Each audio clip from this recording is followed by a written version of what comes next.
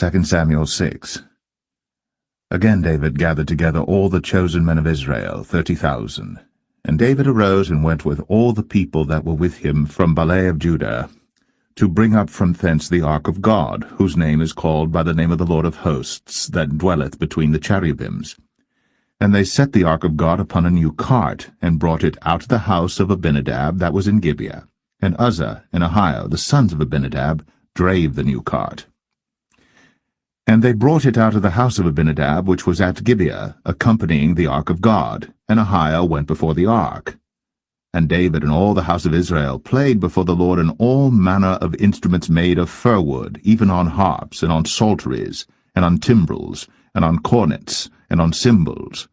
And when they came to Nachon's threshing floor, Uzzah put forth his hand to the ark of God, and took hold of it, for the oxen shook it. And the anger of the Lord was kindled against Uzzah, and God smote him there for his error, and there he died by the ark of God.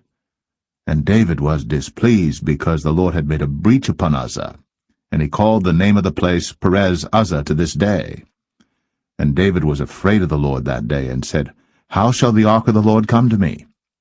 So David would not remove the ark of the Lord unto him into the city of David, but David carried it aside into the house of Obed-Edom the Gittite. And the ark of the Lord continued in the house of Obed-Edom the Gittite 3 months. And the Lord blessed Obed-Edom and all his household. And it was told King David, saying, The Lord hath blessed the house of Obed-Edom, and all that pertaineth unto him, because of the ark of God. So David went and brought up the ark of God from the house of Obed-Edom into the city of David with gladness. And it was so, that when they that bare the ark of the Lord had gone 6 paces, he sacrificed oxen and fatlings. And David danced before the Lord with all his might, and David was girded with a linen ephod. So David and all the house of Israel brought up the ark of the Lord with shouting, and with the sound of the trumpet. And as the ark of the Lord came into the city of David, Michal, Saul's daughter, looked through a window, and saw King David leaping and dancing before the Lord. And she despised him in her heart. And they brought in the ark of the Lord, and set it in his place in the midst of the tabernacle that David had pitched for it. And David offered burnt offerings and peace offerings before the Lord. And as soon as David had made an end of offering burnt offerings and peace offerings, he blessed the people in the name of the Lord of hosts. And he dealt among all the people, even among the whole multitude of Israel, as well to the women as men, to every one a cake of bread, and a good piece of flesh, and a flagon of wine. So all the people departed every one to his house. Then David returned to bless his household, and Michal, the daughter of Saul, came out to meet David, and said, How glorious was the king of Israel today, who uncovered himself today in the eyes of the handmaids of his servants, as one of the vain fellows shamelessly uncovereth himself. And David said unto Michal, It was before the Lord which chose me before thy father and before all his house, to appoint me ruler over the people of the Lord, over Israel. Therefore will I play before the Lord. And I will yet be more vile than thus, and will be base in mine own sight. And of the maidservants which thou hast spoken of them shall I be had in honor. Therefore Michal, the daughter of Saul, had no child unto the day of her death.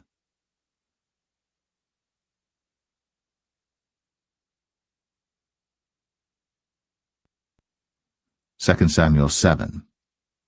And it came to pass, when the king sat in his house, and the Lord had given him rest round about from all his enemies, that the king said unto Nathan the prophet, See now, I dwell in an house of cedar, but the ark of God dwelleth within curtains. And Nathan said to the king, Go, do all that is in thine heart, for the Lord is with thee.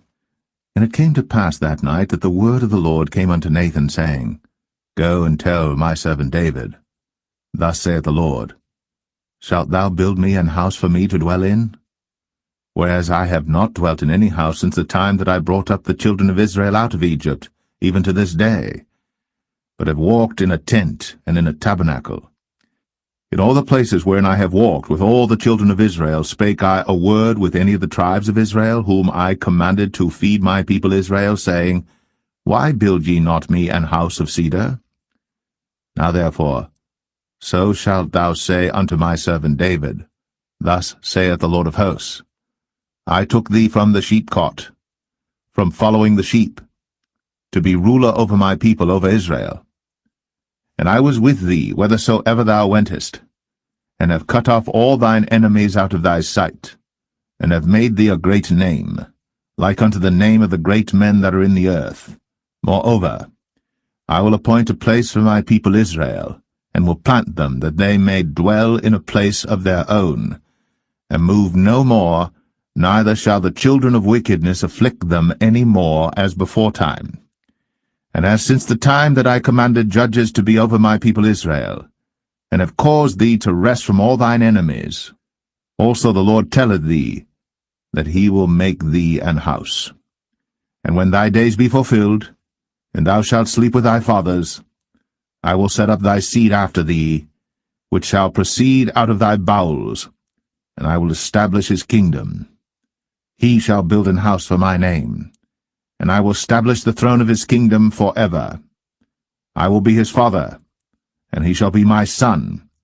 If he commit iniquity, I will chasten him with the rod of men, and with the stripes of the children of men.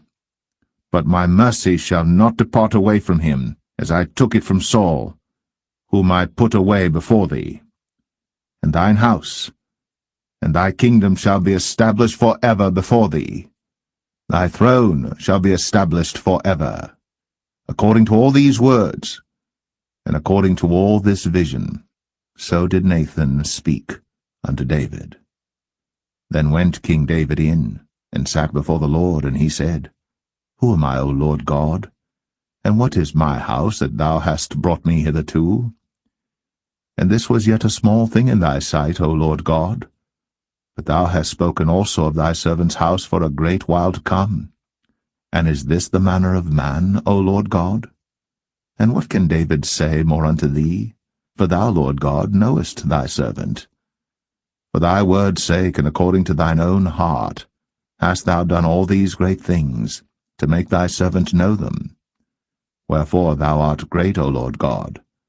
For there is none like thee, neither is there any God beside thee, according to all that we have heard with our ears. And what one nation in the earth is like thy people, even like Israel, whom God went to redeem for a people to himself, and to make him a name, and to do for you great things and terrible for thy land, before thy people, which thou redeemedst to thee from Egypt, from the nations and their gods. For thou hast confirmed to thyself thy people Israel to be a people unto thee for ever, and thou, Lord, art become their God. And now, O Lord God, the word that thou hast spoken concerning thy servant, and concerning his house, establish it for ever, and do as thou hast said. And let thy name be magnified for ever, saying, The Lord of hosts is the God of Israel. And let the house of thy servant David be established before thee. For thou, O Lord of hosts, God of Israel, hast revealed to thy servant, saying, I will build thee an house. Therefore hath thy servant found in his heart to pray this prayer unto thee. And now, O Lord God, thou art that God, and thy words be true, and thou hast promised this goodness unto thy servant. Therefore now, let it please thee to bless the house of thy servant, that it may continue for ever before thee. For thou, O Lord God, hast spoken it, and with thy blessing let the house of thy servant be blessed for ever.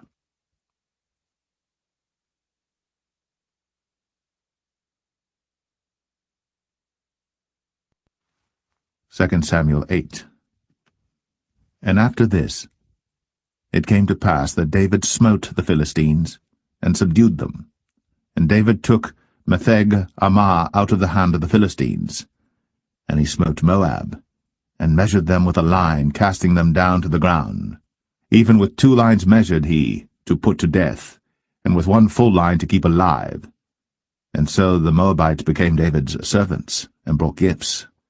David smote also Hadadezer, the son of Rehob, king of Zobah, as he went to recover his border at the river Euphrates. And David took from him 1,000 chariots, and 700 horsemen, and 20,000 footmen. And David houghed all the chariot horses, but reserved of them 400 chariots. And when the Syrians of Damascus came to succor Hadadezer, king of Zobah, David slew of the Syrians 22,000 men. Then David put garrisons in Syria of Damascus, and the Syrians became servants to David and brought gifts. And the Lord preserved David whithersoever he went. And David took the shields of gold that were on the servants of Hadadezer, and brought them to Jerusalem. And from Betah and from Berothai, cities of Hadadezer, King David took exceeding much brass. When Toi, king of Hamath, heard that David had smitten all the host of Hadadezer, then Toi sent Joram his son unto King David to salute him and to bless him, because he had fought against Hadadezer, and smitten him. For Hadadezer had wars with Toi. And Joram brought with him vessels of silver, and vessels of gold, and vessels of brass, which also King David did dedicate unto the Lord, with the silver and gold that he had dedicated of all nations which he subdued, of Syria, and of Moab, and of the children of Ammon, and of the Philistines, and of Amalek, and of the spoil of Hadadezer, son of Rehob, king of Zobah. And David gat him a name when he returned from smiting of the Syrians in the valley of Salt, being 18,000 men. And he put garrisons in Edom. Throughout all Edom put he garrisons, and all they of Edom became David's servants. And the Lord preserved David whithersoever he went.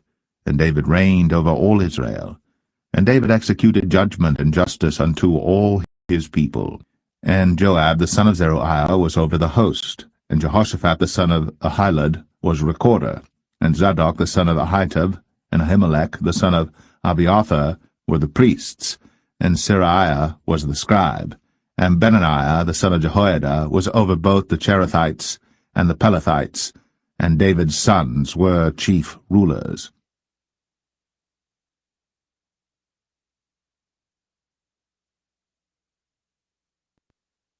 2 Samuel 9.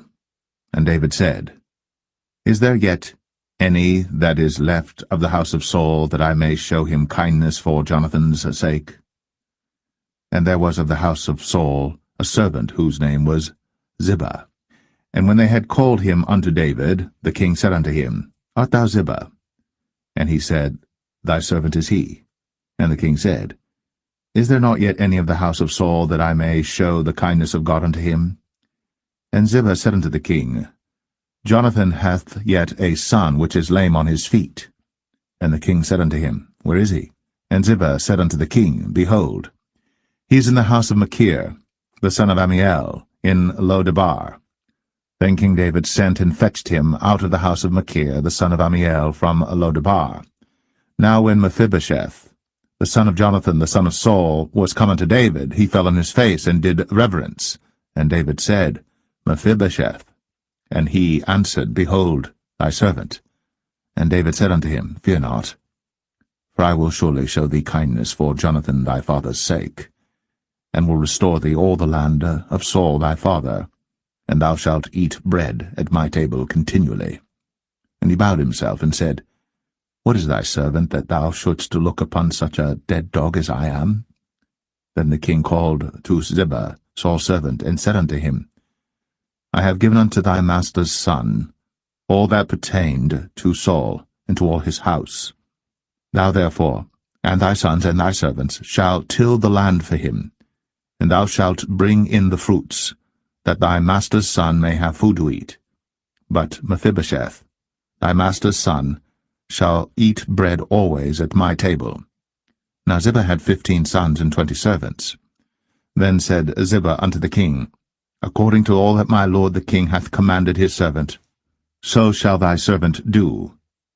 As for Mephibosheth, said the king, he shall eat at my table as one of the king's sons. And Mephibosheth had a young son whose name was Micah. And all that dwelt in the house of Ziba were servants unto Mephibosheth. So Mephibosheth dwelt in Jerusalem, for he did eat continually at the king's table, and was lame on both his feet.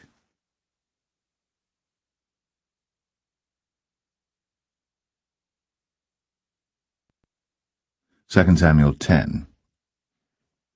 And it came to pass after this, that the king of the children of Ammon died, and Hanun his son reigned in his stead. Then said David, I will show kindness unto Hanun the son of Nahash, as his father showed kindness unto me.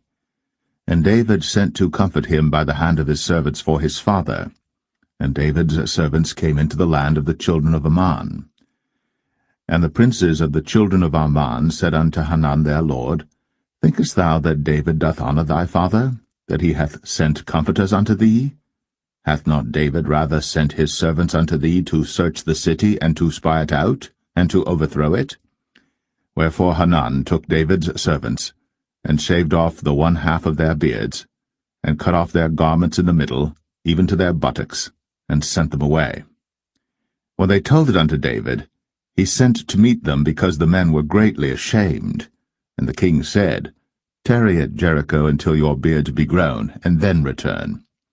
And when the children of Ammon saw that they stank before David, the children of Ammon sent and hired the Syrians of Beth-rehob, and the Syrians of Zobah, 20,000 footmen, and of King Maacah 1,000 men, and of Ishtab 12,000 men.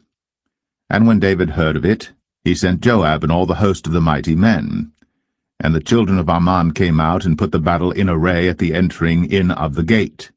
And the Syrians of Zobah, and of Rehob, and Ishtab, and Maacah were by themselves in the field. When Joab saw that the front of the battle was against him before and behind, he chose of all the choice men of Israel, and put them in array against the Syrians. And the rest of the people he delivered into the hand of Abishai his brother, that he might put them in array against the children of Ammon. And he said, If the Syrians be too strong for me, then thou shalt help me. But if the children of Ammon be too strong for thee, then I will come and help thee. Be of good courage. Let us play the men for our people, and for the cities of our God. And the Lord do that which seemeth him good. And Joab drew nigh, and the people that were with him, unto the battle against the Syrians. And they fled before him. And when the children of Ammon saw that the Syrians were fled, then fled they also before Abishai, and entered into the city. So Joab returned from the children of Ammon, and came to Jerusalem. And when the Syrians saw that they were smitten before Israel, they gathered themselves together. And Hadarezer sent, and brought out the Syrians that were beyond the river, and they came to Helam. And Shobach, the captain of the host of Hadarezer, went before them. And when it was told David, he gathered all Israel together, and passed over Jordan, and came to Helam. And the Syrians set themselves in array against David, and fought with him. And the Syrians fled before Israel. And David slew the men of 700 chariots of the Syrians, and 40,000 horsemen, and smote Shobach, the captain of their host, who died there. And when all the kings that were servants to Hadarezer saw that they were smitten before Israel, they made peace with Israel, and served them. So the Syrians feared to help the children of Ammon any more.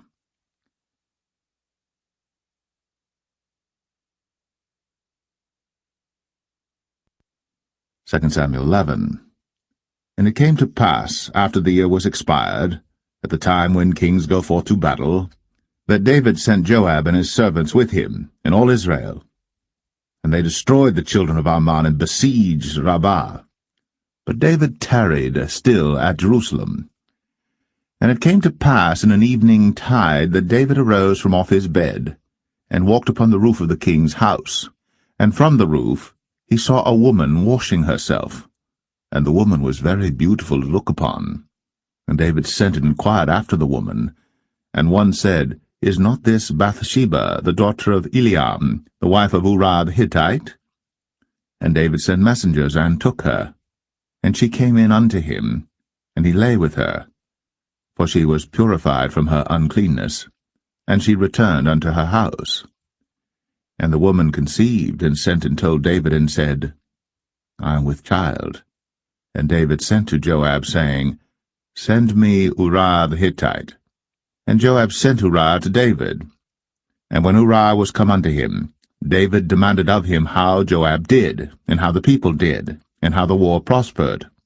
And David said to Uriah, Go down to thy house, and wash thy feet. And Uriah departed out of the king's house, and there followed him a mess of meat from the king. But Uriah slept at the door of the king's house with all the servants of his lord, and went not down to his house. And when they had told David, saying, Uriah went not down unto his house, David said unto Uriah, Camest thou not from thy journey? Why then didst thou not go down unto thine house? And Uriah said unto David, The ark and Israel and Judah abide in tents, and my lord Joab and the servants of my lord are encamped in the open fields. Shall I then go into mine house to eat and to drink and to lie with my wife? As thou livest, and as thy soul liveth, I will not do this thing. And David said to Uriah, Tarry here today also, and tomorrow I will let thee depart. So Uriah abode in Jerusalem that day and the morrow. And when David had called him, he did eat and drink before him, and he made him drunk. And at even he went out to lie on his bed with the servants of his lord, but went not down to his house. And it came to pass in the morning that David wrote a letter to Joab, and sent it by the hand of Uriah.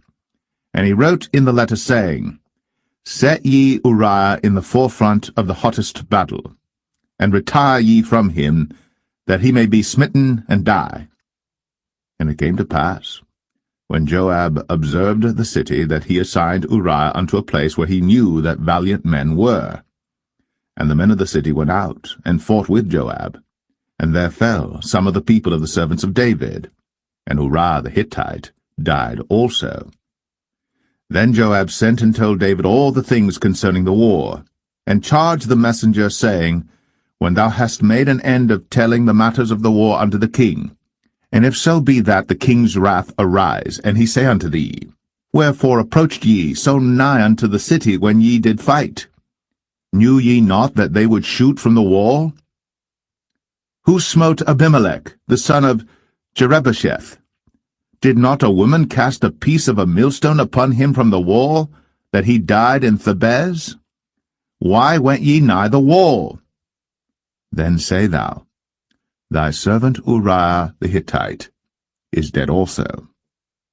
So the messenger went, and came and showed David all that Joab had sent him for.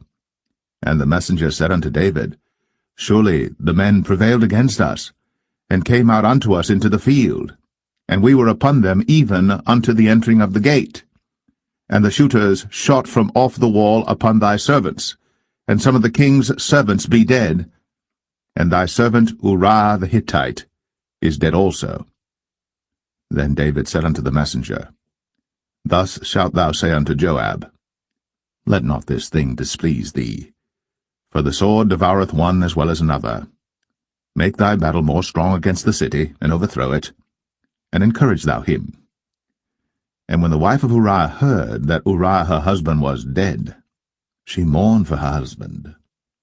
And when the morning was past, David sent and fetched her to his house, and she became his wife, and bare him a son. But the thing that David had done displeased the Lord.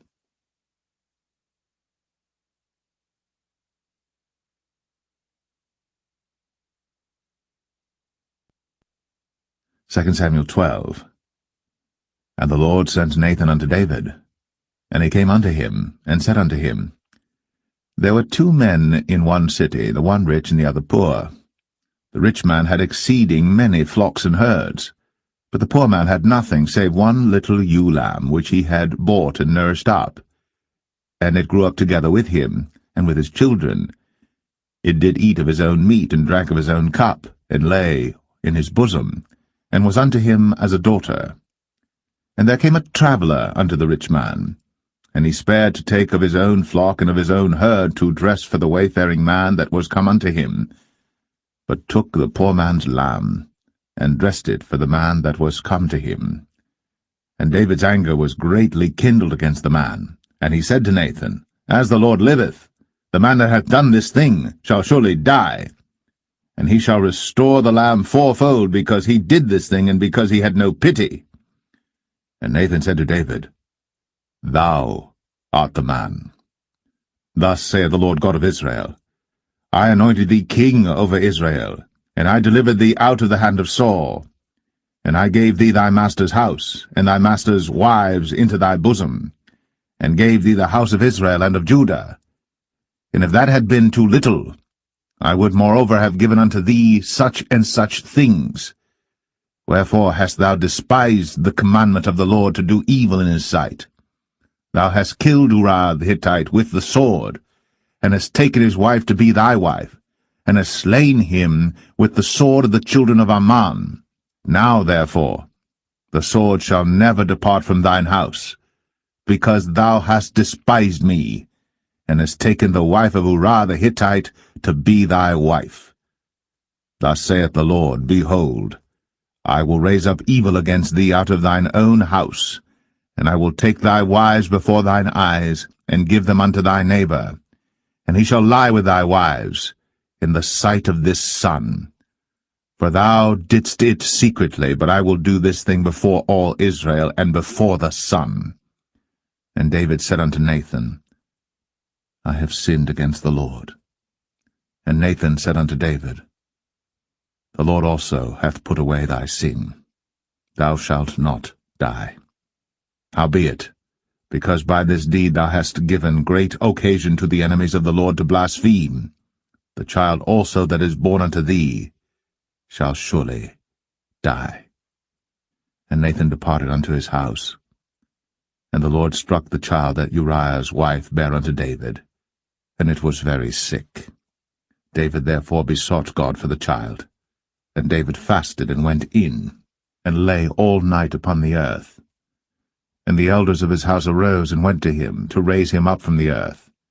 But he would not, neither did he eat bread with them. And it came to pass on the 7th day that the child died.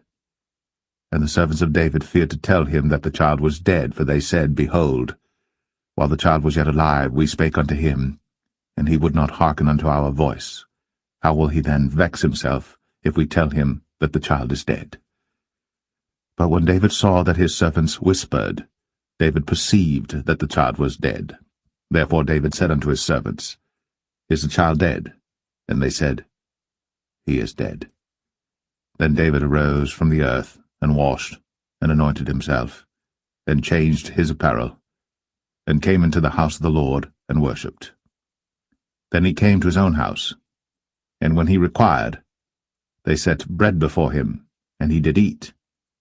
Then said his servants unto him, What thing is this that thou hast done? Thou didst fast and weep for the child while it was alive, but when the child was dead thou didst rise and eat bread. And he said, While the child was yet alive, I fasted and wept, for I said, Who can tell whether God will be gracious to me, that the child may live? But now he is dead. Wherefore should I fast? Can I bring him back again? I shall go to him, but he shall not return to me. And David comforted Bathsheba his wife, and went in unto her, and lay with her. And she bare a son, and he called his name Solomon. And the Lord loved him. And he sent by the hand of Nathan the prophet, and he called his name Jedediah, because of the Lord. And Joab fought against Rabbah of the children of Ammon, and took the royal city. And Joab sent messengers to David, and said, I have fought against Rabbah, and have taken the city of waters. Now therefore, gather the rest of the people together, and encamp against the city, and take it, lest I take the city, and it be called after my name. And David gathered all the people together, and went to Rabbah, and fought against it, and took it. And he took their king's crown from off his head, the weight whereof was a talent of gold, with the precious stones, and it was set on David's head. And he brought forth the spoil of the city in great abundance. And he brought forth the people that were therein, and put them under saws, and under harrows of iron, and under axes of iron, and made them pass through the brick kiln. And thus did he unto all the cities of the children of Ammon. So David and all the people returned unto Jerusalem.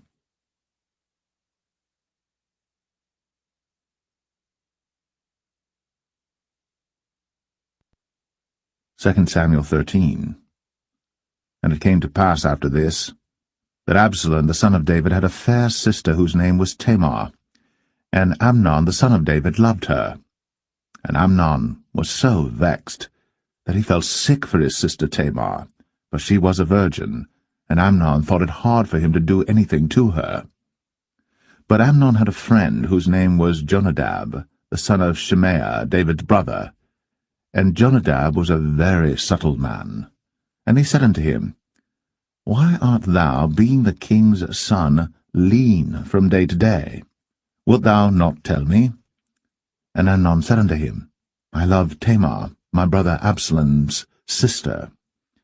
And Jonadab said unto him, Lay thee down on thy bed, and make thyself sick. And when thy father cometh to see thee, say unto him, I pray thee, let my sister Tamar come and give me meat, and dress the meat in my sight, that I may see it, and eat it at her hand. So Amnon lay down, and made himself sick. And when the king was come to see him, Amnon said unto the king, I pray thee, let Tamar my sister come, and make me a couple of cakes in my sight, that I may eat at her hand. Then David sent home to Tamar, saying, Go now to thy brother Amnon's house, and dress him meat. So Tamar went to her brother Amnon's house, and he was laid down. And she took flour, and kneaded it, and made cakes in his sight, and did bake the cakes. And she took a pan, and poured them out before him. But he refused to eat. And Amnon said, Have out all men from me. And they went out every man from him. And Amnon said unto Tamar, Bring the meat into the chamber, that I may eat of thine hand. And Tamar took the cakes which she had made, and brought them into the chamber to Amnon her brother. And when she had brought them unto him to eat, he took hold of her, and said unto her, Come, lie with me, my sister. And she answered him, Nay, my brother, do not force me. For no such thing ought to be done in Israel. Do not thou this folly. And I, whither shall I cause my shame to go? And as for thee, thou shalt be as one of the fools in Israel. Now therefore I pray thee, speak unto the king, for he will not withhold me from thee. Howbeit, he would not hearken unto her voice, but being stronger than she, forced her, and lay with her. Then Amnon hated her exceedingly, so that the hatred wherewith he hated her was greater than the love wherewith he had loved her. And Amnon said unto her, Arise, be gone. And she said unto him, There is no cause. This evil in sending me away is greater than the other that thou didst unto me. But he would not hearken unto her. Then he called his servant that ministered unto him, and said, Put now this woman out from me, and bolt the door after her. And she had a garment of divers colours upon her, for with such robes were the king's daughters that were virgins apparelled. Then his servant brought her out, and bolted the door after her. And Tamar put ashes on her head, and rent her garment of divers colours that was on her, and laid her hand on her head, and went on crying. And Absalom, her brother, said unto her, Hath Amnon thy brother been with thee? But hold now thy peace, my sister. He is thy brother. Regard not this thing. So Tamar remained desolate in her brother Absalom's house. But when King David heard of all these things, he was very wroth. And Absalom spake unto his brother Amnon, neither good nor bad, for Absalom hated Amnon, because he had forced his sister Tamar. And it came to pass after 2 full years that Absalom had sheep-shearers in Baal-Hazor, which is beside Ephraim. And Absalom invited all the king's sons. And Absalom came to the king and said, Behold now, thy servant hath sheep-shearers. Let the king, I beseech thee, and his servants go with thy servant. And the king said to Absalom, Nay, my son, let us not all now go, lest we be chargeable unto thee. And he pressed him, howbeit he would not go, but blessed him. Then said Absalom, If not, I pray thee, let my brother Amnon go with us. And the king said unto him, Why should he go with thee? But Absalom pressed him that he let Amnon and all the king's sons go with him. Now Absalom had commanded his servant, saying, Mark ye now, when Amnon's heart is merry with wine, and when I say unto you, Smite Amnon, then kill him. Fear not. Have not I commanded you? Be courageous, and be valiant. and the servants of Absalom did unto Amnon, as Absalom had commanded. Then all the king's sons arose, and every man gat him up upon his mule, and fled. And it came to pass, while they were in the way, that tidings came to David, saying, Absalom hath slain all the king's sons, and there is not one of them left.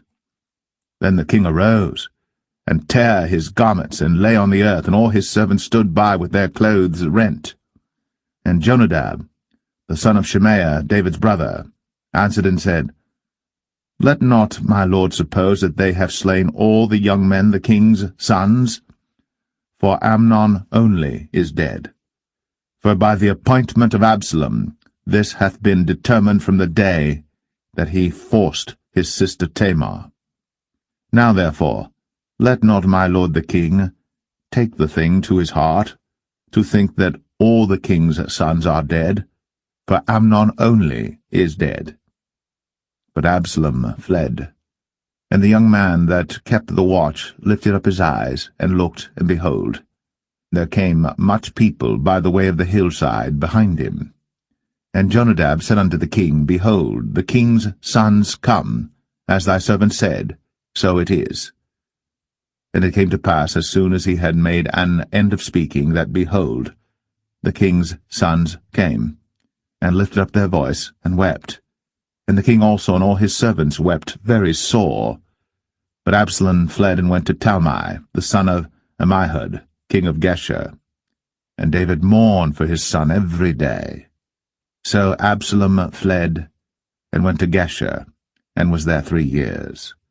And the soul of King David longed to go forth unto Absalom, for he was comforted concerning Amnon, seeing he was dead.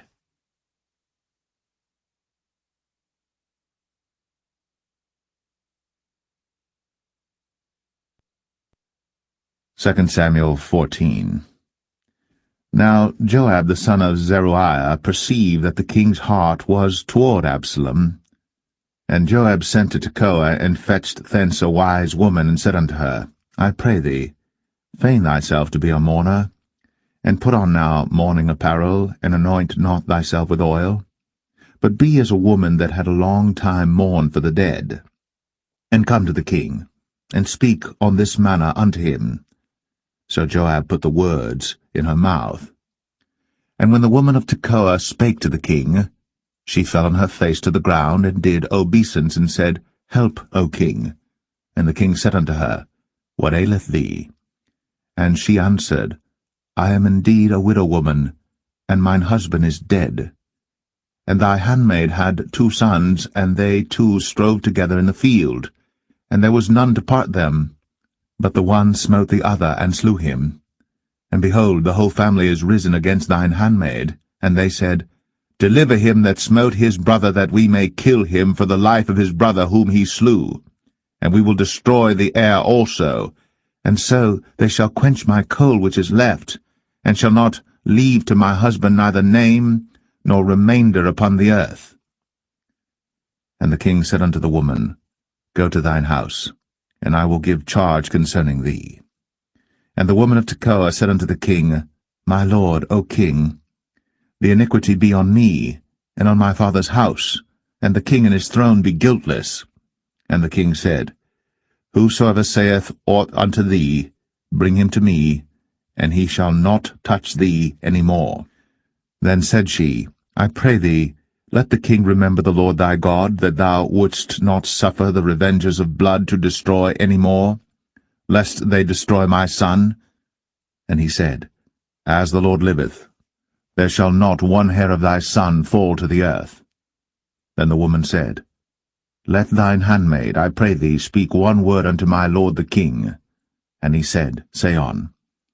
And the woman said, Wherefore then hast thou thought such a thing against the people of God?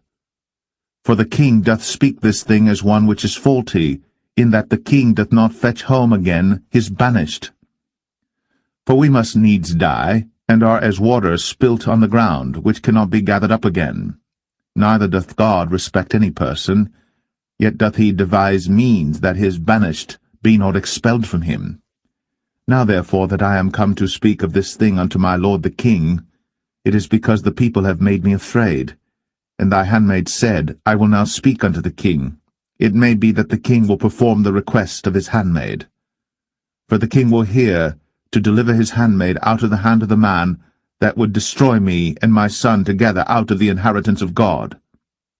Then thine handmaid said, The word of my lord the king shall now be comfortable. For as an angel of God, so is my lord the king to discern good and bad. Therefore the Lord thy God will be with thee. Then the king answered and said unto the woman, Hide not from me, I pray thee, the thing that I shall ask thee. And the woman said, Let my lord the king now speak. And the king said, Is not the hand of Joab with thee in all this? And the woman answered and said, As thy soul liveth, my lord the king, none can turn to the right hand or to the left from aught that my lord the king hath spoken. For thy servant Joab, he bade me, and he put all these words in the mouth of thine handmaid. To fetch about this form of speech hath thy servant Joab done this thing. And my lord is wise, according to the wisdom of an angel of God, to know all things that are in the earth. And the king said unto Joab, Behold now, I have done this thing. Go therefore, bring the young man Absalom again.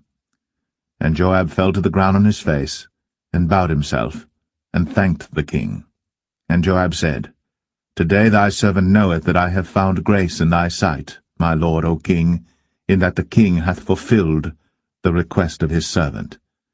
So Joab arose and went to Geshur, and brought Absalom to Jerusalem. And the king said, Let him turn to his own house, and let him not see my face. So Absalom returned to his own house, and saw not the king's face. But in all Israel there was none to be so much praised as Absalom for his beauty. From the sole of his foot even to the crown of his head, there was no blemish in him. And when he polled his head, for it was at every year's end that he polled it, because the hair was heavy on him, therefore he polled it, he weighed the hair of his head at 200 shekels after the king's weight. And unto Absalom there were born 3 sons, and 1 daughter, whose name was Tamar. She was a woman of a fair countenance. So Absalom dwelt 2 full years in Jerusalem, and saw not the king's face. Therefore Absalom sent for Joab to have sent him to the king, but he would not come to him. And when he sent again the second time, he would not come. Therefore he said unto his servants, See, Joab's field is near mine, and he hath barley there. Go and set it on fire. And Absalom's servants set the field on fire. Then Joab arose, and came to Absalom unto his house, and said unto him, Wherefore have thy servants set my field on fire?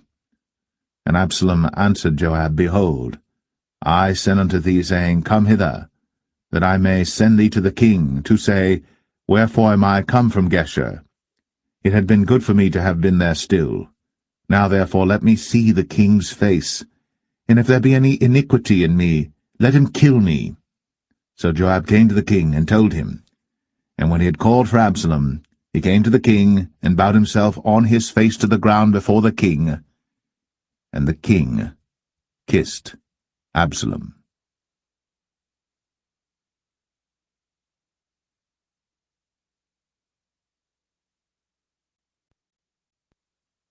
2 Samuel 15. And it came to pass after this, that Absalom prepared him chariots and horses, and 50 men to run before him. And Absalom rose up early, and stood beside the way of the gate. And it was so, that when any man that had a controversy came to the king for judgment, then Absalom called unto him, and said, Of what city art thou? And he said, Thy servant is of one of the tribes of Israel. And Absalom said unto him, See, thy matters are good and right, but there is no man deputed of the king to hear thee. Absalom said moreover, O that I were made judge in the land, that every man which hath any suit or cause might come unto me, and I would do him justice. And it was so, that when any man came nigh to him to do him obeisance, he put forth his hand, and took him, and kissed him. And on this manner did Absalom to all Israel that came to the king for judgment. So Absalom stole the hearts of the men of Israel. And it came to pass after 40 years that Absalom said unto the king, I pray thee, let me go and pay my vow, which I have vowed unto the Lord in Hebron. For thy servant vowed a vow while I abode at Geshur in Syria, saying, If the Lord shall bring me again indeed to Jerusalem, then I will serve the Lord. And the king said unto him, Go in peace.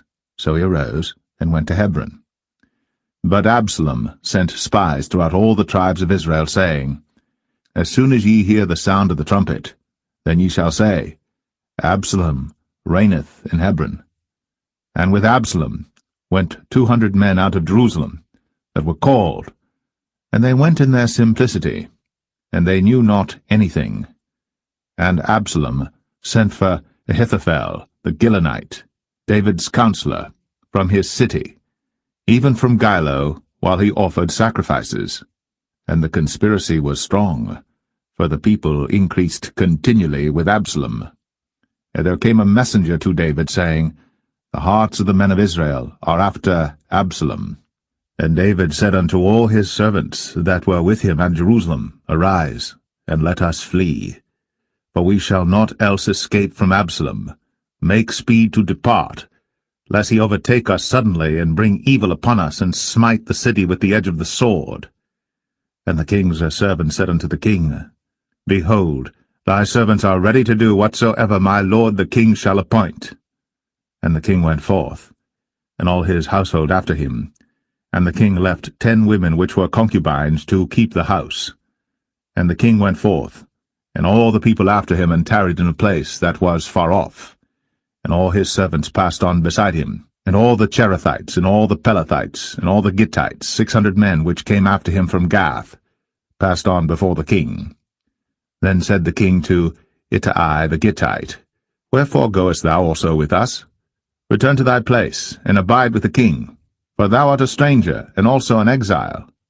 Whereas thou camest but yesterday, should I this day make thee go up and down with us? Seeing I go whither I may, return thou, and take back thy brethren. Mercy and truth be with thee. And Ittai answered the king, and said, As the Lord liveth, and as my lord the king liveth, surely in what place my lord the king shall be, whether in death or life, even there also will thy servant be. And David said to Ittai, Go and pass over.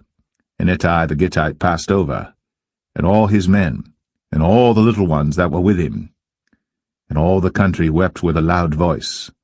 And all the people passed over. The king also himself passed over the brook Kidron. And all the people passed over toward the way of the wilderness. And lo, Zadok also, and all the Levites were with him, bearing the ark of the covenant of God. And they set down the ark of God, and Abiathar went up, until all the people had done passing out of the city. And the king said unto Zadok, Carry back the ark of God into the city. If I shall find favor in the eyes of the Lord, he will bring me again, and show me both it and his habitation. But if he thus say, I have no delight in thee, behold, here am I. Let him do to me as seemeth good unto him. The king said also unto Zadok the priest, Art not thou a seer? Return into the city in peace, and your 2 sons with you, Ahimaaz thy son, and Jonathan the son of Abiathar. See, I will tarry in the plain of the wilderness, until there come word from you to certify me. Zadok therefore and Abiathar carried the ark of God again to Jerusalem, and they tarried there. And David went up by the ascent of Mount Olivet, and wept as he went up, and had his head covered, and he went barefoot, and all the people that was with him covered every man his head, and they went up, weeping as they went up. And one told David, saying, Ahithophel is among the conspirators with Absalom. And David said, O Lord, I pray thee, turn the counsel of Ahithophel into foolishness. And it came to pass that when David was come to the top of the mount, where he worshipped God, behold, Hushai the Archite came to meet him with his coat rent, and earth upon his head. Unto whom David said, If thou passest on with me, then thou shalt be a burden unto me. But if thou return to the city, and say unto Absalom, I will be thy servant, O king, as I have been thy father's servant hitherto, so will I now also be thy servant. Then mayest thou for me defeat the counsel of Ahithophel. And hast thou not there with thee Zadok and Abiathar the priests? Therefore it shall be that what thing soever thou shalt hear out of the king's house, thou shalt tell it to Zadok and Abiathar the priests. Behold, they have there with them their 2 sons, Ahimaaz, Zadok's son, and Jonathan, Abiathar's son. And by them ye shall send unto me everything that ye can hear. So Hushai, David's friend, came into the city, and Absalom came into Jerusalem.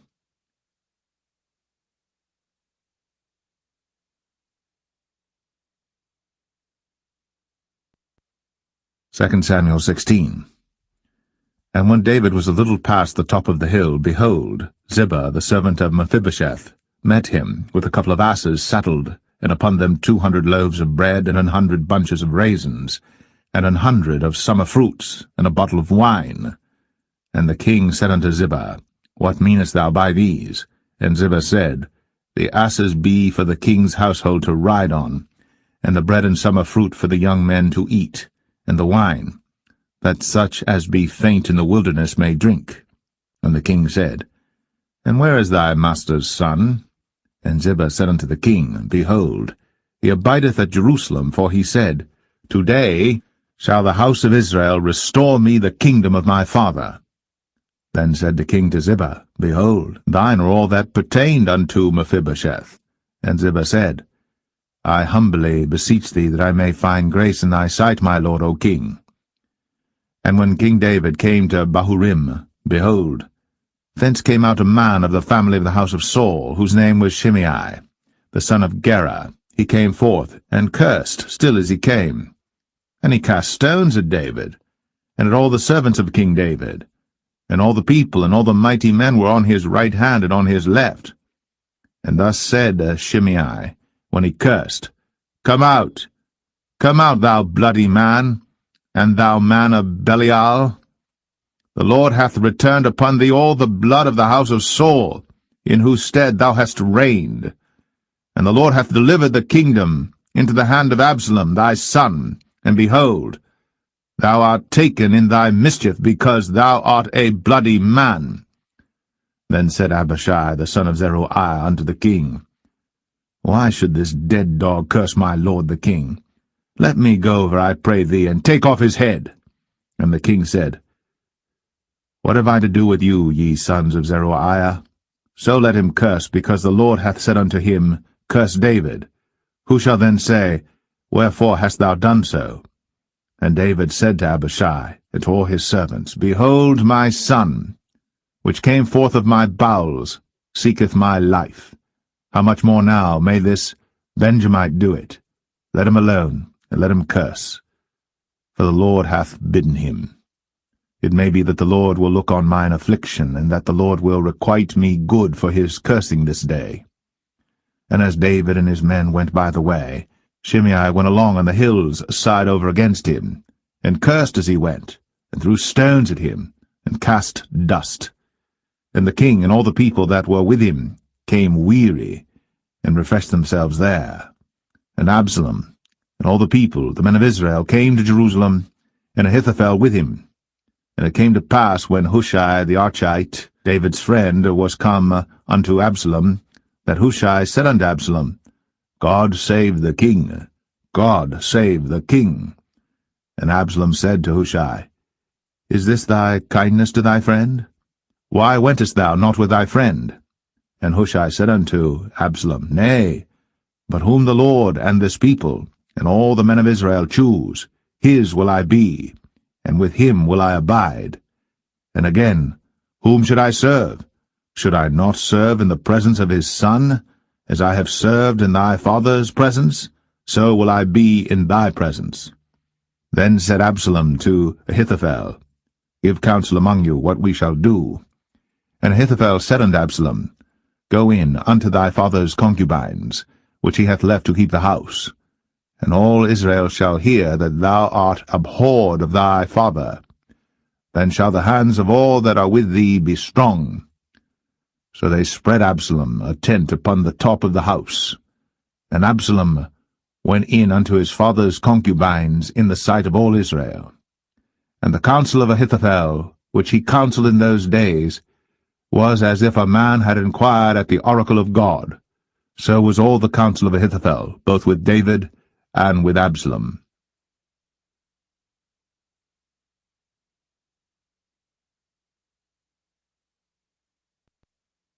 2 Samuel 17. Moreover Ahithophel said unto Absalom, Let me now choose out 12,000 men, and I will arise and pursue after David this night. And I will come upon him while he is weary and weak-handed, and will make him afraid, and all the people that are with him shall flee, and I will smite the king only. And I will bring back all the people unto thee. The man whom thou seekest is as if all returned, so all the people shall be in peace. And the saying pleased Absalom well, and all the elders of Israel.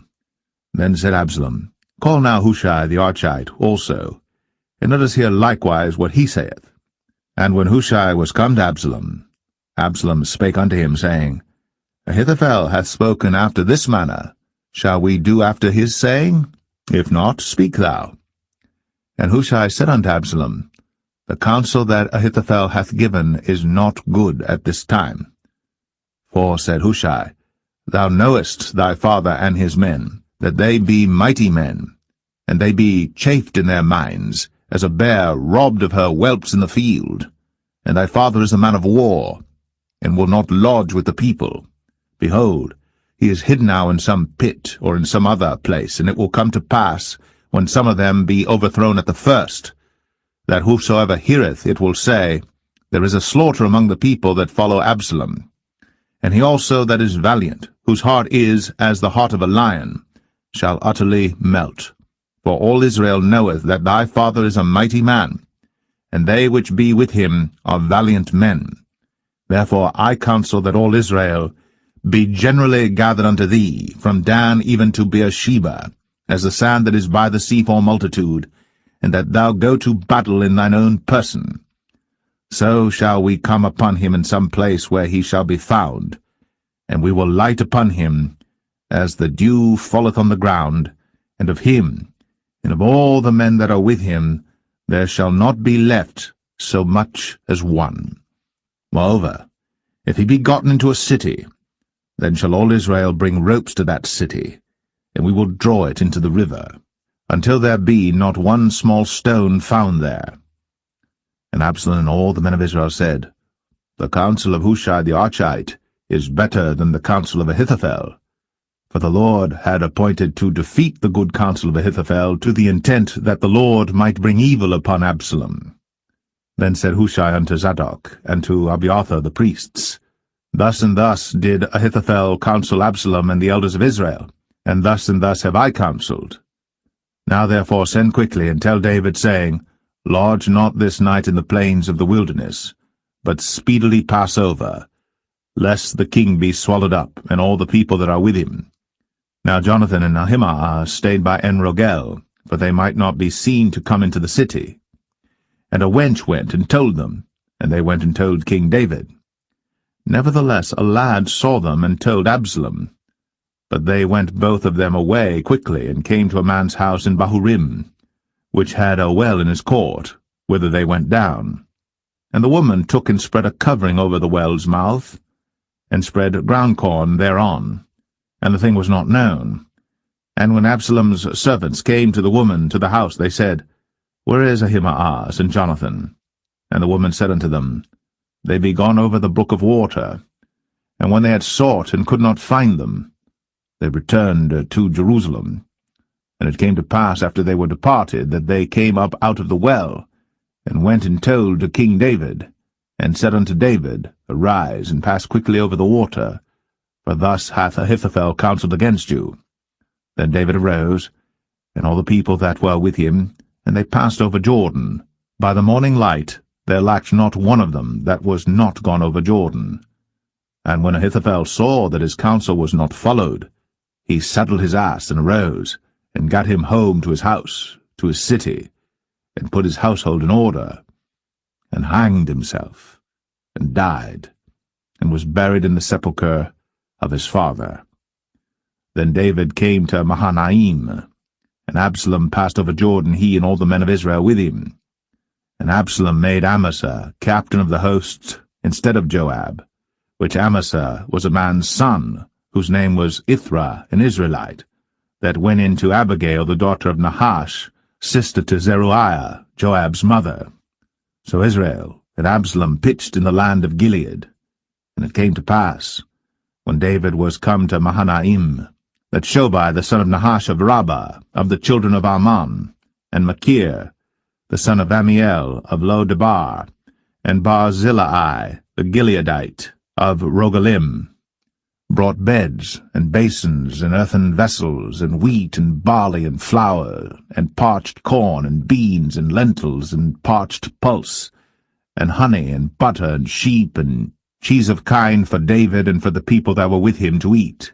For they said, The people is hungry and weary and thirsty in the wilderness.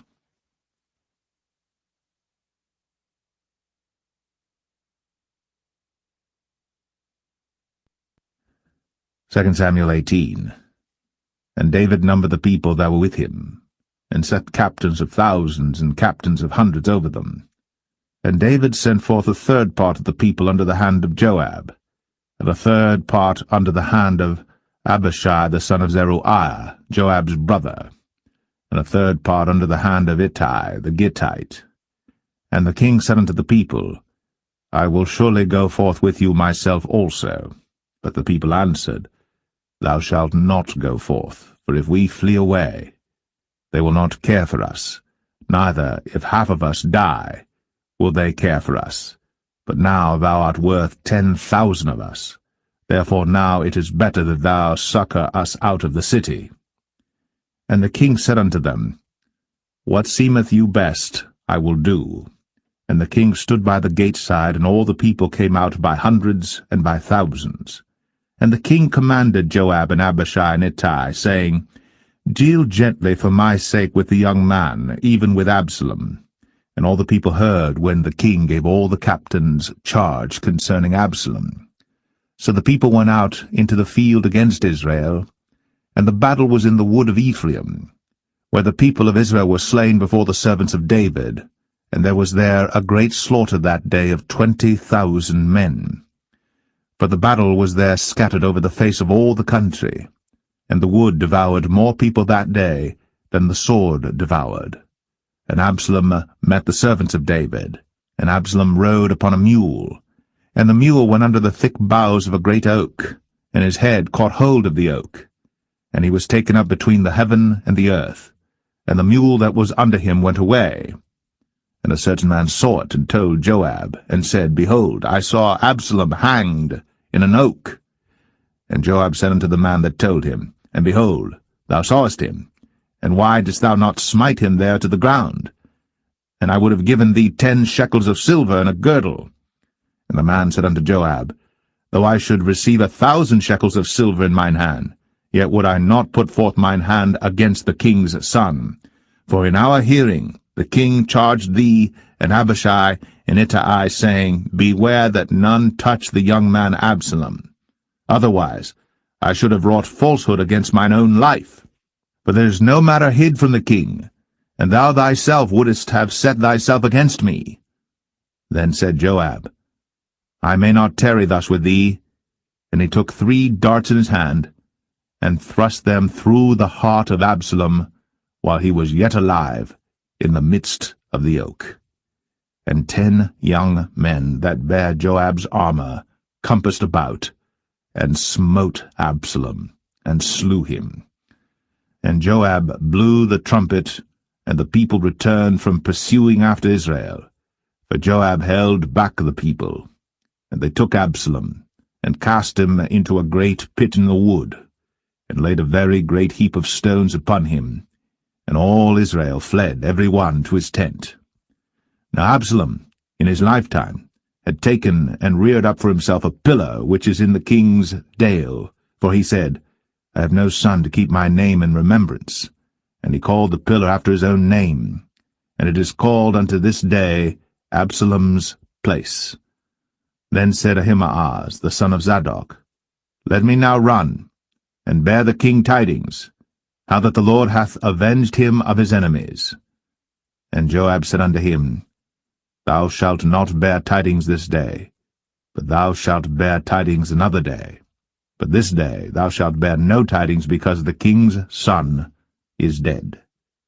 Then said Joab to Cushai, Go tell the king what thou hast seen. And Cushai bowed himself unto Joab, and ran. Then said Ahimaaz, the son of Zadok, yet again to Joab, But howsoever let me, I pray thee, also run after Cushai. And Joab said, Wherefore wilt thou run, my son, seeing that thou hast no tidings ready? But howsoever said he, Let me run. And he said unto him, Run. Then Ahimaaz ran by the way of the plain, and overran Cushai. And David sat between the two gates, and the watchman went up to the roof over the gate unto the wall, and lifted up his eyes, and looked, and behold, a man running alone. And the watchman cried, and told the king. And the king said, If he be alone, there is tidings in his mouth. And he came apace, and drew near. And the watchman saw another man running. And the watchman called unto the porter, and said, Behold, another man running alone. And the king said, He also bringeth tidings. And the watchman said, Methinketh the running of the foremost is like the running of Ahimaaz the son of Zadok. And the king said, He is a good man, and cometh with good tidings. And Ahimaaz called, and said unto the king, All is well. And he fell down to the earth upon his face before the king, and said, Blessed be the Lord thy God, which hath delivered up the men that lifted up their hand against my lord the king. And the king said, Is the young man Absalom safe? And Ahimaaz answered, When Joab sent the king's servant, and me thy servant, I saw a great tumult, but I knew not what it was. And the king said unto him, Turn aside, and stand here. And he turned aside, and stood still. And behold, Cushai came. And Cushai said, Tidings, my lord the king. For the Lord hath avenged thee this day of all them that rose up against thee. And the king said unto Cushai, Is the young man Absalom safe? And Cushai answered, The enemies of my lord the king, and all that rise against thee to do thee hurt, be as that young man is. And the king was much moved, and went up to the chamber over the gate, and wept. And as he went, thus he said, O my son Absalom, my son Absalom, would God I had died for thee, O Absalom, my son, my son.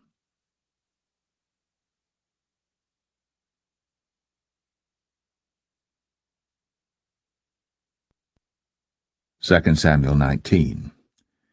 And it was told Joab, Behold, the king weepeth and mourneth for Absalom.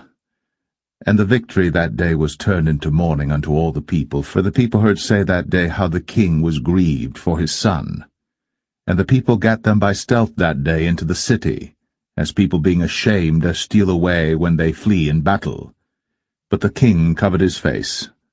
And the king cried with a loud voice, O my son Absalom! O Absalom, my son, my son! And Joab came into the house to the king, and said, Thou hast shamed this day the faces of all thy servants, which this day have saved thy life, and the lives of thy sons and of thy daughters, and the lives of thy wives, and the lives of thy concubines, in that thou lovest thine enemies, and hatest thy friends. For thou hast declared this day that thou regardest neither princes nor servants. For this day I perceive that if Absalom had lived, and all we had died this day, then it had pleased thee well. Now therefore arise, go forth, and speak comfortably unto thy servants. For I swear by the Lord, if thou go not forth, there will not tarry one with thee this night. And that will be worse unto thee than all the evil that befell thee from thy youth until now. Then the king arose and sat in the gate. And they told unto all the people, saying, Behold, the king doth sit in the gate. And all the people came before the king, for Israel had fled every man to his tent. And all the people were at strife throughout all the tribes of Israel, saying, The king saved us out of the hand of our enemies, and he delivered us out of the hand of the Philistines, and now he is fled out of the land for Absalom. And Absalom, whom we anointed over us, is dead in battle.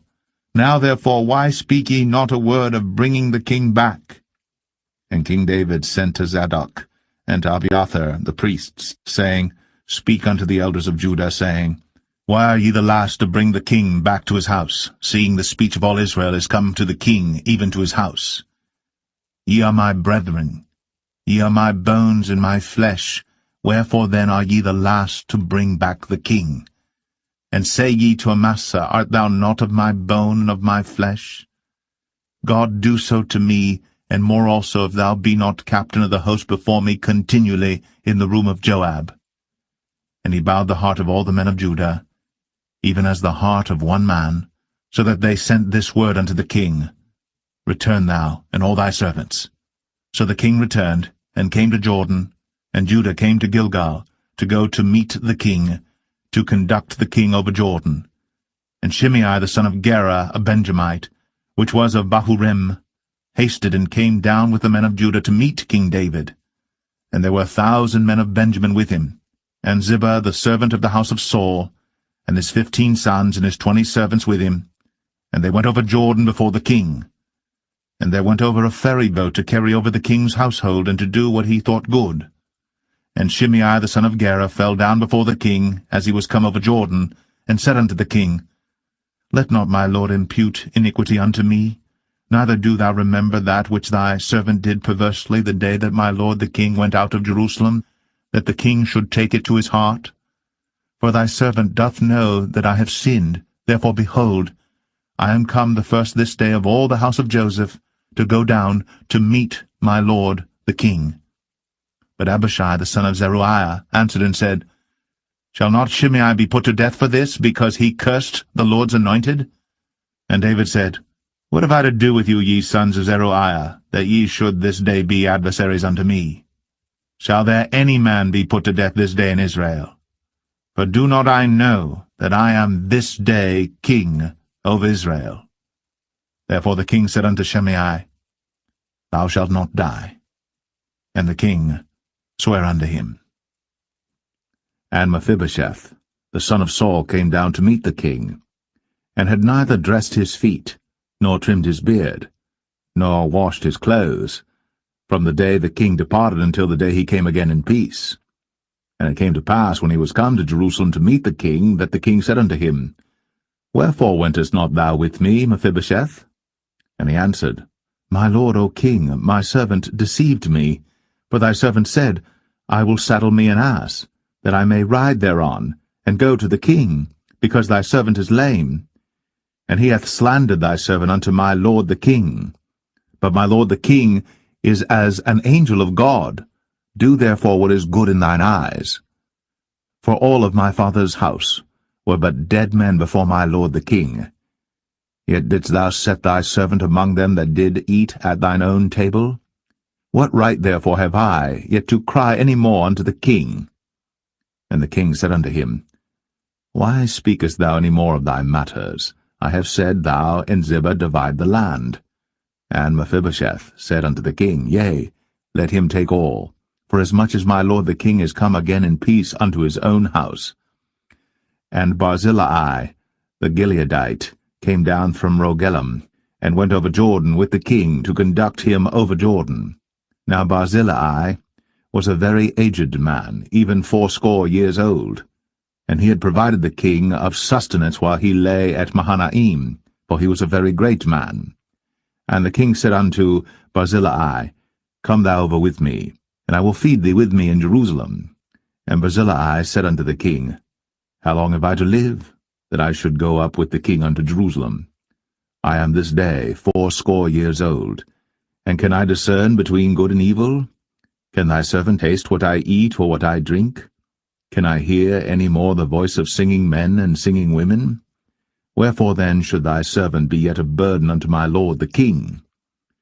Thy servant will go a little way over Jordan with the king, and why should the king recompense it me with such a reward? Let thy servant, I pray thee, turn back again, that I may die in mine own city. and be buried by the grave of my father and of my mother. But behold thy servant, Chimham, let him go over with my lord the king, and do to him what shall seem good unto thee. And the king answered, Chimham shall go over with me, and I will do to him that which shall seem good unto thee. And whatsoever thou shalt require of me, that will I do for thee. And all the people went over Jordan. And when the king was come over, the king kissed Barzillai, and blessed him, and he returned unto his own place. Then the king went on to Gilgal, and Chimham went on with him.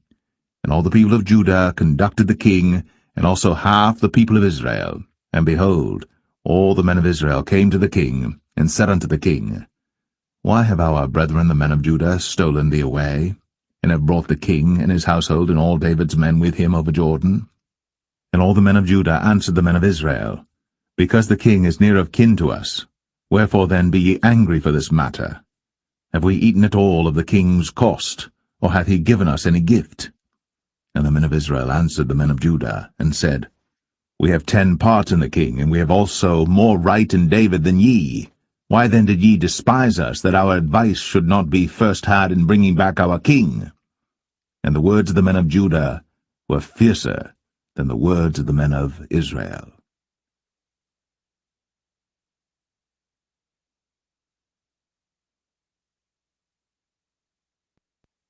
2 Samuel 20. And there happened to be there a man of Belial, whose name was Sheba, the son of Bichri, a Benjamite. And he blew a trumpet, and said, We have no part in David, neither have we inheritance in the son of Jesse. Every man to his tents, O Israel. So every man of Israel went up from after David, and followed Sheba the son of Bichri. But the men of Judah clave unto their king, from Jordan even to Jerusalem. And David came to his house at Jerusalem. And the king took the 10 women his concubines, whom he had left to keep the house, and put them in ward, and fed them, but went not in unto them. So they were shut up unto the day of their death, living in widowhood. Then said the king to Amasa, Assemble me the men of Judah within 3 days, and be thou here present. So Amasa went to assemble the men of Judah, but he tarried longer than the set time which he had appointed him.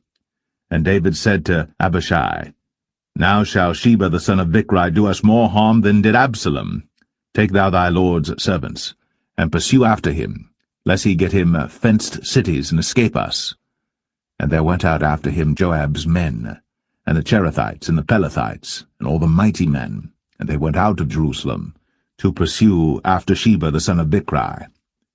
When they were at the great stone which is in Gibeon, Amasa went before them, and Joab's garment that he had put on was girded unto him, and upon it a girdle with a sword fastened upon his loins in the sheath thereof.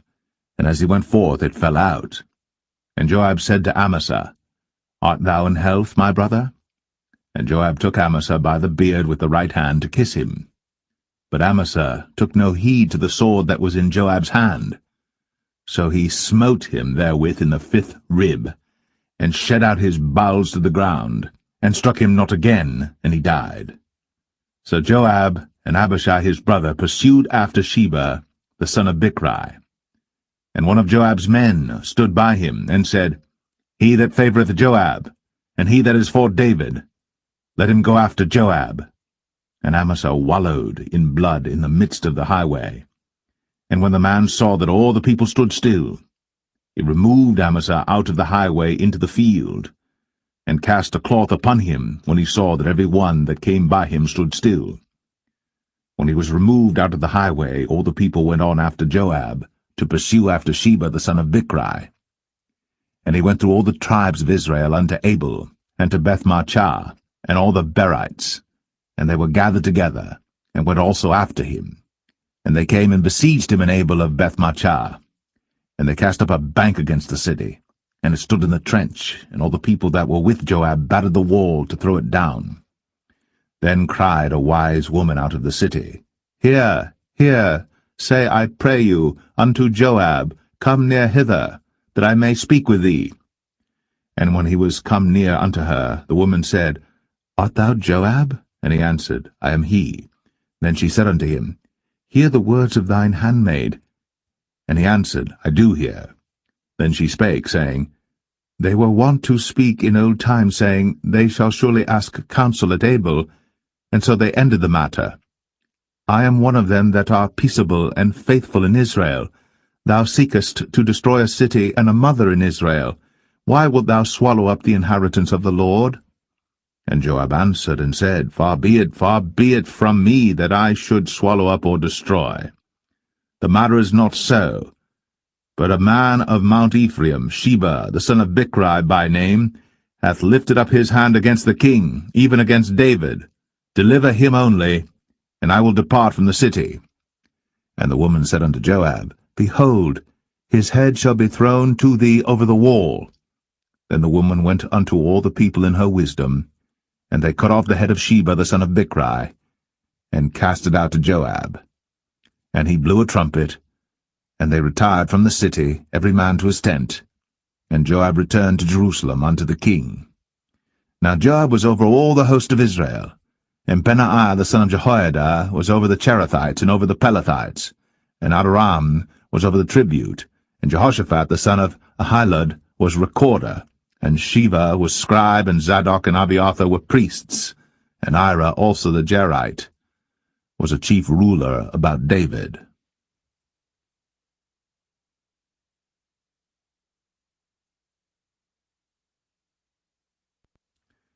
Second Samuel 21. Then there was a famine in the days of David 3 years, year after year, and David inquired of the Lord. And the Lord answered, It is for Saul and for his bloody house, because he slew the Gibeonites. And the king called the Gibeonites, and said unto them, Now the Gibeonites were not of the children of Israel, but of the remnant of the Amorites, and the children of Israel had sworn unto them. And Saul sought to slay them in his zeal to the children of Israel and Judah. Wherefore David said unto the Gibeonites, What shall I do for you? And wherewith shall I make the atonement, that ye may bless the inheritance of the Lord? And the Gibeonites said unto him, We will have no silver nor gold of Saul, nor of his house, neither for us shalt thou kill any man in Israel. And he said, What ye shall say, that will I do for you. And they answered the king, The man that consumed us, and that devised against us, that we should be destroyed from remaining in any of the coasts of Israel. Let 7 men of his sons be delivered unto us, and we will hang them up unto the Lord in Gibeah of Saul, whom the Lord did choose. And the king said, I will give them.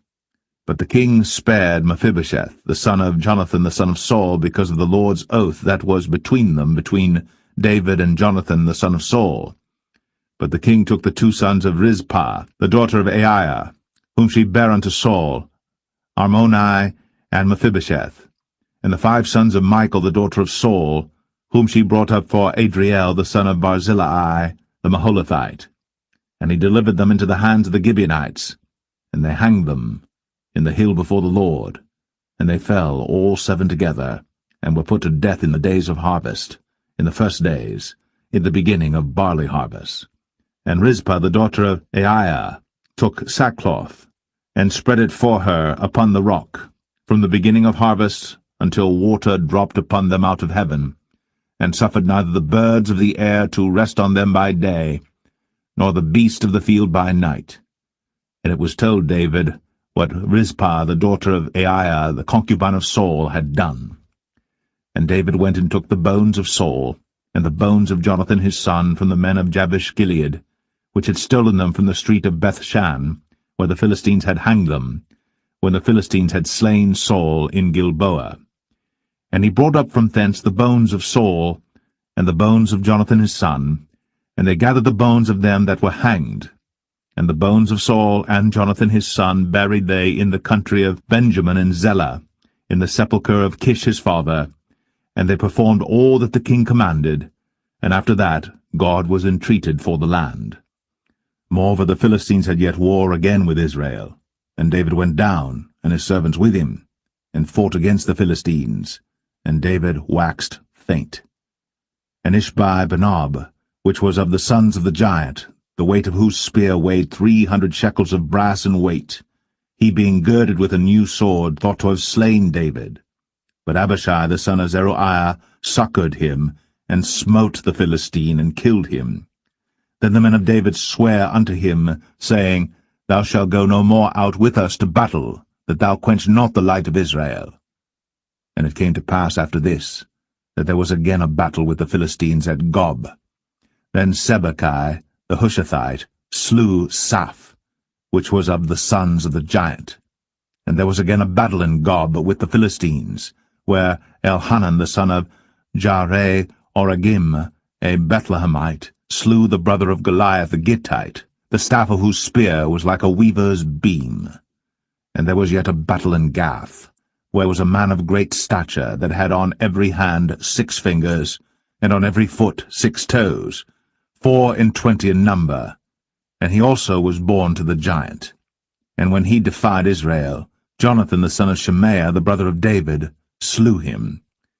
These 4 were born to the giant in Gath, and fell by the hand of David, and by the hand of his servants.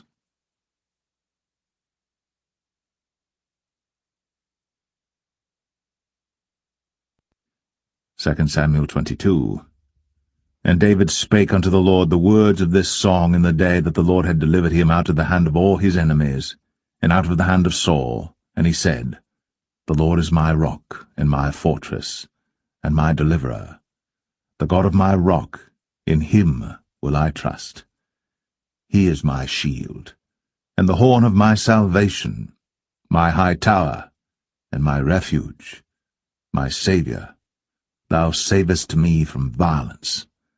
I will call on the Lord, who is worthy to be praised.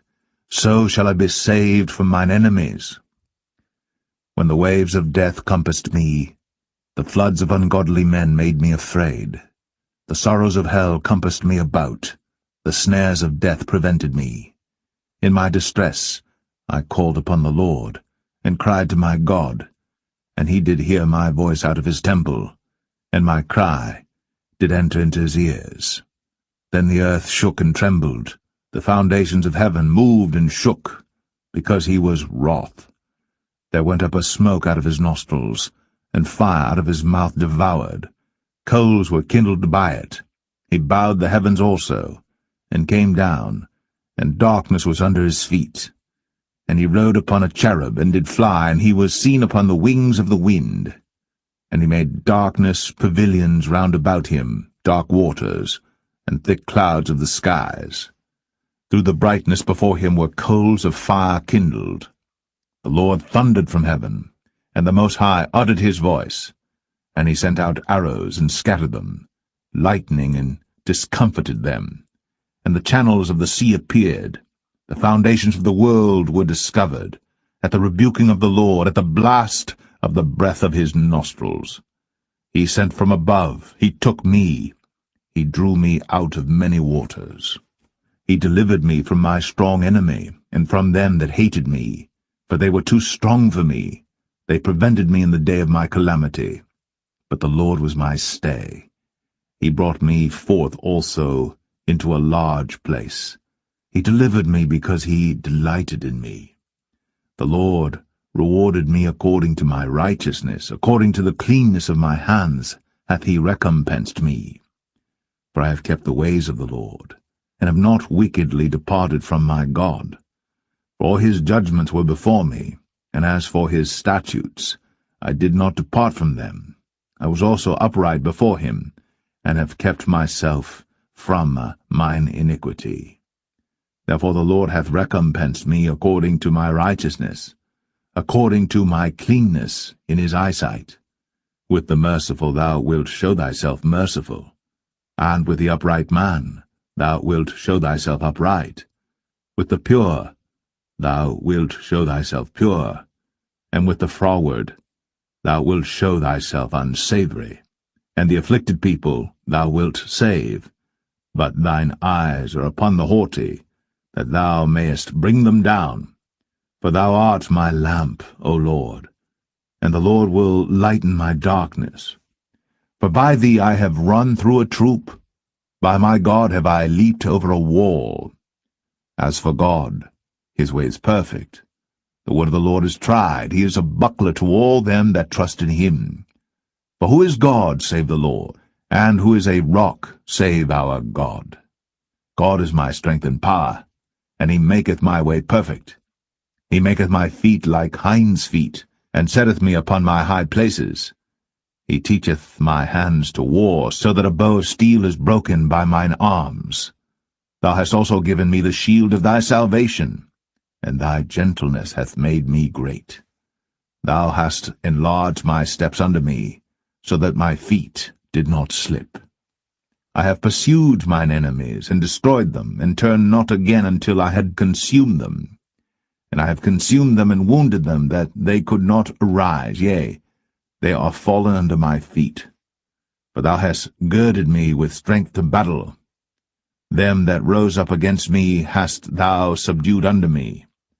Thou hast also given me the necks of mine enemies, that I might destroy them that hate me. They looked, but there was none to save, even unto the Lord. But he answered them not. Then did I beat them as small as the dust of the earth.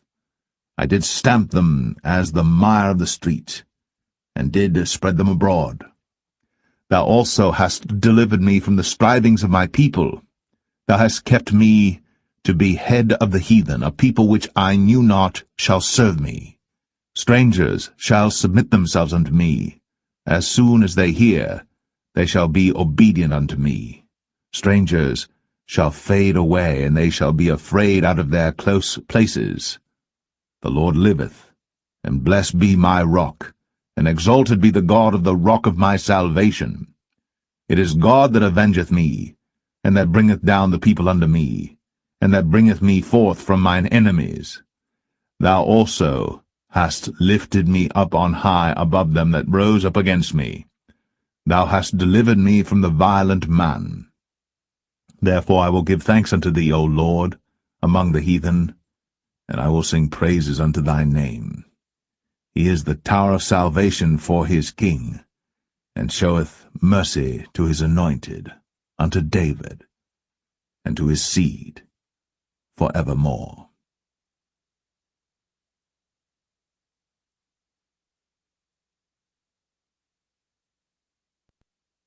Second Samuel 23. Now these be the last words of David. David the son of Jesse said, and the man who was raised up on high, the anointed of the God of Jacob, and the sweet psalmist of Israel, said, The Spirit of the Lord spake by me, and his word was in my tongue. The God of Israel said, The rock of Israel spake to me.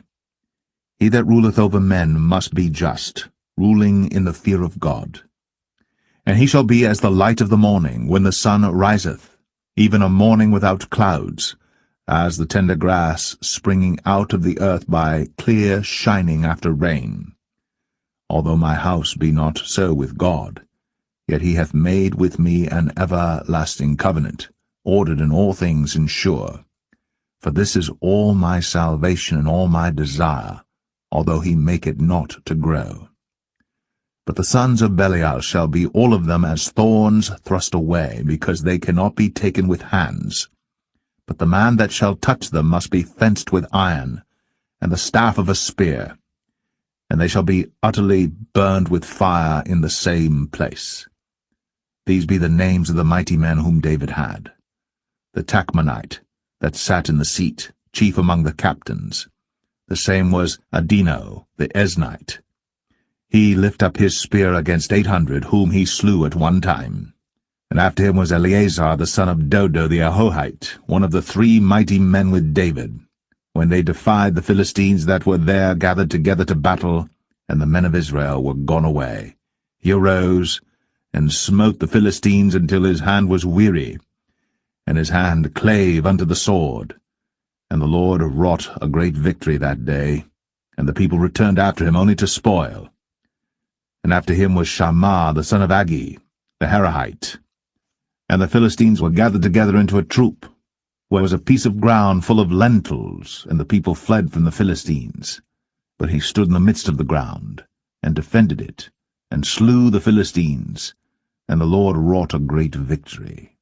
And 3 of the 30 chief went down, and came to David in the harvest time unto the cave of Adullam. And the troop of the Philistines pitched in the valley of Rephaim. And David was then in an hold, and the garrison of the Philistines was then in Bethlehem. And David longed and said, Oh, that one would give me drink of the water of the well of Bethlehem, which is by the gate. And the 3 mighty men brake through the host of the Philistines, and drew water out of the well of Bethlehem that was by the gate, and took it, and brought it to David. Nevertheless he would not drink thereof, but poured it out unto the Lord. And he said, Be it far from me, O Lord, that I should do this. Is not this the blood of the men that went in jeopardy of their lives? Therefore he would not drink it. These things did these 3 mighty men. And Abishai, the brother of Joab, the son of Zeruiah, was chief among 3.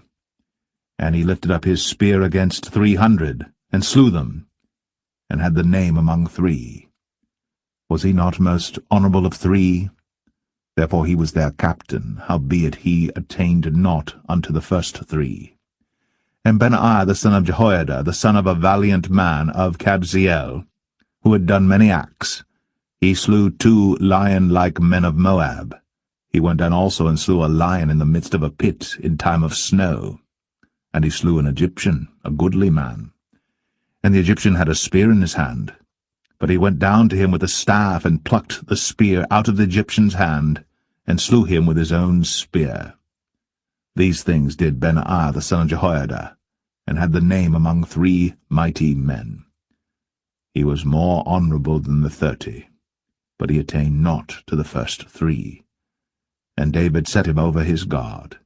Asahel the brother of Joab was one of the 30, Elhanan the son of Dodo of Bethlehem, Shammah the Harodite, Elika the Harodite, Helez the Paltite, Ira the son of Ikesh the Tekoite, Abiezer the Anethathite, Mebunai the Hushathite, Zalman the Ahohite, Maharai the Netophathite, Heleb the son of Baanah a Netophathite, Ittai the son of Ribai, out of Gibeah of the children of Benjamin, Benaiah the Parathonite, Hiddai of the brooks of Gaash, Abialbon the Arbathite, Asmaveth the Bahamite, Eliabah the Shaalbanite, of the sons of Jashan, Jonathan, Shammah the Hararite, Ahiam the son of Sharar, the Hararite, Eliphalet the son of Ahasbai, the son of the Maacathite, Eliam the son of Ahithophel the Gelonite,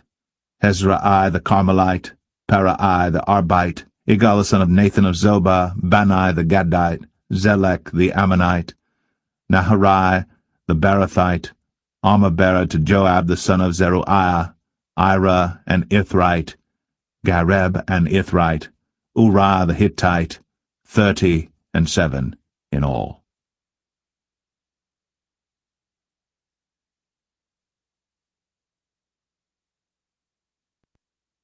2 Samuel 24. And again the anger of the Lord was kindled against Israel. And he moved David against them to say, Go, number Israel and Judah. For the king said to Joab, the captain of the host, which was with him, Go now through all the tribes of Israel, from Dan even to Beersheba, and number ye the people, that I may know the number of the people. And Joab said unto the king, Now the Lord thy God add unto the people, how many soever they be, 100-fold, and that the eyes of my lord the king may see it. But why doth my lord the king delight in this thing? Notwithstanding the king's word prevailed against Joab and against the captains of the host. And Joab and the captains of the host went out from the presence of the king, to number the people of Israel. And they passed over Jordan, and pitched in Aroer, on the right side of the city that lieth in the midst of the river of Gad, and toward Jazer. Then they came to Gilead, and to the land of Tatim Hoshai, and they came to Dan Jaan, and about to Zidon, and came to the stronghold of Tyre, and to all the cities of the Hivites and of the Canaanites, and they went out to the south of Judah, even to Beersheba. So when they had gone through all the land, they came to Jerusalem at the end of 9 months and 20 days. And Joab gave up the sum of the number of the people unto the king, and there were in Israel 800,000 valiant men that drew the sword, and the men of Judah were 500,000 men. And David's heart smote him after that he had numbered the people. And David said unto the Lord, I have sinned greatly in that I have done. And now, I beseech thee, O Lord, take away the iniquity of thy servant, for I have done very foolishly. For when David was up in the morning, the word of the Lord came unto the prophet Gad, David's seer, saying, Go, and say unto David, Thus saith the Lord, I offer thee 3 things. Choose thee one of them, that I may do it unto thee. So Gad came to David and told him, and said unto him, Shall 7 years of famine come unto thee in thy land? Or wilt thou flee 3 months before thine enemies, while they pursue thee? Or that there be 3 days' pestilence in thy land? Now advise, and see what answer I shall return to him that sent me. And David said unto Gad, I am in a great strait. Let us fall now into the hand of the Lord, for his mercies are great, and let me not fall into the hand of man. So the Lord sent a pestilence upon Israel, from the morning even to the time appointed. And there died of the people from Dan even to Beersheba 70,000 men.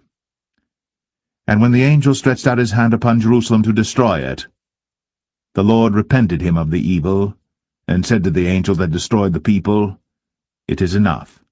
Stay now thine hand. And the angel of the Lord was by the threshing place of Araunah the Jebusite. And David spake unto the Lord when he saw the angel that smote the people, and said, Lo, I have sinned, and I have done wickedly. But these sheep, what have they done? Let thine hand, I pray thee, be against me, and against my father's house. And Gad came that day to David, and said unto him, Go up, rear an altar unto the Lord in the threshing floor of Araunah the Jebusite. And David, according to the saying of Gad, went up as the Lord commanded. And Araunah looked, and saw the king and his servants coming on toward him. And Araunah went out, and bowed himself before the king on his face upon the ground. And Araunah said, Wherefore is my lord the king come to his servant? And David said, To buy the threshing floor of thee, to build an altar unto the Lord, that the plague may be stayed from the people. And Araunah said unto David, Let my lord the king take and offer up what seemeth good unto him. Behold, here be oxen for burnt sacrifice, and threshing instruments, and other instruments of the oxen for wood. All these things did Araunah as a king give unto the king. And Araunah said unto the king, The Lord thy God accept thee. And the king said unto Araunah, Nay, but I will surely buy it of thee at a price. Neither will I offer burnt offerings unto the Lord my God of that which doth cost me nothing. So David bought the threshing floor and the oxen for 50 shekels of silver. And David built there an altar unto the Lord, and offered burnt offerings and peace offerings. So the Lord was entreated for the land, and the plague was stayed from Israel.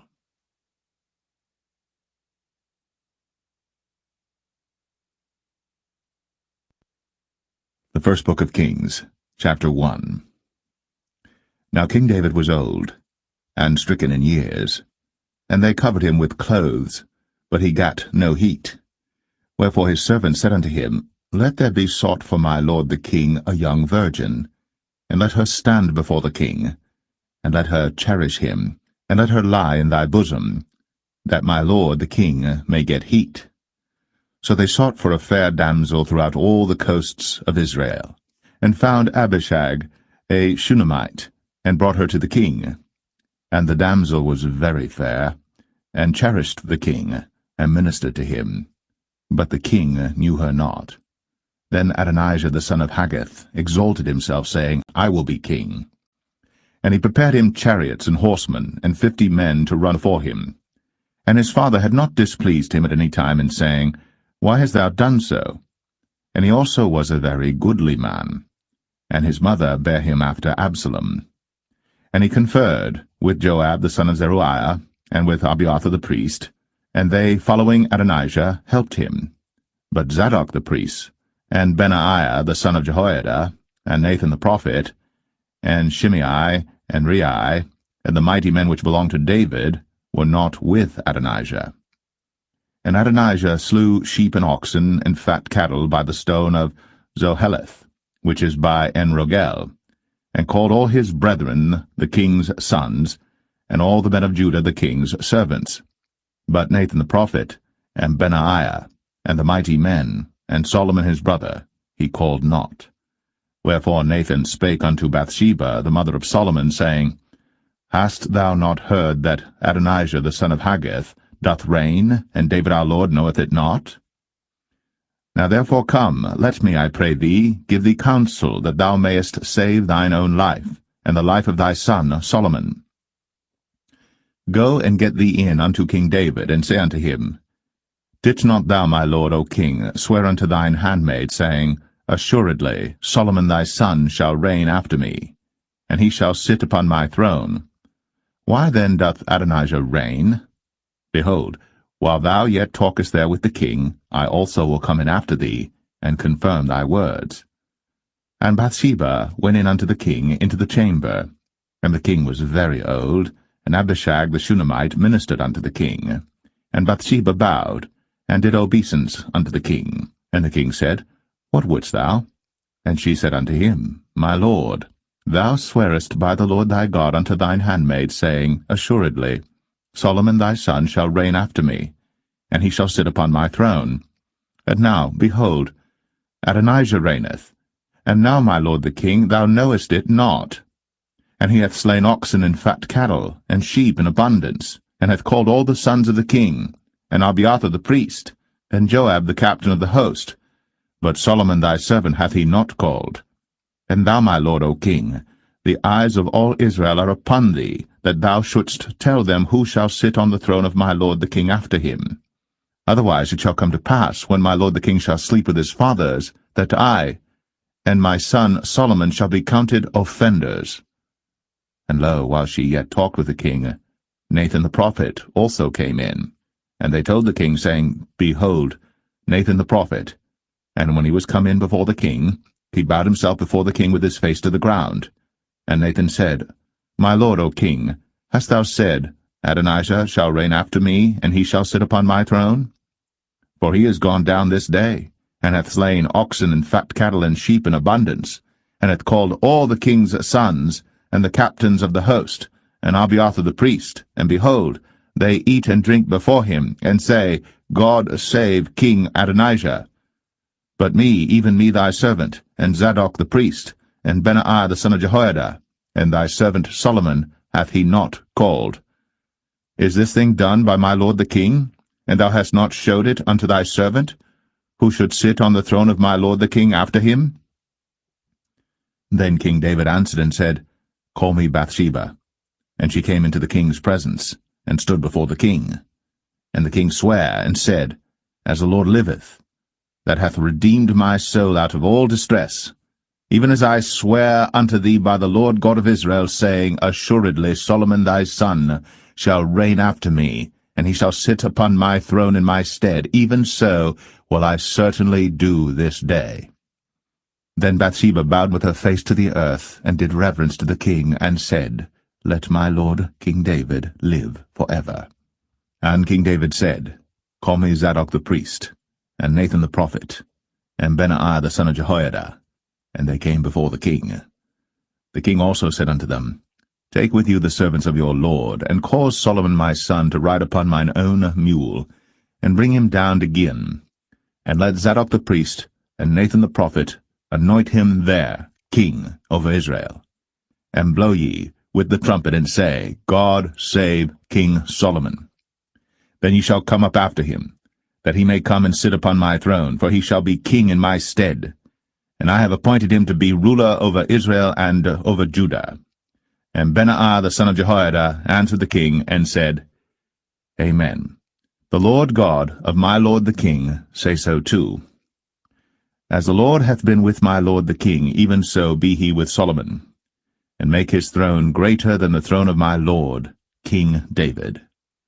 So Zadok the priest, and Nathan the prophet, and Benaiah the son of Jehoiada, and the Cherethites, and the Pelethites, went down, and caused Solomon to ride upon King David's mule, and brought him to Gihon. And Zadok the priest took an horn of oil out of the tabernacle, and anointed Solomon, and they blew the trumpet. And all the people said, God save King Solomon. And all the people came up after him, and the people piped with pipes, and rejoiced with great joy, so that the earth rent with the sound of them. And Adonijah and all the guests that were with him heard it as they had made an end of eating.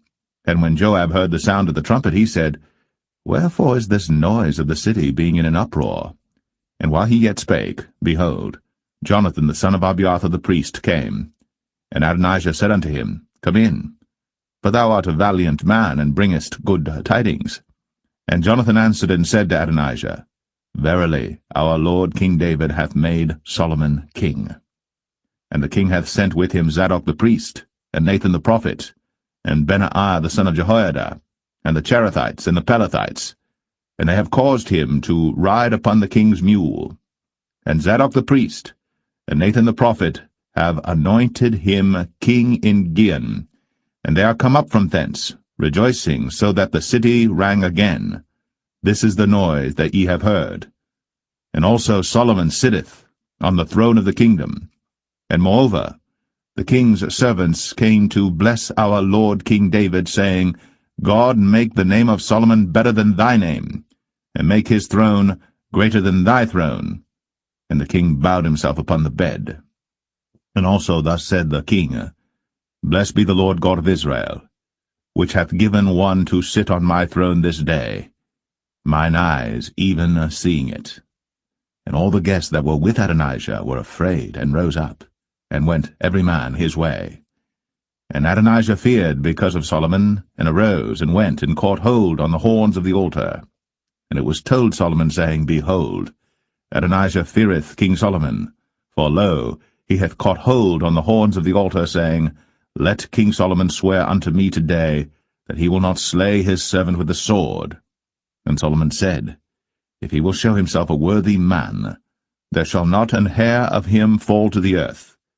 But if wickedness shall be found in him, he shall die. So King Solomon sent, and they brought him down from the altar, and he came, and bowed himself to King Solomon. And Solomon said unto him, Go to thine house.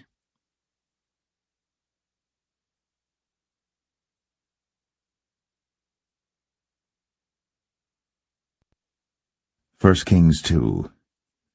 Now the days of David drew nigh, that he should die.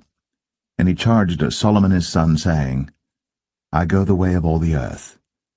Be thou strong therefore, and show thyself a man, and keep the charge of the Lord thy God, to walk in his ways, to keep his statutes, and his commandments, and his judgments, and his testimonies, as it is written in the law of Moses, that thou mayest prosper in all that thou doest, and whithersoever thou turnest thyself, that the Lord may continue his word which he spake concerning me, saying, If thy children take heed to their way, to walk before me in truth with all their heart and with all their soul, there shall not fail thee, said he, a man on the throne of Israel.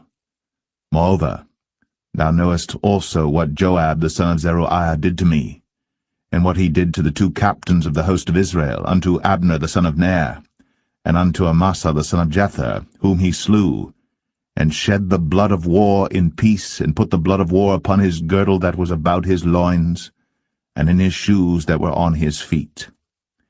Do therefore according to thy wisdom, and let not his hoar head go down to the grave in peace. But show kindness unto the sons of Barzillai the Gileadite, and let them be of those that eat at thy table. For so they came to me when I fled because of Absalom thy brother. And behold, thou hast with thee Shimei the son of Gera, a Benjamite of Bahurim, which cursed me with a grievous curse, in the day when I went to Mahanaim. But he came down to meet me at Jordan, and I sware to him by the Lord, saying, I will not put thee to death with the sword. Now therefore hold him not guiltless, for thou art a wise man, and knowest what thou oughtest to do unto him. but his hoar head bring thou down to the grave with blood. So David slept with his fathers, and was buried in the city of David. And the days that David reigned over Israel were 40 years. 7 years reigned he in Hebron, and 33 years reigned he in Jerusalem. Then sat Solomon upon the throne of David his father, and his kingdom was established greatly. And Adonijah the son of Haggith came to Bathsheba, the mother of Solomon, and she said, Comest thou peaceably? And he said, Peaceably. He said, Moreover, I have somewhat to say unto thee. And she said, Say on. And he said, Thou knowest that the kingdom was mine, and that all Israel set their faces on me, that I should reign. Howbeit the kingdom is turned about, and is become my brother's, for it was his from the Lord. And now I ask one petition of thee, deny me not. And she said unto him, Say on. And he said, Speak, I pray thee, unto Solomon the king. For he will not say thee nay, that he give me Abishag the Shunammite to wife. And Bathsheba said, Well, I will speak for thee unto the king.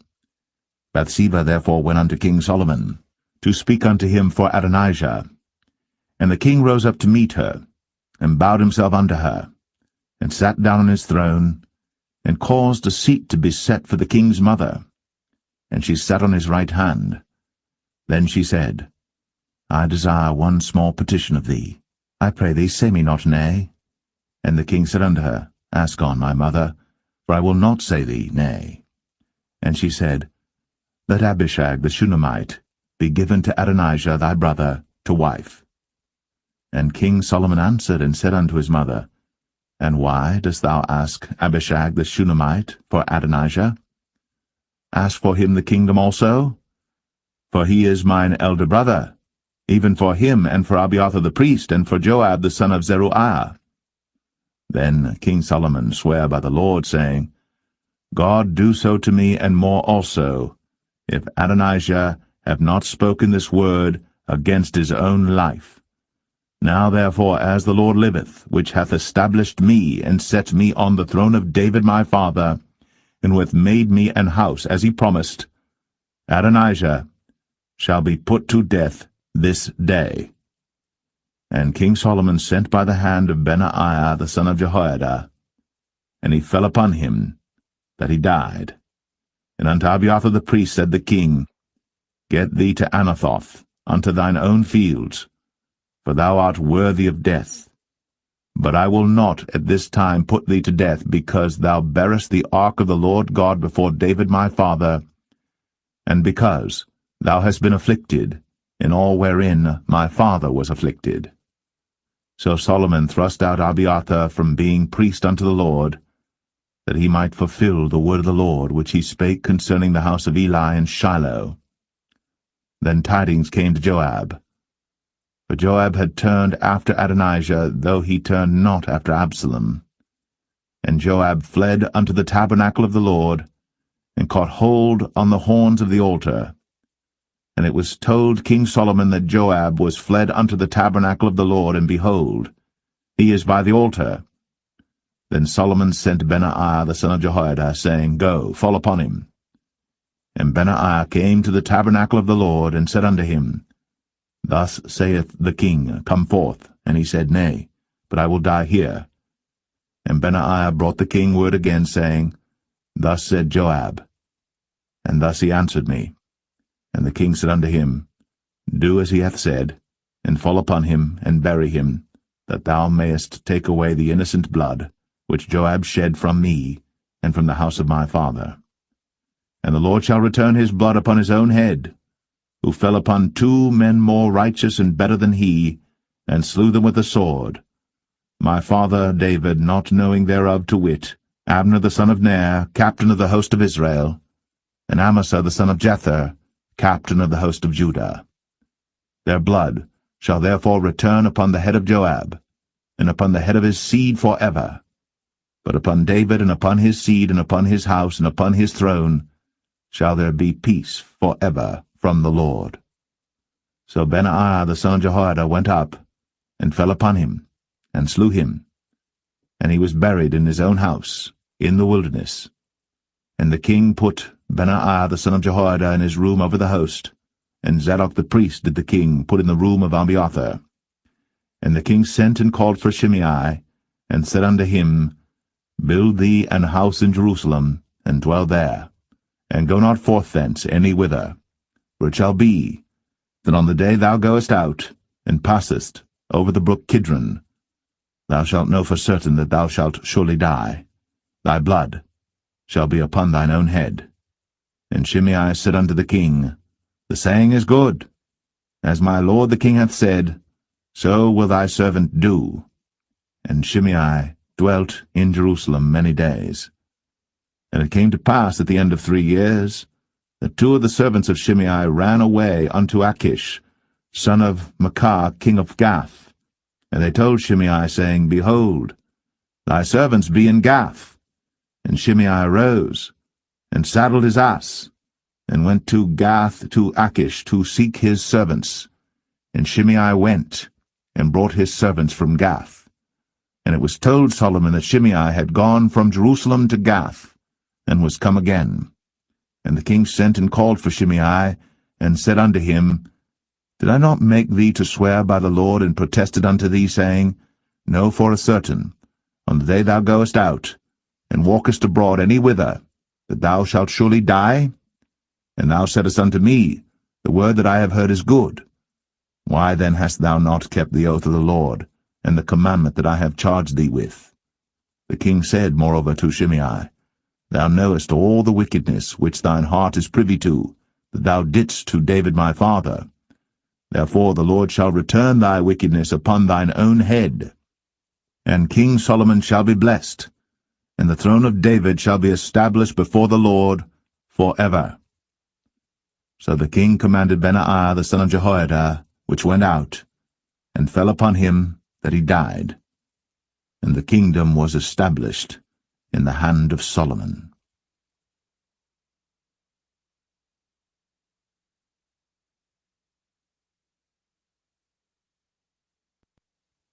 1 Kings 3.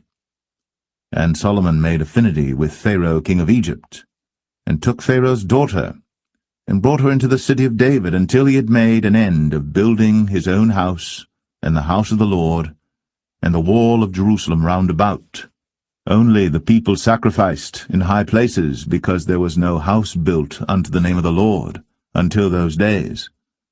And Solomon loved the Lord, walking in the statutes of David his father. Only he sacrificed and burnt incense in high places. And the king went to Gibeon to sacrifice there, for that was the great high place. 1,000 burnt offerings did Solomon offer upon that altar.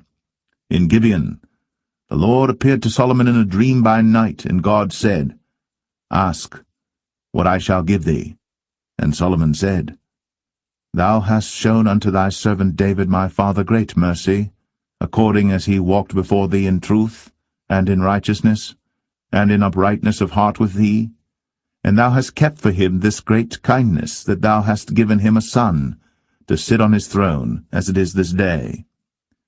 And now, O Lord my God, thou hast made thy servant king, instead of David my father, and I am but a little child. I know not how to go out or come in. And thy servant is in the midst of thy people, which thou hast chosen, a great people, that cannot be numbered nor counted for multitude. Give therefore thy servant an understanding heart to judge thy people, that I may discern between good and bad.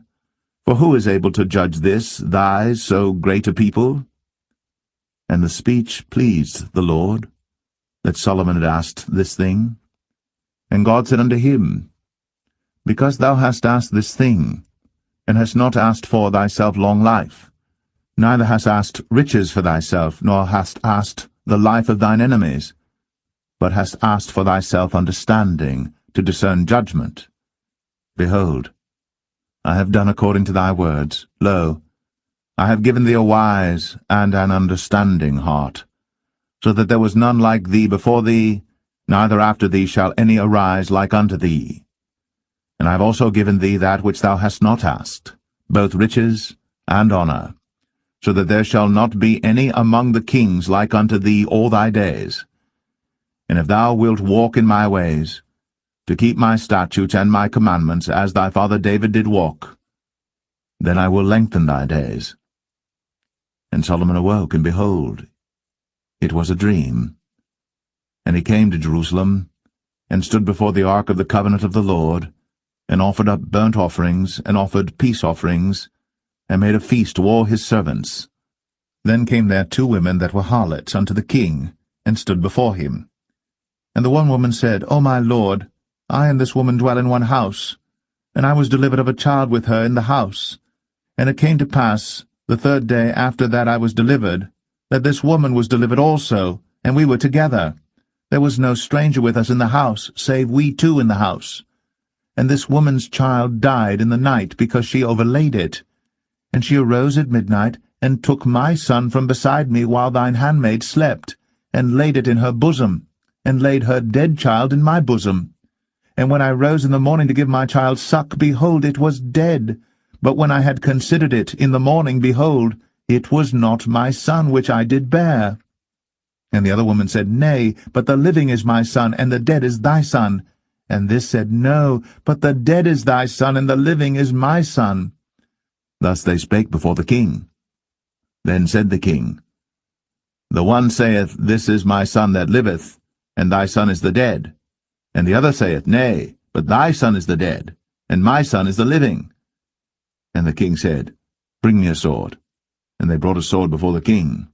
And the king said, Divide the living child in 2, and give half to the one, and half to the other.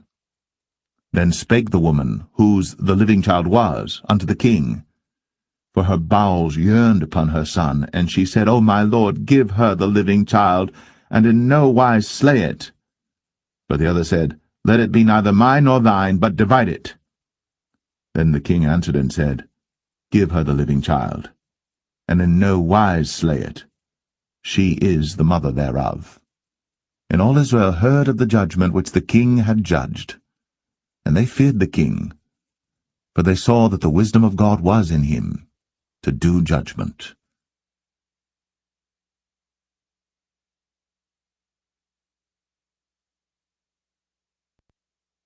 1 Kings 4. So King Solomon was king over all Israel.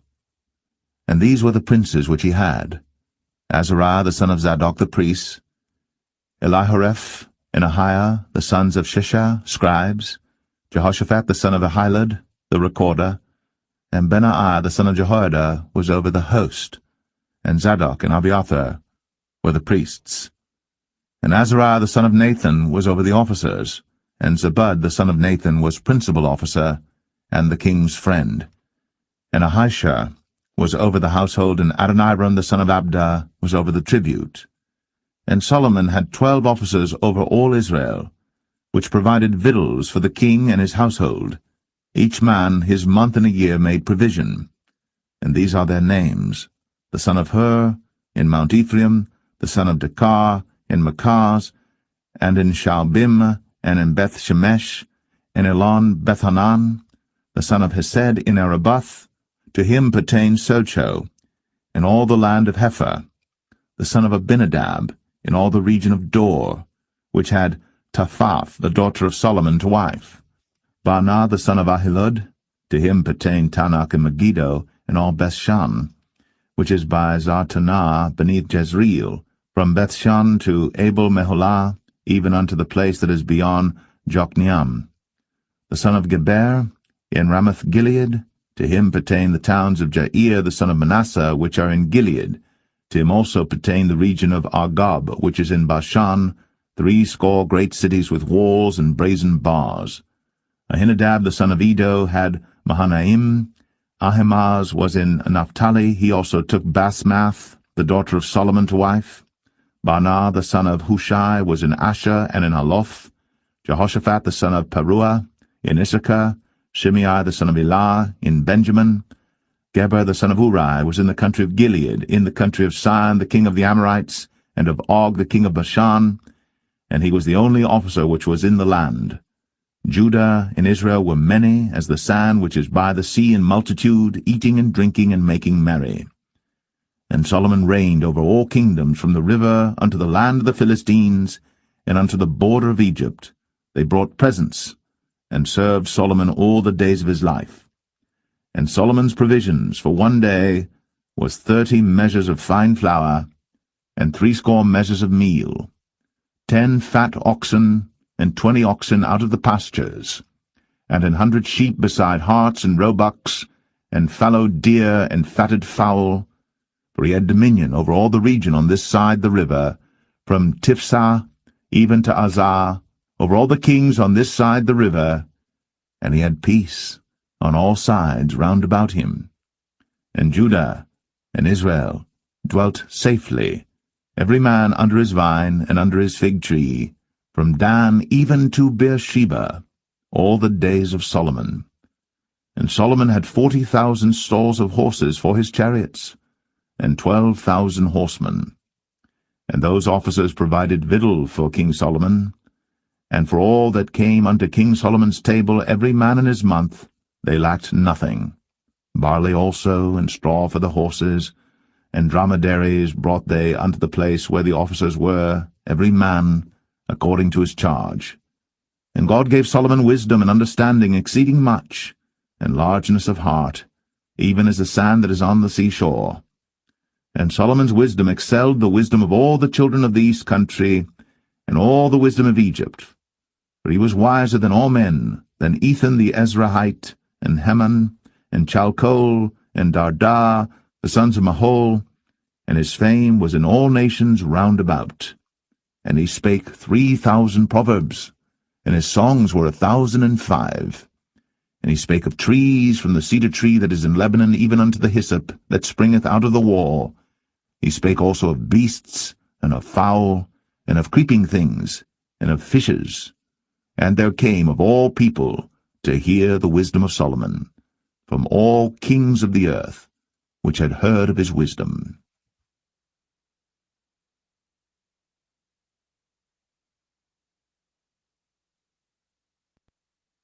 1 Kings 5. And Hiram king of Tyre sent his servants unto Solomon, for he had heard that they had anointed him king in the room of his father, for Hiram was ever a lover of David. And Solomon sent to Hiram, saying, Thou knowest how that David my father could not build an house unto the name of the Lord his God for the wars which were about him on every side, until the Lord put them under the soles of his feet. But now the Lord my God hath given me rest on every side, so that there is neither adversary nor evil occurrent. And behold, I purpose to build an house unto the name of the Lord my God, as the Lord spake unto David my father, saying, Thy son, whom I will set upon thy throne in thy room, he shall build an house unto my name. Now therefore command thou that they hew me cedar trees out of Lebanon, and my servants shall be with thy servants, and unto thee will I give hire for thy servants according to all that thou shalt appoint. For thou knowest that there is not among us any that can skill to hew timber like unto the Sidonians. And it came to pass, when Hiram heard the words of Solomon, that he rejoiced greatly, and said, Blessed be the Lord this day, which hath given unto David a wise son over this great people. And Hiram sent to Solomon, saying, I have considered the things which thou sentest to me for, and I will do all thy desire concerning timber of cedar, and concerning timber of fir. My servants shall bring them down from Lebanon unto the sea, and I will convey them by sea in floats unto the place that thou shalt appoint me, and will cause them to be discharged there. And thou shalt receive them, and thou shalt accomplish my desire in giving food for my household. So Hiram gave Solomon cedar trees and fir trees, according to all his desire. And Solomon gave Hiram 20,000 measures of wheat for food to his household, and 20 measures of pure oil. Thus gave Solomon to Hiram year by year. And the Lord gave Solomon wisdom, as he promised him. And there was peace between Hiram and Solomon, and they two made a league together. And King Solomon raised a levy out of all Israel, and the levy was 30,000 men. And he sent them to Lebanon, 10,000 a month by courses. A month they were in Lebanon, and 2 months at home, and Adoniram was over the levy. And Solomon had 70,000 that bare burdens, and 80,000 hewers in the mountains, beside the chief of Solomon's officers which were over the work, 3,300 which ruled over the people that wrought in the work. And the king commanded, and they brought great stones, costly stones, and hewed stones, to lay the foundation of the house. And Solomon's builders and Hiram's builders did hew them, and the stone squarers, so they prepared timber and stones to build the house.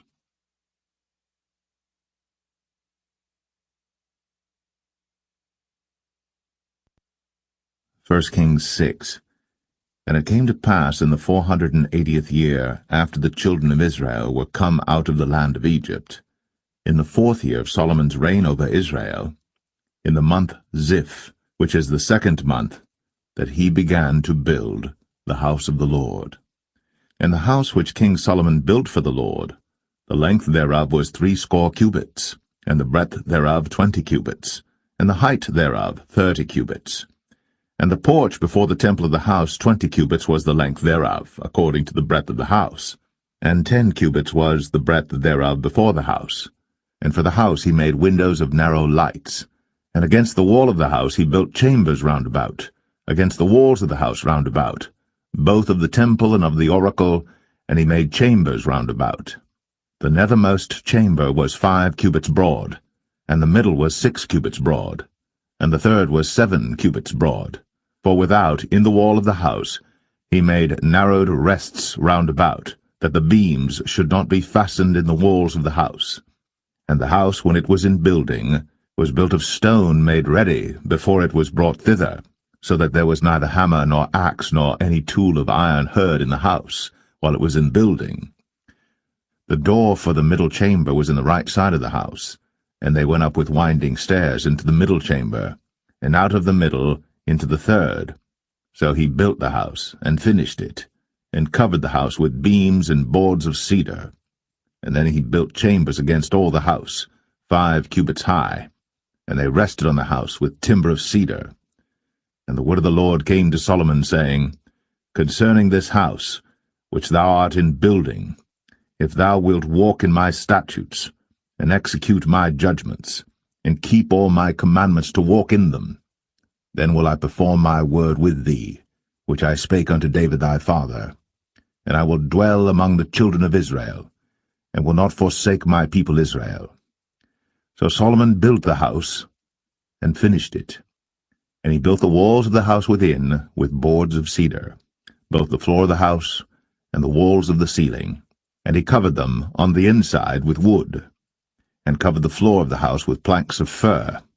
And he built 20 cubits on the sides of the house, both the floor and the walls with boards of cedar, even built them for it within, even for the oracle, even for the most holy place. And the house, that is, the temple before it, was 40 cubits long, and the cedar of the house within was carved with knobs and open flowers. All was cedar. There was no stone seen.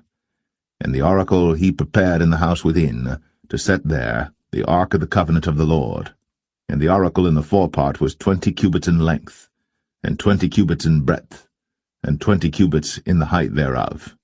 And he overlaid it with pure gold, and so covered the altar which was of cedar. So Solomon overlaid the house within with pure gold, and he made a partition by the chains of gold before the oracle, and he overlaid it with gold.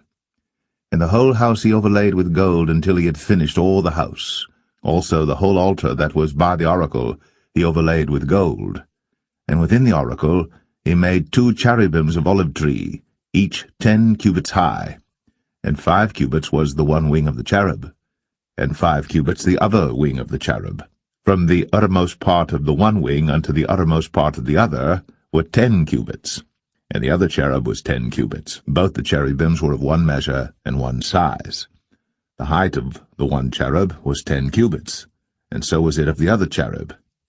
And he set the cherubims within the inner house, and they stretched forth the wings of the cherubims, so that the wing of the one touched the one wall, and the wing of the other cherub touched the other wall, and their wings touched one another in the midst of the house. And he overlaid the cherubims with gold, And he carved all the walls of the house round about with carved figures of cherubims and palm trees and open flowers, within and without. And the floor of the house he overlaid with gold, within and without. And for the entering of the oracle he made doors of olive tree. The lintel and side posts were a fifth part of the wall. The 2 doors also were of olive tree, and he carved upon them carvings of cherubims and palm trees and open flowers, and overlaid them with gold, and spread gold upon the cherubims and upon the palm trees. So also made he for the door of the temple posts of olive tree, a 4th part of the wall. And the 2 doors were of fir tree. The 2 leaves of the one door were folding, and the 2 leaves of the other door were folding. And he carved thereon cherubims and palm trees and open flowers, and covered them with gold, fitted upon the carved work. And he built the inner court with 3 rows of hewed stone, and a row of cedar beams. In the 4th year was the foundation of the house of the Lord laid, in the month Ziph. And in the 11th year, in the month Bul, which is the 8th month, was the house finished throughout all the parts thereof. And according to all the fashion of it, so was he 7 years in building it.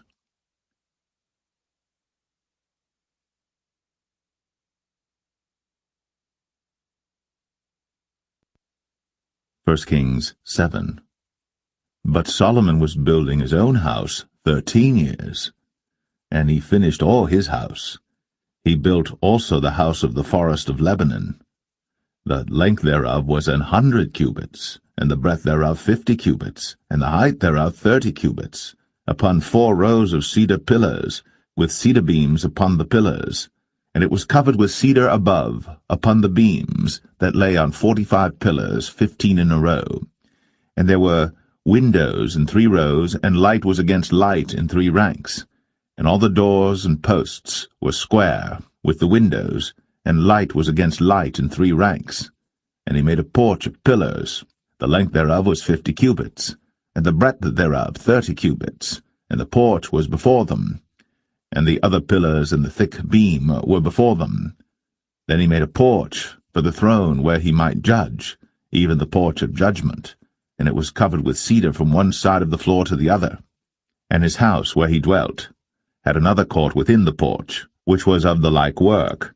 Solomon made also an house for Pharaoh's daughter, whom he had taken to wife, like unto this porch. All these were of costly stones, according to the measures of hewed stones, sawed with saws, within and without, even from the foundation unto the coping, and so on the outside toward the great court. And the foundation was of costly stones, even great stones, stones of 10 cubits, and stones of 8 cubits. And above were costly stones after the measures of hewed stones and cedars. And the great court round about was with 3 rows of hewed stones, and a row of cedar beams, both for the inner court of the house of the Lord, and for the porch of the house. And King Solomon sent and fetched Hiram out of Tyre. He was a widow's son of the tribe of Naphtali, and his father was a man of Tyre, a worker in brass, and he was filled with wisdom and understanding and cunning, to work all works in brass. And he came to King Solomon, and wrought all his work. For he cast 2 pillars of brass of 18 cubits high apiece, and a line of 12 cubits did compass either of them about. And he made 2 chapiters of molten brass, to set upon the tops of the pillars. The height of the one chapiter was 5 cubits, and the height of the other chapiter was 5 cubits. And nets of checkerwork, and wreaths of chainwork, for the chapiters which were upon the top of the pillars, 7 for the one chapiter, and 7 for the other chapiter. And he made the pillars, and 2 rows round about upon the one network, to cover the chapiters that were upon the top, with pomegranates, and so did he for the other chapiter. And the chapiters that were upon the top of the pillars were of lilywork in the porch 4 cubits, and the chapiters upon the 2 pillars had pomegranates also above, over against the belly which was by the network. And the pomegranates were 200 in rows round about upon the other chapiter. And he set up the pillars in the porch of the temple, and he set up the right pillar, and called the name thereof Jachin, and he set up the left pillar, and called the name thereof Boaz. And upon the top of the pillars was lilywork. So was the work of the pillars finished. And he made a molten sea, 10 cubits from the one brim to the other. It was round all about, and his height was 5 cubits, and a line of 30 cubits did compass it round about. And under the brim of it round about there were knobs compassing it, 10 in a cubit, compassing the sea round about. The knobs were cast in 2 rows when it was cast. It stood upon 12 oxen, 3 looking toward the north, and 3 looking toward the west, and 3 looking toward the south, and 3 looking toward the east. And the sea was set above, upon them, and all their hinder parts were inward. And it was an handbreadth thick, and the brim thereof was wrought like the brim of a cup, with flowers of lilies. It contained 2,000 baths. And he made 10 bases of brass. 4 cubits was the length of one base, and 4 cubits the breadth thereof, and 3 cubits the height of it. And the work of the bases was on this manner. They had borders, and the borders were between the ledges. And on the borders that were between the ledges were lions, oxen, and cherubims. And upon the ledges there was a base above, and beneath the lions and oxen were certain additions made of thin work. And every base had 4 brazen wheels, and plates of brass, and the 4 corners thereof had undersetters. Under the laver were undersetters molten, at the side of every addition. And the mouth of it within the chapiter, and above was a cubit, but the mouth thereof was round after the work of the base, a cubit and an half. And also upon the mouth of it were gravings with their borders, 4 square, not round. And under the borders were 4 wheels, and the axle trees of the wheels were joined to the base, and the height of a wheel was a cubit and a half a cubit. And the work of the wheels was like the work of a chariot wheel. Their axle trees and their naves and their felloes and their spokes were all molten. And there were 4 undersetters to the 4 corners of one base, and the undersetters were of the very base itself. And in the top of the base was there a round compass of half a cubit high, and on the top of the base the ledges thereof, and the borders thereof were of the same. For on the plates of the ledges thereof, and on the borders thereof, he graved cherubims, lions, and palm trees, according to the proportion of every one, and additions round about. After this manner he made the 10 bases. All of them had 1 casting, 1 measure, and 1 size. Then made he 10 lavers of brass. 1 laver contained 40 baths, and every laver was 4 cubits, and upon every one of the 10 bases 1 laver. And he put 5 bases on the right side of the house, and 5 on the left side of the house, and he set the sea on the right side of the house eastward over against the south. And Hiram made the lavers, and the shovels, and the basins. So Hiram made an end of doing all the work that he made King Solomon for the house of the Lord.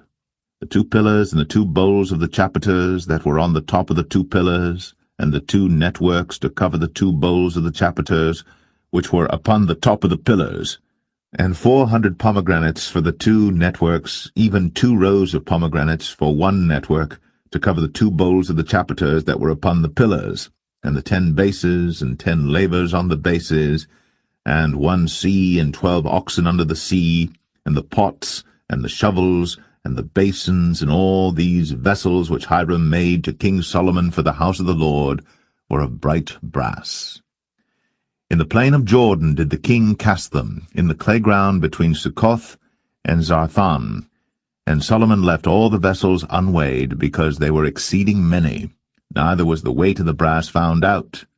And Solomon made all the vessels that pertained unto the house of the Lord, the altar of gold, and the table of gold whereupon the showbread was, and the candlesticks of pure gold, 5 on the right side and 5 on the left, before the oracle, with the flowers and the lamps and the tongs of gold, and the bowls and the snuffers and the basins and the spoons and the censers of pure gold, and the hinges of gold, both for the doors of the inner house, the most holy place, and for the doors of the house, to wit, of the temple. So was ended all the work that King Solomon made for the house of the Lord.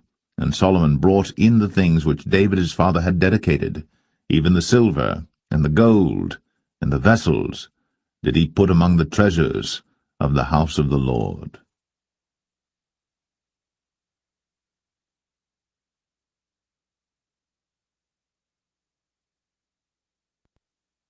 1 Kings 8. Then Solomon assembled the elders of Israel, and all the heads of the tribes, the chief of the fathers of the children of Israel, unto King Solomon in Jerusalem, that they might bring up the ark of the covenant of the Lord out of the city of David, which is Zion. And all the men of Israel assembled themselves unto King Solomon at the feast in the month Ethanim, which is the 7th month. And all the elders of Israel came, and the priests took up the ark, and they brought up the ark of the Lord, and the tabernacle of the congregation, and all the holy vessels that were in the tabernacle, even those did the priests and the Levites bring up. And King Solomon and all the congregation of Israel that were assembled unto him were with him before the ark, sacrificing sheep and oxen that could not be told nor numbered for multitude. And the priests brought in the ark of the covenant of the Lord unto his place, into the oracle of the house, to the most holy place, even under the wings of the cherubims. For the cherubims spread forth their 2 wings over the place of the ark, and the cherubims covered the ark and the staves thereof above. And they drew out the staves, that the ends of the staves were seen out in the holy place before the oracle, and they were not seen without. And there they are unto this day. There was nothing in the ark save the 2 tables of stone, which Moses put there at Horeb, when the Lord made a covenant with the children of Israel, when they came out of the land of Egypt. And it came to pass, when the priests were come out of the holy place, that the cloud filled the house of the Lord, so that the priests could not stand to minister because of the cloud, for the glory of the Lord had filled the house of the Lord. Then spake Solomon, The Lord said that he would dwell in the thick darkness. I have surely built thee an house to dwell in, a settled place for thee to abide in for ever. And the king turned his face about, and blessed all the congregation of Israel. And all the congregation of Israel stood, and he said, Blessed be the Lord God of Israel, which spake with his mouth unto David my father, and hath with his hand fulfilled it, saying, Since the day that I brought forth my people Israel out of Egypt, I chose no city out of all the tribes of Israel to build an house, that my name might be therein. But I chose David to be over my people Israel. And it was in the heart of David my father to build an house for the name of the Lord God of Israel. And the Lord said unto David my father, Whereas it was in thine heart to build an house unto my name, thou didst well that it was in thine heart. Nevertheless thou shalt not build the house, but thy son that shall come forth out of thy loins, he shall build the house unto my name. And the Lord hath performed his word that he spake, and I am risen up in the room of David my father, and sit on the throne of Israel, as the Lord promised, and have built an house for the name of the Lord God of Israel. And I have set there a place for the ark, wherein is the covenant of the Lord, which he made with our fathers when he brought them out of the land of Egypt. And Solomon stood before the altar of the Lord in the presence of all the congregation of Israel, and spread forth his hands toward heaven, and he said, Lord God of Israel, there is no God like thee, in heaven above, or on earth beneath, who keepest covenant and mercy with thy servants that walk before thee with all their heart, who hast kept with thy servant David my father, that thou promised him, thou spakest also with thy mouth, and hast fulfilled it with thine hand, as it is this day. Therefore now, Lord God of Israel, keep with thy servant David my father, that thou promised him, saying, There shall not fail thee a man in my sight to sit on the throne of Israel, so that thy children take heed to their way, that they walk before me as thou hast walked before me. And now, O God of Israel, let thy word, I pray thee, be verified, which thou spakest unto thy servant David my father. But will God indeed dwell on the earth?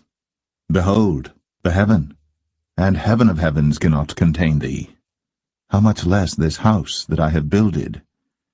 Yet have thou respect unto the prayer of thy servant, and to his supplication, O Lord my God, to hearken unto the cry and to the prayer which thy servant prayeth before thee today, that thine eyes may be open toward this house night and day, even toward the place of which thou hast said, my name shall be there, that thou mayest hearken unto the prayer which thy servant shall make toward this place. And hearken thou to the supplication of thy servant, and of thy people Israel, when they shall pray toward this place. And hear thou in heaven thy dwelling place, and when thou hearest, forgive. If any man trespass against his neighbor, and an oath be laid upon him to cause him to swear, and the oath come before thine altar in this house, then hear thou in heaven, and do and judge thy servants, condemning the wicked, to bring his way upon his head, and justifying the righteous, to give him according to his righteousness.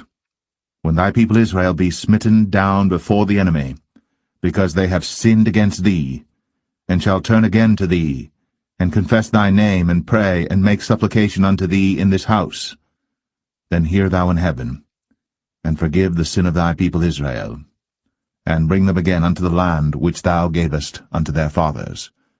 When heaven is shut up, and there is no rain because they have sinned against thee, if they pray toward this place, and confess thy name, and turn from their sin, when thou afflictest them, then hear thou in heaven, and forgive the sin of thy servants, and of thy people Israel, that thou teach them the good way wherein they should walk, and give rain upon thy land, which thou hast given to thy people for an inheritance.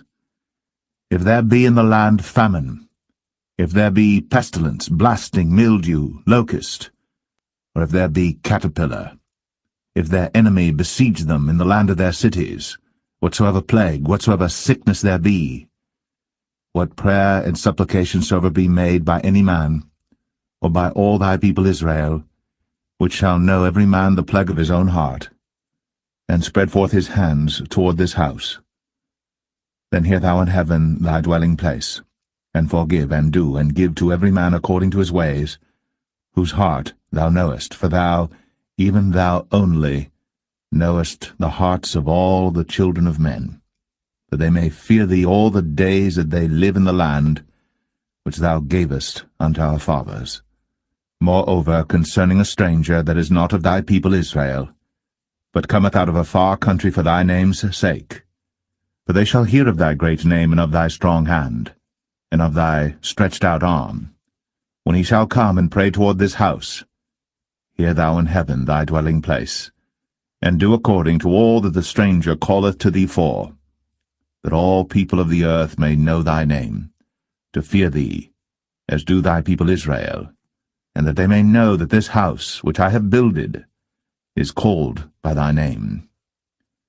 If thy people go out to battle against their enemy, whithersoever thou shalt send them, and shall pray unto the Lord toward the city which thou hast chosen, and toward the house that I have built for thy name, then hear thou in heaven their prayer, and their supplication, and maintain their cause. If they sin against thee, for there is no man that sinneth not, and thou be angry with them, and deliver them to the enemy, so that they carry them away captives unto the land of the enemy, far or near.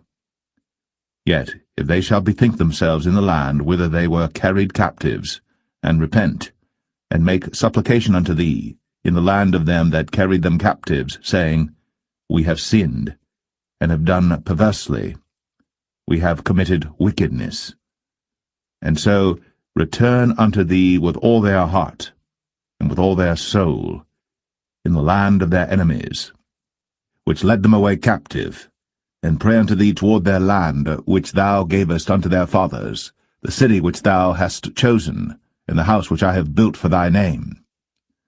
Then hear thou their prayer, and their supplication in heaven thy dwelling place, and maintain their cause, and forgive thy people that have sinned against thee, and all their transgressions wherein they have transgressed against thee, and give them compassion before them who carry them captive, that they may have compassion on them.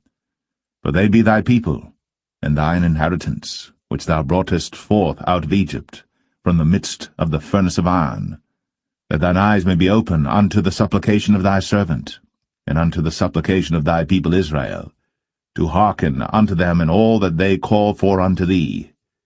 For thou didst separate them from among all the people of the earth to be thine inheritance, as thou spakest by the hand of Moses thy servant, when thou broughtest our fathers out of Egypt, O Lord God.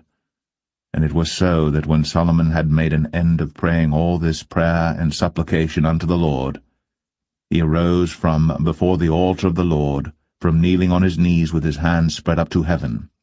And he stood, and blessed all the congregation of Israel with a loud voice, saying, Blessed be the Lord, that hath given rest unto his people Israel, according to all that he promised. There hath not failed one word of all his good promise, which he promised by the hand of Moses his servant. The Lord our God be with us, as he was with our fathers. Let him not leave us, nor forsake us, that he may incline our hearts unto him, to walk in all his ways, and to keep his commandments and his statutes and his judgments, which he commanded our fathers. And let these my words wherewith I have made supplication before the Lord be nigh unto the Lord our God day and night, that he maintain the cause of his servant, and the cause of his people Israel at all times, as the matter shall require, that all the people of the earth may know that the Lord is God, and that there is none else. Let your heart therefore be perfect with the Lord our God, to walk in his statutes, and to keep his commandments, as at this day. And the king and all Israel with him offered sacrifice before the Lord. And Solomon offered a sacrifice of peace offerings, which he offered unto the Lord, 22,000 oxen, and 120,000 sheep. So the king and all the children of Israel dedicated the house of the Lord. The same day did the king hallow the middle of the court that was before the house of the Lord, for there he offered burnt offerings and meat offerings, and the fat of the peace offerings, because the brazen altar that was before the Lord was too little to receive the burnt offerings and meat offerings, and the fat of the peace offerings. And at that time Solomon held a feast, and all Israel with him, a great congregation from the entering in of Hamath unto the river of Egypt, before the Lord our God 7 days, and 7 days, even 14 days. On the 8th day he sent the people away, and they blessed the king, and went unto their tents joyful and glad of heart, for all the goodness that the Lord had done for David his servant, and for Israel his people.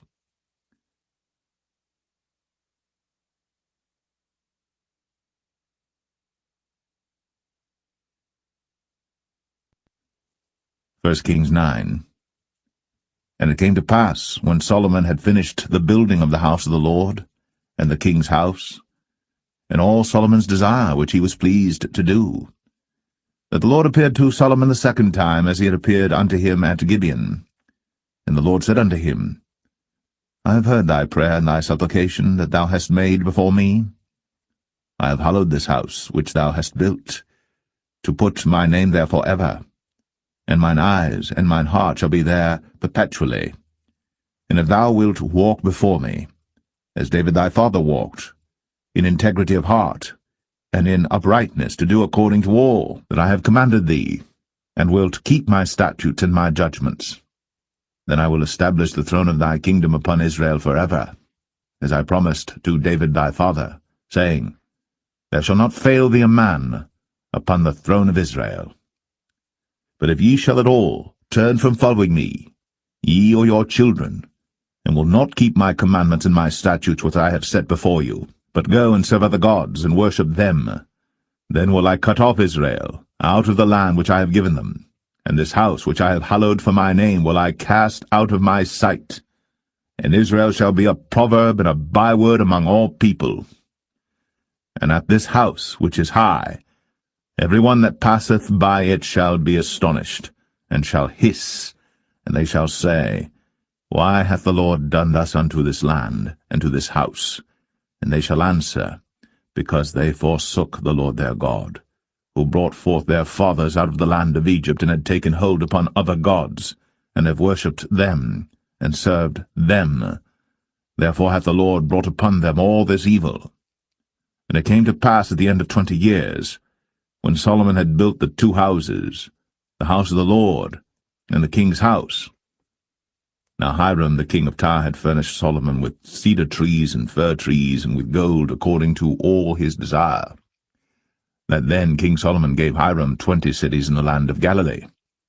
And Hiram came out from Tyre to see the cities which Solomon had given him, and they pleased him not. And he said, What cities are these which thou hast given me, my brother? And he called them the land of Cabul unto this day.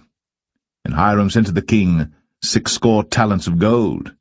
And this is the reason of the levy which King Solomon raised, for to build the house of the Lord and his own house, and Millo, and the wall of Jerusalem, and Hazor, and Megiddo, and Gezer.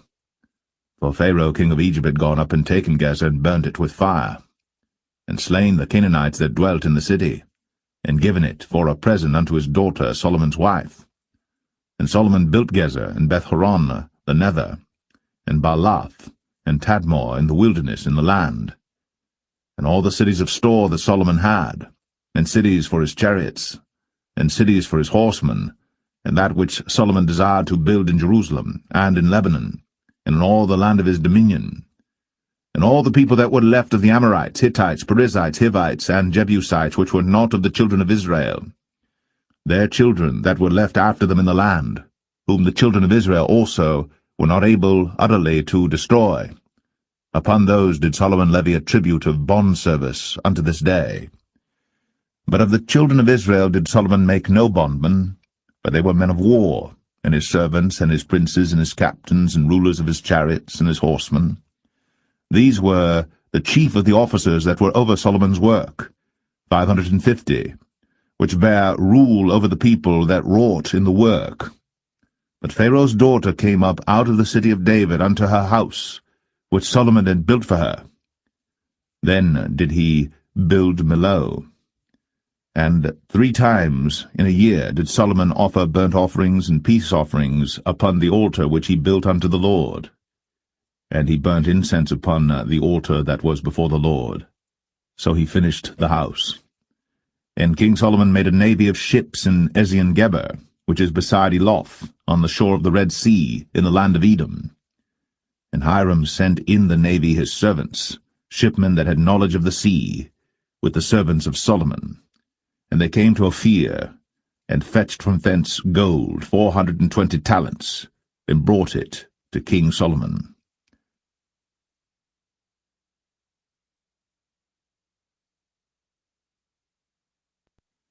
1 Kings 10. And when the queen of Sheba heard of the fame of Solomon concerning the name of the Lord, she came to prove him with hard questions. And she came to Jerusalem with a very great train, with camels that bare spices, and very much gold, and precious stones. And when she was come to Solomon, she communed with him of all that was in her heart. And Solomon told her all her questions. There was not anything hid from the king which he told her not. And when the queen of Sheba had seen all Solomon's wisdom, and the house that he had built, and the meat of his table, and the sitting of his servants, and the attendance of his ministers, and their apparel, and his cupbearers, and his ascent by which he went up unto the house of the Lord, there was no more spirit in her. And she said to the king, It was a true report that I heard in mine own land of thy acts and of thy wisdom. Howbeit, I believed not the word until I came, and mine eyes had seen it, and behold, the half was not told me. Thy wisdom and prosperity exceedeth the fame which I heard. Happy are thy men, happy are these thy servants, which stand continually before thee, and that hear thy wisdom. Blessed be the Lord thy God, which delighteth in thee, to set thee on the throne of Israel, because the Lord loved Israel for ever. Therefore made he thee king, to do judgment and justice. And she gave the king 120 talents of gold and of spices, very great store, and precious stones. There came no more such abundance of spices as these which the queen of Sheba gave to King Solomon. And the navy also of Hiram that brought gold from Ophir, brought in from Ophir great plenty of almug trees and precious stones. And the king made of the almug trees pillars for the house of the Lord, and for the king's house, harps also, and psalteries for singers. There came no such almug trees, nor were seen unto this day. And King Solomon gave unto the queen of Sheba all her desire, whatsoever she asked, beside that which Solomon gave her of his royal bounty. So she turned, and went to her own country, she and her servants. Now the weight of gold that came to Solomon in 1 year was 666 talents of gold. Beside that he had of the merchantmen, and of the traffic of the spice merchants, and of all the kings of Arabia, and of the governors of the country. And King Solomon made 200 targets of beaten gold. 600 shekels of gold went to one target. And he made 300 shields of beaten gold. 3 pound of gold went to one shield, and the king put them in the house of the forest of Lebanon. Moreover, the king made a great throne of ivory, and overlaid it with the best gold. The throne had 6 steps, and the top of the throne was round behind, and there were stays on either side on the place of the seat, and 2 lions stood beside the stays, and 12 lions stood there on the one side, and on the other upon the 6 steps. There was not the like made in any kingdom. And all King Solomon's drinking vessels were of gold, and all the vessels of the house of the forest of Lebanon were of pure gold. None were of silver. It was nothing accounted of in the days of Solomon. For the king had at sea a navy of Tarshish, with the navy of Hiram. Once in 3 years came the navy of Tarshish, bringing gold and silver, ivory, and apes and peacocks. So King Solomon exceeded all the kings of the earth for riches and for wisdom. And all the earth sought to Solomon, to hear his wisdom, which God had put in his heart. And they brought every man his present, vessels of silver, and vessels of gold, and garments, and armor, and spices, horses, and mules, a rate year by year. And Solomon gathered together chariots and horsemen, and he had 1,400 chariots, and 12,000 horsemen, whom he bestowed in the cities for chariots, and with the king at Jerusalem. And the king made silver to be in Jerusalem as stones, and cedars made he to be as the sycamore trees that are in the vale for abundance. And Solomon had horses brought out of Egypt, and linen yarn. The king's merchants received the linen yarn at a price. And a chariot came up and went out of Egypt for 600 shekels of silver, and an horse for 150. And so for all the kings of the Hittites, and for the kings of Syria, did they bring them out by their means.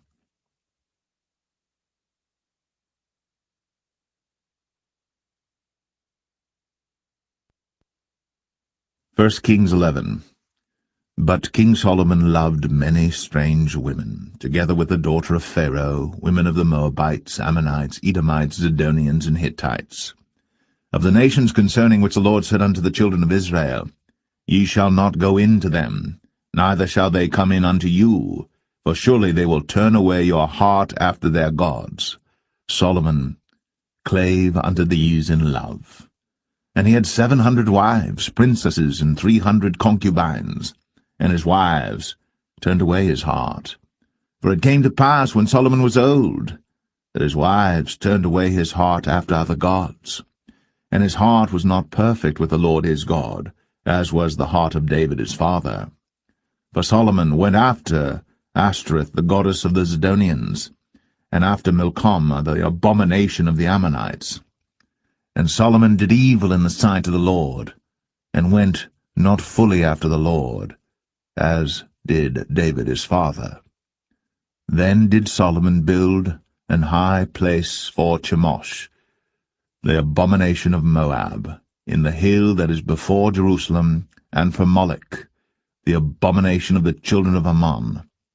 And likewise did he for all his strange wives, which burnt incense, and sacrificed unto their gods. And the Lord was angry with Solomon, because his heart was turned from the Lord God of Israel, which had appeared unto him twice, and had commanded him concerning this thing, that he should not go after other gods. But he kept not that which the Lord commanded.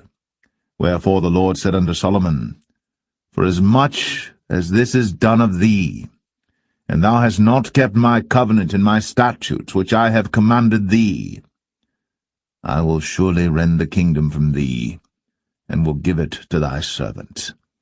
Notwithstanding, in thy days, I will not do it for David thy father's sake, but I will rend it out of the hand of thy son.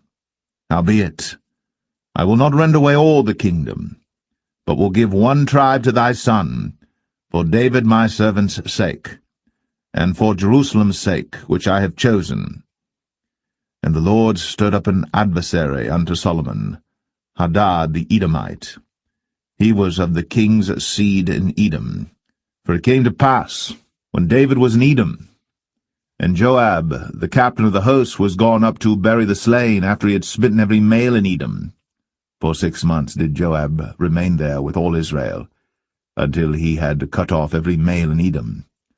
That Hadad fled, he and certain Edomites of his father's servants with him, to go into Egypt, Hadad being yet a little child.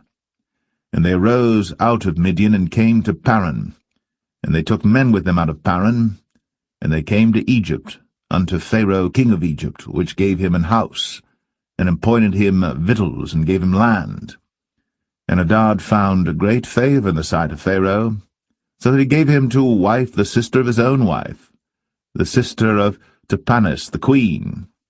And the sister of Tahpenes bare him Genubath his son, whom Tahpenes weaned in Pharaoh's house.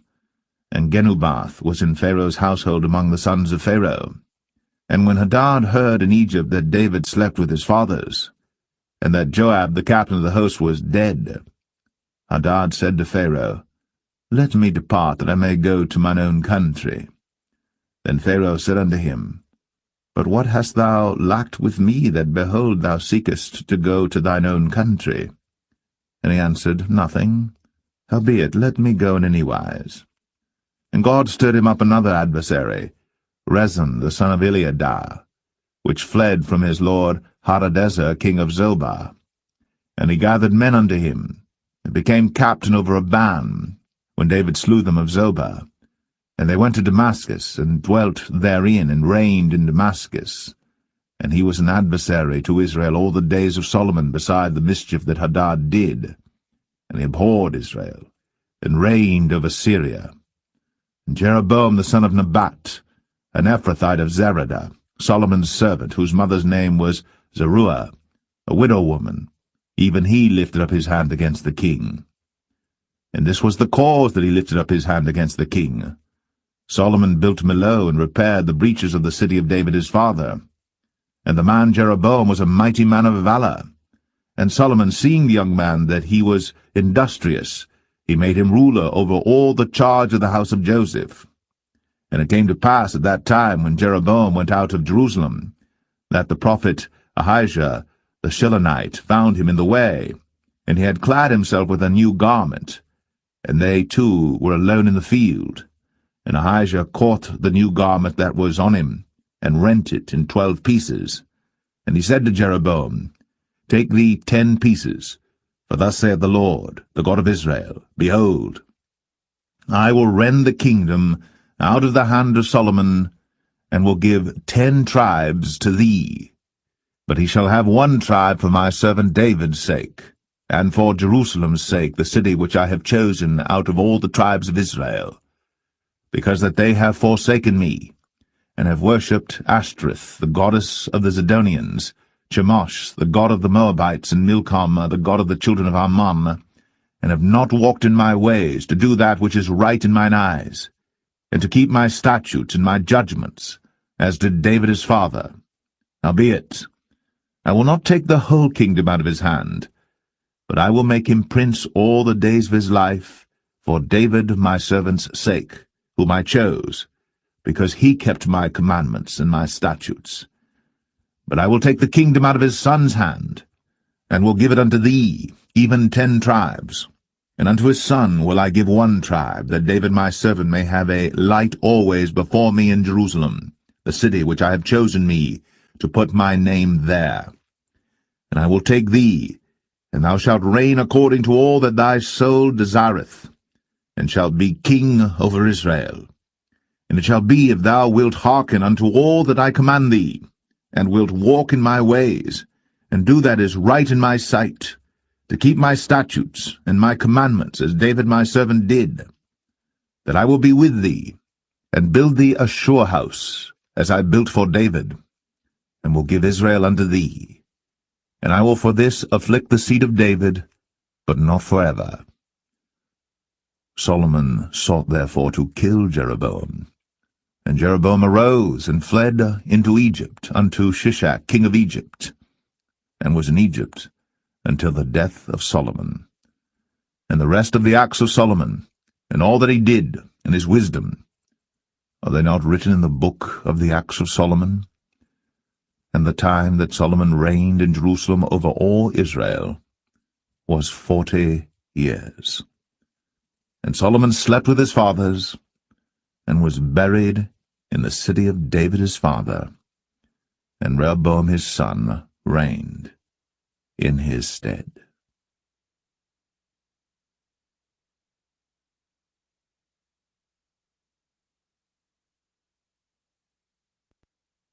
First Kings 12. And Rehoboam went to Shechem, for all Israel were come to Shechem to make him king. And it came to pass, when Jeroboam the son of Nebat, who was yet in Egypt, heard of it, for he was fled from the presence of King Solomon, and Jeroboam dwelt in Egypt, that they sent and called him. And Jeroboam and all the congregation of Israel came and spake unto Rehoboam, saying, Thy father made our yoke grievous. Now therefore make thou the grievous service of thy father, and his heavy yoke which he put upon us lighter, and we will serve thee. And he said unto them, Depart yet for 3 days, then come again to me. And the people departed. And King Rehoboam consulted with the old men that stood before Solomon his father while he yet lived, and said, How do ye advise that I may answer this people? And they spake unto him, saying, If thou wilt be a servant unto this people this day, and wilt serve them, and answer them, and speak good words to them, then they will be thy servants forever. But he forsook the counsel of the old men which they had given him, and consulted with the young men that were grown up with him, and which stood before him. And he said unto them, What counsel give ye that we may answer this people who have spoken to me, saying, Make the yoke which thy father did put upon us lighter? And the young men that were grown up with him spake unto him, saying, Thus shalt thou speak unto this people that spake unto thee, saying, Thy father made our yoke heavy, but make thou it lighter unto us. Thus shalt thou say unto them, My little finger shall be thicker than my father's loins. And now, whereas my father did lade you with a heavy yoke, I will add to your yoke. My father hath chastised you with whips, but I will chastise you with scorpions. So Jeroboam and all the people came to Rehoboam the 3rd day, as the king had appointed, saying, Come to me again the 3rd day. And the king answered the people roughly, and forsook the old men's counsel that they gave him, and spake to them after the counsel of the young men, saying, My father made your yoke heavy, and I will add to your yoke. My father also chastised you with whips, but I will chastise you with scorpions. Wherefore the king hearkened not unto the people, for the cause was from the Lord, that he might perform his saying, which the Lord spake by Ahijah the Shilonite unto Jeroboam the son of Nebat. So when all Israel saw that the king hearkened not unto them, the people answered the king, saying, What portion have we in David?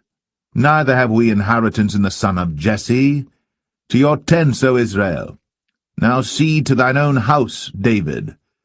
So Israel departed unto their tents. But as for the children of Israel which dwelt in the cities of Judah, Rehoboam reigned over them. Then King Rehoboam sent Adoram, who was over the tribute, and all Israel stoned him with stones that he died. Therefore King Rehoboam made speed to get him up to his chariot, to flee to Jerusalem. So Israel rebelled against the house of David unto this day. And it came to pass, when all Israel heard that Jeroboam was come again, that they sent and called him unto the congregation, and made him king over all Israel. There was none that followed the house of David, but the tribe of Judah only. And when Rehoboam was come to Jerusalem, he assembled all the house of Judah with the tribe of Benjamin, 180,000 chosen men which were warriors, to fight against the house of Israel, to bring the kingdom again to Rehoboam the son of Solomon. But the word of God came unto Shemaiah the man of God, saying, Speak unto Rehoboam the son of Solomon, king of Judah, and unto all the house of Judah and Benjamin, and to the remnant of the people, saying, Thus saith the Lord, Ye shall not go up, nor fight against your brethren the children of Israel. Return every man to his house, for this thing is from me. They hearkened therefore to the word of the Lord, and returned to depart according to the word of the Lord. Then Jeroboam built Shechem in Mount Ephraim, and dwelt therein, and went out from thence, and built Penuel. And Jeroboam said in his heart, Now shall the kingdom return to the house of David.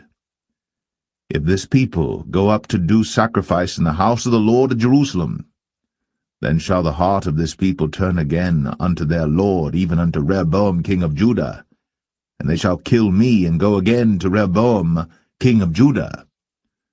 Whereupon the king took counsel, and made 2 calves of gold, and said unto them, It is too much for you to go up to Jerusalem. Behold thy gods, O Israel, which brought thee up out of the land of Egypt. And he set the one in Bethel, and the other put he in Dan. And this thing became a sin, for the people went to worship before the one, even unto Dan. And he made an house of high places, and made priests of the lowest of the people, which were not of the sons of Levi. And Jeroboam ordained a feast in the 8th month, on the 15th day of the month, like unto the feast that is in Judah. And he offered upon the altar. So did he in Bethel, sacrificing unto the calves that he had made. And he placed in Bethel the priests of the high places which he had made. So he offered upon the altar which he had made in Bethel the 15th day of the 8th month, even in the month which he had devised of his own heart, and ordained a feast unto the children of Israel. And he offered upon the altar, and burnt incense.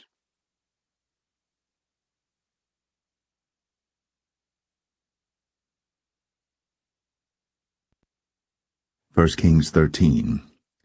And behold, there came a man of God out of Judah by the word of the Lord unto Bethel. And Jeroboam stood by the altar to burn incense. And he cried against the altar in the word of the Lord, and said, O altar, altar, thus saith the Lord, Behold, a child shall be born unto the house of David, Josiah by name. And upon thee shall he offer the priests of the high places that burn incense upon thee, and men's bones shall be burnt upon thee. And he gave a sign the same day, saying, This is the sign which the Lord hath spoken. Behold, the altar shall be rent, and the ashes that are upon it shall be poured out. And it came to pass, when King Jeroboam heard the saying of the man of God, which had cried against the altar in Bethel, that he put forth his hand from the altar, saying, Lay hold on him. And his hand, which he put forth against him, dried up, so that he could not pull it in again to him. The altar also was rent, and the ashes poured out from the altar, according to the sign which the man of God had given, by the word of the Lord. And the king answered and said unto the man of God, Entreat now the face of the Lord thy God, and pray for me, that my hand may be restored me again. And the man of God besought the Lord, and the king's hand was restored him again, and became as it was before. And the king said unto the man of God, Come home with me, and refresh thyself, and I will give thee a reward. And the man of God said unto the king, If thou wilt give me half thine house, I will not go in with thee, neither will I eat bread nor drink water in this place. For so was it charged me by the word of the Lord, saying, Eat no bread, nor drink water, nor turn again by the same way that thou camest. So he went another way, and returned not by the way that he came to Bethel. Now there dwelt an old prophet in Bethel, and his sons came and told him all the works that the man of God had done that day in Bethel, the words which he had spoken unto the king. Them they told also to their father. And their father said unto them, What way went he? For his sons had seen what way the man of God went, which came from Judah. And he said unto his sons, Saddle me the ass. So they saddled him the ass, and he rode thereon, and went after the man of God, and found him sitting under an oak. And he said unto him, Art thou the man of God that camest from Judah? And he said, I am. Then he said unto him, Come home with me, and eat bread. And he said, I may not return with thee, nor go in with thee, neither will I eat bread nor drink water with thee in this place. For it was said to me by the word of the Lord, Thou shalt eat no bread, nor drink water there, nor turn again to go by the way that thou camest. He said unto him, I am a prophet, also as thou art. And an angel spake unto me by the word of the Lord, saying, Bring him back with thee into thine house, that he may eat bread and drink water. But he lied unto him. So he went back with him, and did eat bread in his house, and drank water. And it came to pass, as they sat at the table, that the word of the Lord came unto the prophet that brought him back.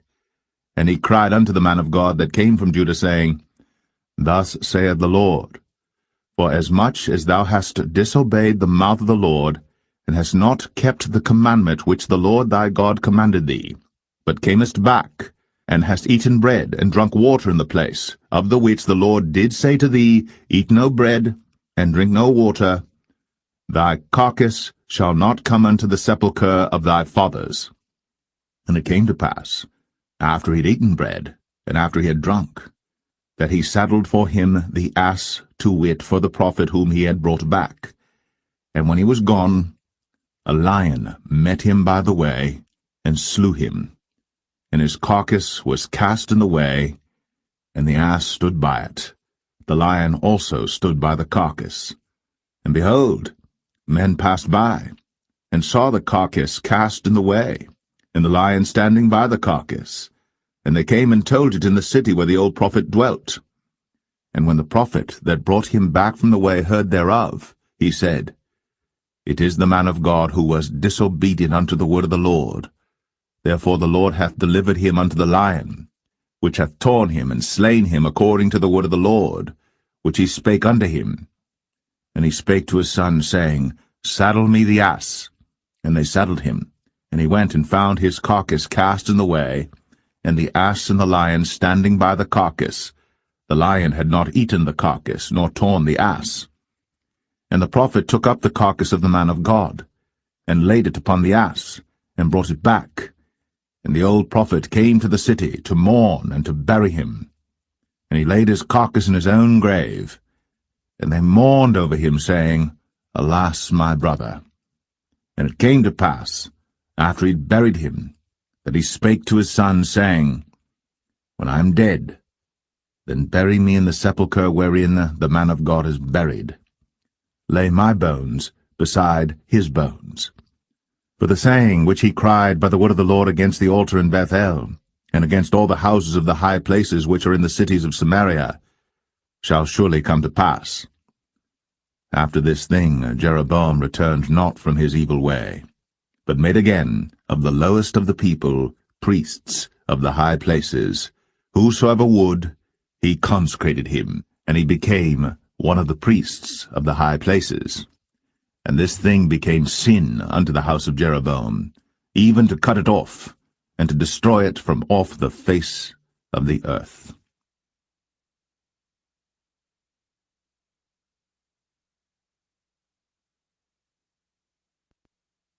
1 Kings 14. At that time Abijah, the son of Jeroboam, fell sick. And Jeroboam said to his wife, Arise, I pray thee, and disguise thyself, that thou be not known to be the wife of Jeroboam, and get thee to Shiloh. Behold, there is Ahijah the prophet, which told me that I should be king over this people. And take with thee 10 loaves and cracknels, and a cruse of honey, and go to him. He shall tell thee what shall become of the child. And Jeroboam's wife did so, and arose, and went to Shiloh, and came to the house of Ahijah. But Ahijah could not see, for his eyes were set by reason of his age. And the Lord said unto Ahijah, Behold, the wife of Jeroboam cometh to ask a thing of thee for her son, for he is sick. Thus and thus shalt thou say unto her, for it shall be, when she cometh in, that she shall feign herself to be another woman. And it was so, when Ahijah heard the sound of her feet, as she came in at the door, that he said, Come in, thou wife of Jeroboam. Why feignest thou thyself to be another? For I am sent to thee with heavy tidings. Go, tell Jeroboam, Thus saith the Lord God of Israel, Forasmuch as I exalted thee from among the people, and made thee prince over my people Israel, and rent the kingdom away from the house of David, and gave it thee, and yet thou hast not been as my servant David, who kept my commandments, and who followed me with all his heart, to do that only which was right in mine eyes, but hast done evil above all that were before thee. For thou hast gone and made thee other gods, and molten images, to provoke me to anger, and hast cast me behind thy back. Therefore, behold, I will bring evil upon the house of Jeroboam, and will cut off from Jeroboam him that pisseth against the wall, and him that is shut up and left in Israel, and will take away the remnant of the house of Jeroboam as a man taketh away dung, till it be all gone. Him that dieth of Jeroboam in the city shall the dogs eat, and him that dieth in the field shall the fowls of the air eat. For the Lord hath spoken it. Arise thou therefore, get thee to thine own house, and when thy feet enter into the city, the child shall die. And all Israel shall mourn for him, and bury him. For he only of Jeroboam shall come to the grave, because in him there is found some good thing toward the Lord God of Israel in the house of Jeroboam.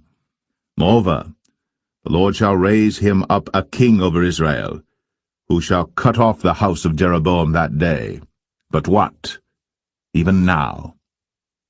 For the Lord shall smite Israel, as a reed is shaken in the water, and he shall root up Israel out of this good land, which he gave to their fathers, and shall scatter them beyond the river, because they have made their groves, provoking the Lord to anger. And he shall give Israel up, because of the sins of Jeroboam, who did sin, and who made Israel to sin. And Jeroboam's wife arose and departed, and came to Tirzah. And when she came to the threshold of the door, the child died, and they buried him. And all Israel mourned for him according to the word of the Lord, which he spake by the hand of his servant Ahijah the prophet. And the rest of the acts of Jeroboam, how he warred and how he reigned, behold, they are written in the book of the Chronicles of the kings of Israel. And the days which Jeroboam reigned were 22 years, and he slept with his fathers, and Nadab his son reigned in his stead. And Rehoboam the son of Solomon reigned in Judah. Rehoboam was 41 years old when he began to reign, and he reigned 17 years in Jerusalem, the city which the Lord did choose out of all the tribes of Israel, to put his name there. And his mother's name was Naamah, an Ammonitess. And Judah did evil in the sight of the Lord, and they provoked him to jealousy with their sins which they had committed, above all that their fathers had done. For they also built them high places and images and groves on every high hill, and under every green tree. And there were also Sodomites in the land, and they did according to all the abominations of the nations which the Lord cast out before the children of Israel. And it came to pass in the 5th year of King Rehoboam, that Shishak king of Egypt came up against Jerusalem. And he took away the treasures of the house of the Lord, and the treasures of the king's house, even took away all, and he took away all the shields of gold which Solomon had made. And King Rehoboam made in their stead brazen shields, and committed them unto the hands of the chief of the guard which kept the door of the king's house. And it was so, when the king went into the house of the Lord, that the guard bare them and brought them back into the guard chamber. Now the rest of the acts of Rehoboam, and all that he did, are they not written in the book of the Chronicles of the kings of Judah? And there was war between Rehoboam and Jeroboam all their days. And Rehoboam slept with his fathers, and was buried with his fathers in the city of David. And his mother's name was Naamah, an Ammonitess. And Abijam, his son, reigned in his stead.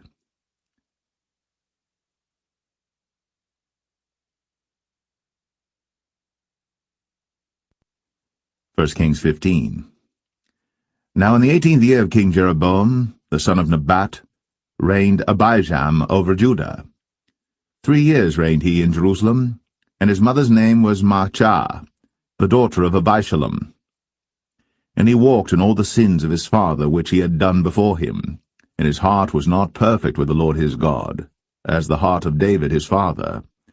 Nevertheless, for David's sake did the Lord his God give him a lamp in Jerusalem to set up his son after him, and to establish Jerusalem, because David did that which was right in the eyes of the Lord, and turned not aside from anything that he commanded him all the days of his life, save only in the matter of Uriah the Hittite.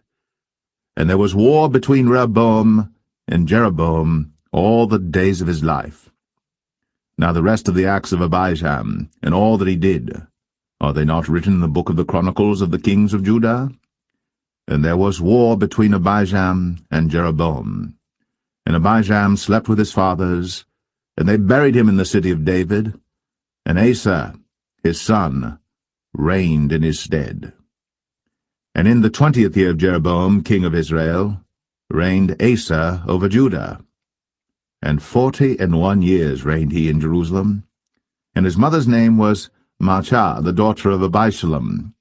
And Asa did that which was right in the eyes of the Lord, as did David his father.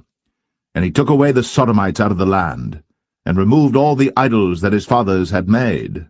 And also Maachah his mother, even her he removed from being queen, because she had made an idol in the grove. And Asa destroyed her idol, and burned it by the brook Kidron. But the high places were not removed. Nevertheless Asa's heart was perfect with the Lord all his days. And he brought in the things which his father had dedicated, and the things which himself had dedicated, into the house of the Lord, silver and gold and vessels. And there was war between Asa and Baasha, king of Israel, all their days. And Baasha, king of Israel, went up against Judah, and built Ramah, that he might not suffer any to go out or come in to Asa, king of Judah. Then Asa took all the silver and the gold that were left in the treasures of the house of the Lord, and the treasures of the king's house, and delivered them into the hand of his servants. And King Asa sent them to Ben-Hadad, the son of Tabrimon, the son of Hezion, king of Syria, that dwelt at Damascus, saying, There is a league between me and thee, and between my father and thy father. Behold, I have sent unto thee a present of silver and gold. Come, and break thy league with Baasha king of Israel, that he may depart from me. So Ben-Hadad hearkened unto King Asa, and sent the captains of the hosts which he had against the cities of Israel, and smote Ijon and Dan and Abel-Beth-Maachah and all Cinneroth, with all the land of Naphtali. And it came to pass, when Baasha heard thereof, that he left off building of Ramah, and dwelt in Tirzah. Then King Asa made a proclamation throughout all Judah, none was exempted. And they took away the stones of Ramah, and the timber thereof, wherewith Baasha had builded. And King Asa built with them Geba of Benjamin, and Mizpah. The rest of all the acts of Asa, and all his might, and all that he did, and the cities which he built, are they not written in the book of the Chronicles of the kings of Judah? Nevertheless, in the time of his old age, he was diseased in his feet. And Asa slept with his fathers, and was buried with his fathers in the city of David his father, and Jehoshaphat his son reigned in his stead. And Nadab the son of Jeroboam began to reign over Israel in the 2nd year of Asa king of Judah, and reigned over Israel 2 years.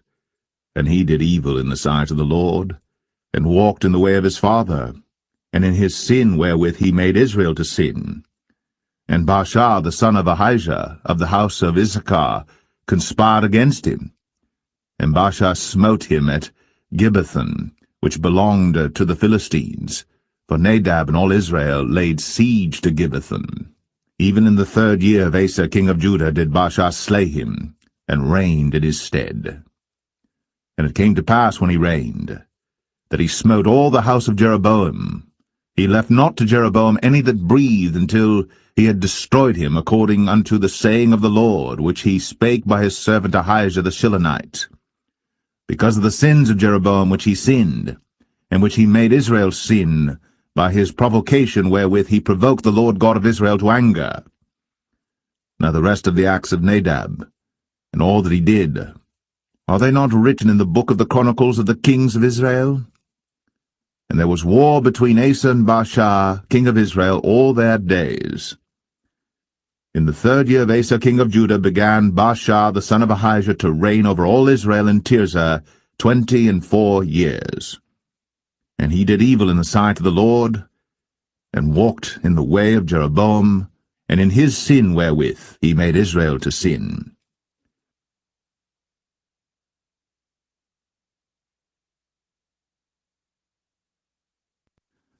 1 Kings 16. Then the word of the Lord came to Jehu the son of Hanani against Baasha, saying, Forasmuch as I exalted thee out of the dust, and made thee prince over my people Israel, and thou hast walked in the way of Jeroboam, and hast made my people Israel to sin, to provoke me to anger with their sins, behold, I will take away the posterity of Baasha, and the posterity of his house, and will make thy house like the house of Jeroboam the son of Nebat. Him that dieth of Baasha in the city shall the dogs eat, and him that dieth of his in the fields shall the fowls of the air eat. Now the rest of the acts of Baasha, and what he did, and his might, are they not written in the book of the Chronicles of the kings of Israel? So Baasha slept with his fathers, and was buried in Tirzah, and Elah his son reigned in his stead. And also by the hand of the prophet Jehu, the son of Hanani, came the word of the Lord against Baasha, and against his house, even for all the evil that he did in the sight of the Lord in provoking him to anger, with the work of his hands, in being like the house of Jeroboam, and because he killed him. In the 26th year of Asa king of Judah began Elah the son of Baasha to reign over Israel in Tirzah 2 years. And his servant Zimri, captain of half his chariots, conspired against him, as he was in Tirzah drinking himself drunk in the house of Arzah, steward of his house in Tirzah. And Zimri went in, and smote him, and killed him, in the 27th year of Asa king of Judah, and reigned in his stead. And it came to pass, when he began to reign, as soon as he sat on his throne, that he slew all the house of Baasha. He left him not one that pisseth against a wall, neither of his kinsfolks, nor of his friends. Thus did Zimri destroy all the house of Baasha, according to the word of the Lord which he spake against Baasha by Jehu the prophet. For all the sins of Baasha, and the sins of Elah his son, by which they sinned, and by which they made Israel to sin, in provoking the Lord God of Israel to anger with their vanities. Now the rest of the acts of Elah, and all that he did, are they not written in the book of the Chronicles of the kings of Israel? In the 27th year of Asa king of Judah did Zimri reign 7 days in Tirzah. And the people were encamped against Gibbethon, which belonged to the Philistines. And the people that were encamped heard say, Zimri hath conspired, and hath also slain the king. Wherefore all Israel made Omri, the captain of the host, king over Israel that day in the camp. And Omri went up from Gibbethon, and all Israel with him, and they besieged Tirzah. And it came to pass, when Zimri saw that the city was taken, that he went into the palace of the king's house, and burnt the king's house over him with fire, and died. For his sins, which he sinned in doing evil in the sight of the Lord, and walking in the way of Jeroboam, and in his sin which he did, to make Israel to sin. Now the rest of the acts of Zimri, and his treason that he wrought, are they not written in the book of the Chronicles of the kings of Israel? Then were the people of Israel divided into 2 parts. Half of the people followed Tibni the son of Ginath, to make him king, and half followed Omri. But the people that followed Omri prevailed against the people that followed Tibni the son of Ginath. So Tibni died, and Omri reigned. In the 31st year of Asa king of Judah began Omri to reign over Israel 12 years. 6 years reigned he in Tirzah. And he bought the hill Samaria of Shemer for 2 talents of silver, and built on the hill, and called the name of the city which he built after the name of Shemer, owner of the hill, Samaria. But Omri wrought evil in the eyes of the Lord, and did worse than all that were before him. For he walked in all the way of Jeroboam the son of Nebat, and in his sin wherewith he made Israel to sin, to provoke the Lord God of Israel to anger with their vanities. Now the rest of the acts of Omri which he did, and his might that he showed, are they not written in the book of the Chronicles of the kings of Israel? So Omri slept with his fathers, and was buried in Samaria, and Ahab his son reigned in his stead. And in the 38th year of Asa king of Judah began Ahab the son of Omri to reign over Israel. And Ahab the son of Omri reigned over Israel in Samaria 22 years. And Ahab the son of Omri did evil in the sight of the Lord above all that were before him. And it came to pass, as if it had been a light thing for him to walk in the sins of Jeroboam the son of Nebat, that he took to wife Jezebel, the daughter of Ethbaal, king of the Zidonians, and went and served Baal, and worshipped him.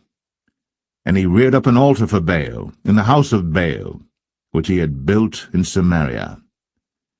And Ahab made a grove, and Ahab did more to provoke the Lord God of Israel to anger than all the kings of Israel that were before him. In his days did Hiel the Bethelite build Jericho. He laid the foundation thereof in Abiram his firstborn, and set up the gates thereof in his youngest son Segub, according to the word of the Lord, which he spake by Joshua the son of Nun.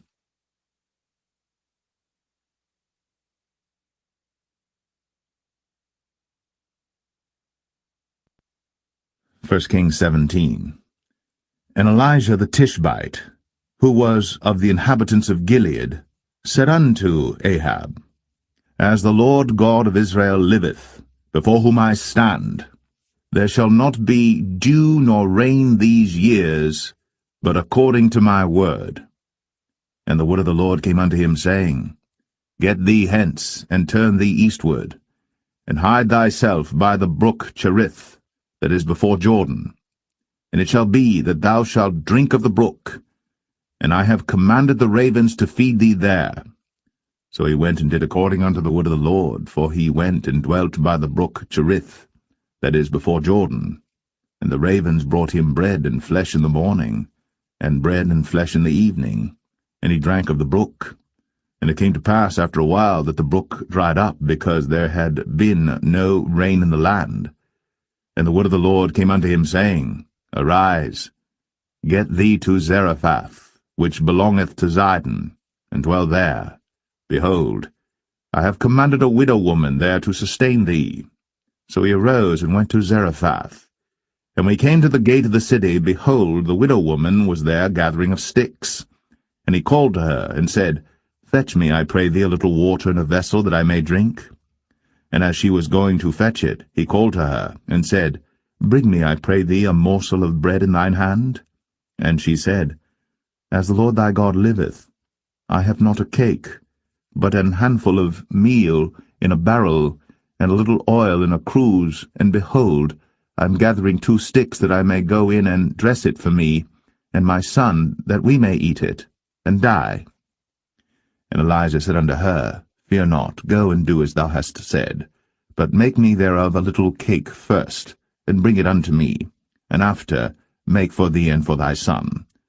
For thus saith the Lord God of Israel, The barrel of meal shall not waste, neither shall the cruse of oil fail, until the day that the Lord sendeth rain upon the earth.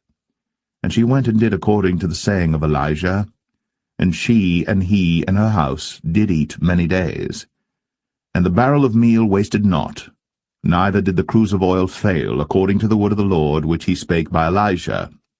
And it came to pass after these things, that the son of the woman, the mistress of the house, fell sick, and his sickness was so sore, that there was no breath left in him.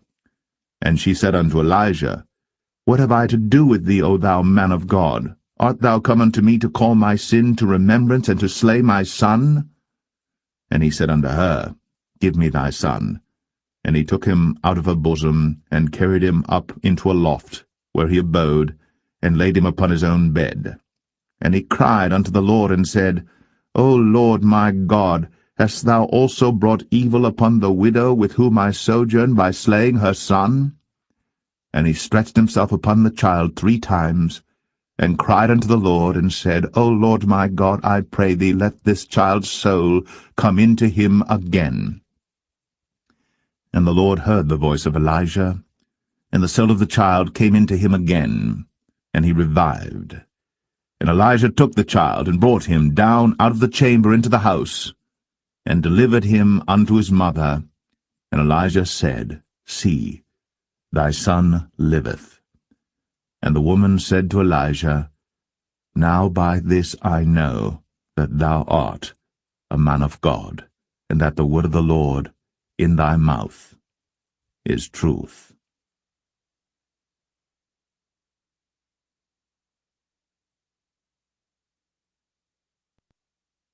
First Kings 18.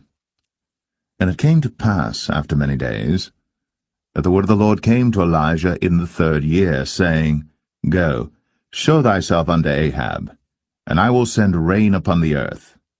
And Elijah went to show himself unto Ahab. And there was a sore famine in Samaria.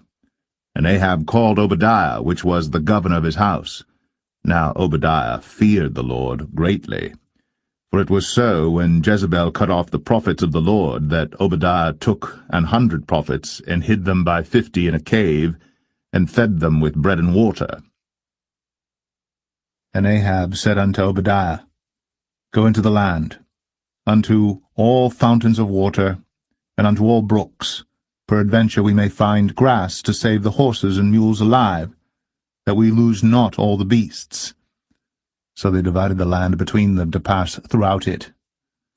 Ahab went one way by himself, and Obadiah went another way by himself. And as Obadiah was in the way, behold, Elijah met him, and he knew him, and fell on his face, and said, Art thou that my lord Elijah? And he answered him, I am.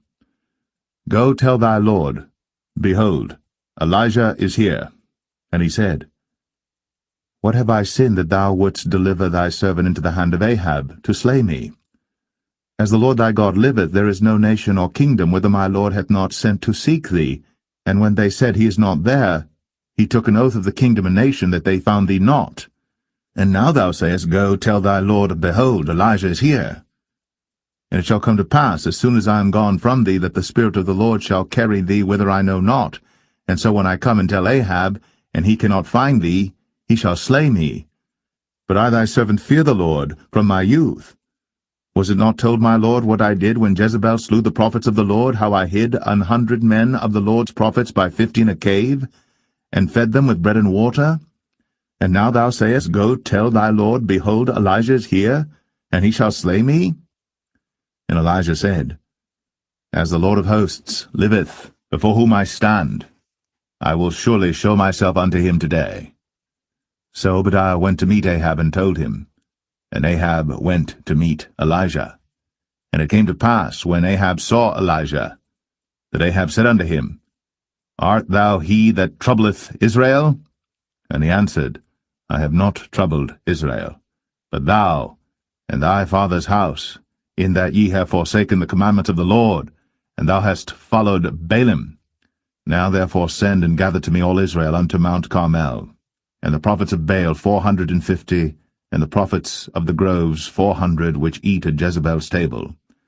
So Ahab sent unto all the children of Israel, and gathered the prophets together unto Mount Carmel.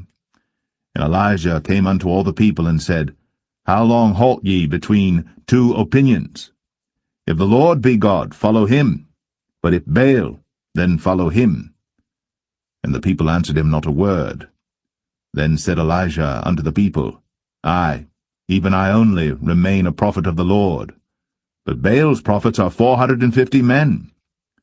Let them therefore give us 2 bullocks, and let them choose 1 bullock from themselves, and cut it in pieces, and lay it on wood, and put no fire under. And I will dress the other bullock, and lay it on wood, and put no fire under. And call ye on the name of your gods, and I will call on the name of the Lord, and the God that answereth by fire, let him be God. And all the people answered and said, It is well spoken. And Elijah said unto the prophets of Baal, Choose you one bullock for yourselves, and dress it first, for ye are many, and call on the name of your gods, but put no fire under. And they took the bullock which was given them, and they dressed it, and called on the name of Baal from morning even until noon, saying, O Baal, hear us! But there was no voice, nor any that answered, and they leaped upon the altar which was made. And it came to pass at noon that Elijah mocked them, and said, Cry aloud, for he is a god. Either he is talking, or he is pursuing, or he is in a journey, peradventure he sleepeth, and must be awaked. And they cried aloud, and cut themselves after their manner with knives and lancets, till the blood gushed out upon them. And it came to pass, when midday was past, and they prophesied until the time of the offering of the evening sacrifice, that there was neither voice, nor any to answer, nor any that regarded. And Elijah said unto all the people, Come near unto me. And all the people came near unto him, and he repaired the altar of the Lord that was broken down. And Elijah took 12 stones, according to the number of the tribes of the sons of Jacob, unto whom the word of the Lord came, saying, Israel shall be thy name. And with the stones he built an altar in the name of the Lord, and he made a trench about the altar, as great as would contain 2 measures of seed. And he put the wood in order, and cut the bullock in pieces, and laid him on the wood, and said, Fill 4 barrels with water, and pour it on the burnt sacrifice, and on the wood. And he said, Do it the second time. And they did it the second time. And he said, Do it the third time. And they did it the third time. And the water ran round about the altar, and he filled the trench also with water. And it came to pass, at the time of the offering of the evening sacrifice, that Elijah the prophet came near and said, Lord God of Abraham, Isaac, and of Israel, let it be known this day that thou art God in Israel, and that I am thy servant, and that I have done all these things at thy word.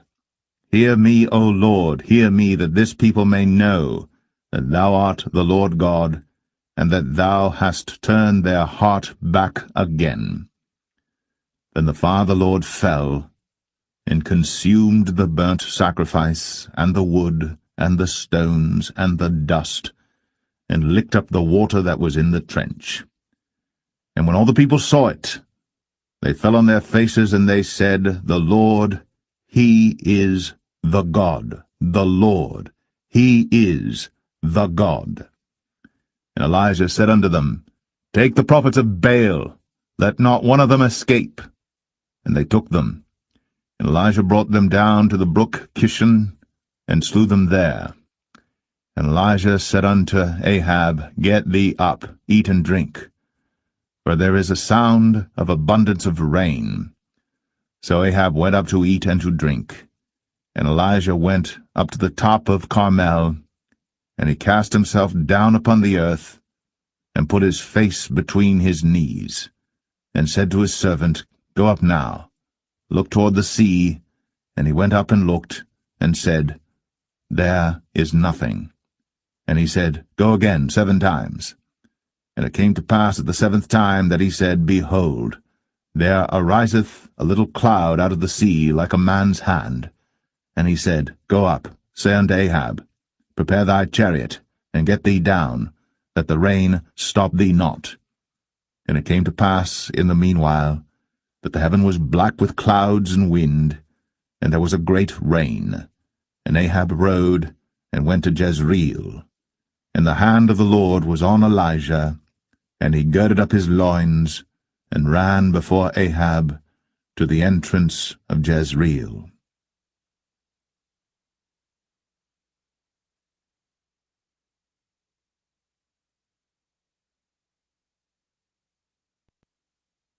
First Kings 19. And Ahab told Jezebel all that Elijah had done, and withal how he had slain all the prophets with the sword. Then Jezebel sent a messenger unto Elijah, saying, So let the gods do to me, and more also, if I make not thy life as the life of one of them by tomorrow about this time. And when he saw that, he arose, and went for his life, and came to Beersheba, which belongeth to Judah, and left his servant there. But he himself went a day's journey into the wilderness, and came and sat down under a juniper tree. And he requested for himself that he might die, and said, It is enough. Now, O Lord, take away my life, for I am not better than my fathers. And as he lay and slept under a juniper tree, behold, then an angel touched him, and said unto him, Arise and eat. And he looked, and behold, there was a cake baked on the coals, and a cruse of water at his head. And he did eat and drink, and laid him down again. And the angel of the Lord came again the second time, and touched him, and said, Arise and eat, because the journey is too great for thee. And he arose, and did eat and drink, and went in the strength of that meat 40 days, and 40 nights, unto Horeb the mount of God. And he came thither unto a cave, and lodged there. And behold, the word of the Lord came to him, and he said unto him, What doest thou here, Elijah? And he said, I have been very jealous for the Lord God of hosts, for the children of Israel have forsaken thy covenant, thrown down thine altars, and slain thy prophets with the sword, and I, even I only am left, and they seek my life to take it away. And he said, Go forth, and stand upon the mount before the Lord. And behold, the Lord passed by, and a great and strong wind rent the mountains, and brake in pieces the rocks before the Lord. But the Lord was not in the wind. And after the wind, an earthquake. But the Lord was not in the earthquake. And after the earthquake, a fire. But the Lord was not in the fire. And after the fire, a still, small voice. And it was so, when Elijah heard it, that he wrapped his face in his mantle, and went out, and stood in the entering in of the cave. And behold, there came a voice unto him, and said, What doest thou here, Elijah? And he said, I have been very jealous for the Lord God of hosts, because the children of Israel have forsaken thy covenant, thrown down thine altars, and slain thy prophets with the sword, and I, even I only, am left. And they seek my life, to take it away. And the Lord said unto him, Go, return on thy way to the wilderness of Damascus, and when thou comest, anoint Hazael to be king over Syria. And Jehu, the son of Nimshi, shalt thou anoint to be king over Israel. And Elisha, the son of Shaphat, of Abel-Meholah, shalt thou anoint to be prophet in thy room. And it shall come to pass, that him that escapeth the sword of Hazael shall Jehu slay, and him that escapeth from the sword of Jehu shall Elisha slay.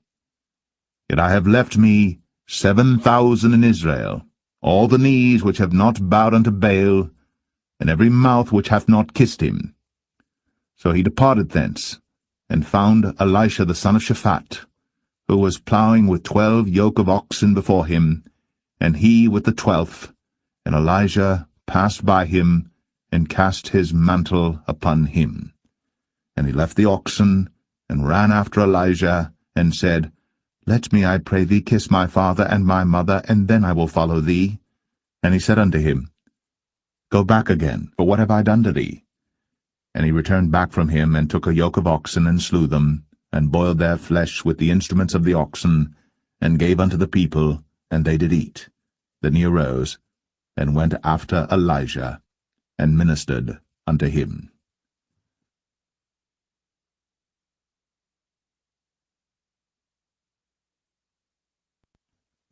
1 Kings 20. And Ben-Hadad the king of Syria gathered all his host together, and there were 32 kings with him, and horses and chariots, and he went up and besieged Samaria, and warred against it. And he sent messengers to Ahab king of Israel into the city, and said unto him, Thus saith Ben-Hadad, Thy silver and thy gold is mine, thy wives also and thy children, even the goodliest, are mine. And the king of Israel answered and said, My lord, O king, according to thy saying, I am thine, and all that I have. And the messengers came again and said, Thus speaketh Ben-Hadad, saying, Although I have sent unto thee, saying, Thou shalt deliver me thy silver and thy gold and thy wives and thy children, Yet I will send my servants unto thee tomorrow about this time, and they shall search thine house, and the houses of thy servants. And it shall be that whatsoever is pleasant in thine eyes, they shall put it in their hand, and take it away. Then the king of Israel called all the elders of the land, and said, Mark, I pray you, and see how this man seeketh mischief, for he sent unto me for my wives, and for my children, and for my silver, and for my gold, and I denied him not. And all the elders and all the people said unto him, Hearken not unto him, nor consent. Wherefore he said unto the messengers of Ben-hadad, Tell my lord the king, all that thou didst send for to thy servant at the first, I will do, but this thing I may not do. And the messengers departed, and brought him word again. And Ben-hadad sent unto him, and said, The gods do so unto me, and more also, if the dust of Samaria shall suffice for handfuls for all the people that follow me. And the king of Israel answered and said, Tell him, Let not him that girdeth on his harness boast himself, as he that putteth it off. And it came to pass, when Ben-hadad heard this message, as he was drinking, he and the kings in the pavilions, that he said unto his servants, Set yourselves in array. And they set themselves in array against the city. And behold, there came a prophet unto Ahab king of Israel, saying, Thus saith the Lord, Hast thou seen all this great multitude? Behold, I will deliver it into thine hand this day, and thou shalt know that I am the Lord. And Ahab said, By whom? And he said, Thus saith the Lord, Even by the young men of the princes of the provinces. Then he said, Who shall order the battle? And he answered, Thou.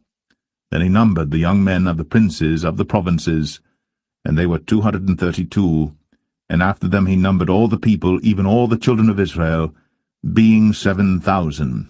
And they went out at noon. But Ben-hadad was drinking himself drunk in the pavilions, he and the kings, the 32 kings that helped him. And the young men of the princes of the provinces went out first, and Ben-hadad sent out, and they told him, saying, There are men come out of Samaria. And he said, Whether they be come out for peace, take them alive, or whether they be come out for war, take them alive. So these young men of the princes of the provinces came out of the city, and the army which followed them, and they slew every one his man, and the Syrians fled, and Israel pursued them, and Ben-hadad the king of Syria escaped on an horse with the horsemen. And the king of Israel went out, and smote the horses and chariots, and slew the Syrians with a great slaughter. And the prophet came to the king of Israel, and said unto him, Go, strengthen thyself, and mark and see what thou doest. For at the return of the year the king of Syria will come up against thee. And the servants of the king of Syria said unto him, Their gods are gods of the hills, therefore they were stronger than we. But let us fight against them in the plain, and surely we shall be stronger than they. And do this thing, take the kings away, every man out of his place, and put captains in their rooms.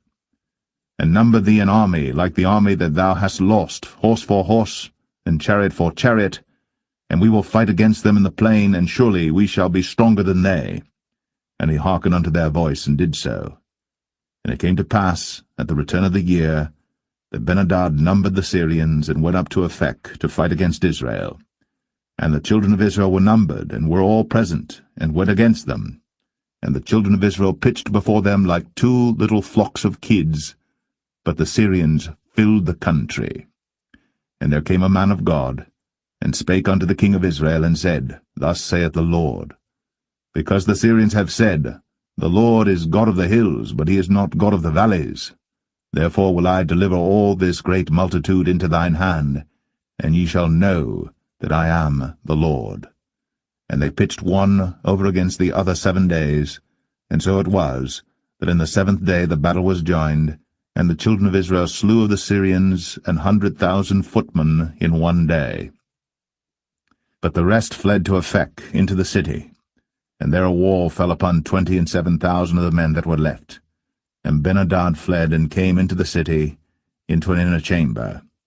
And his servants said unto him, Behold now, we have heard that the kings of the house of Israel are merciful kings.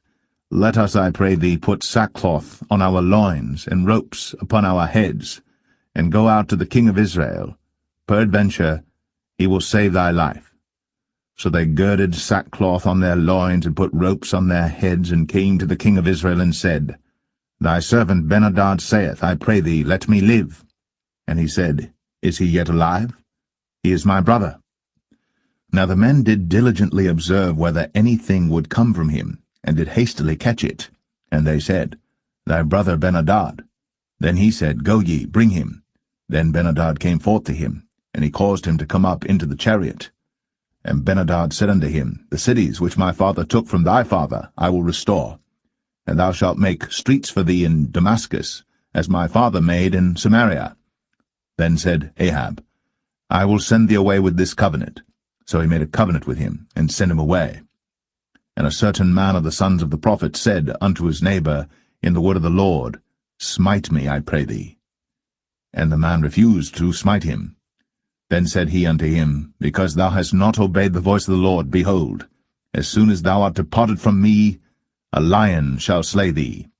And as soon as he was departed from him, a lion found him, and slew him. Then he found another man, and said, Smite me, I pray thee. And the man smote him, so that in smiting he wounded him.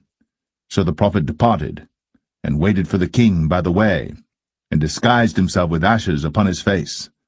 And as the king passed by, he cried unto the king, and he said, Thy servant went out into the midst of the battle, and behold, a man turned aside, and brought a man unto me, and said, Keep this man. If by any means he be missing, then shall thy life be for his life, or else thou shalt pay a talent of silver. And as thy servant was busy here and there, he was gone. And the king of Israel said unto him, So shall thy judgment be. Thyself hast decided it. And he hasted, and took the ashes away from his face. And the king of Israel discerned him that he was of the prophets. And he said unto him, Thus saith the Lord, Because thou hast let go out of thy hand a man whom I appointed to utter destruction, therefore thy life shall go for his life, and thy people for his people. And the king of Israel went to his house, heavy and displeased, and came to Samaria.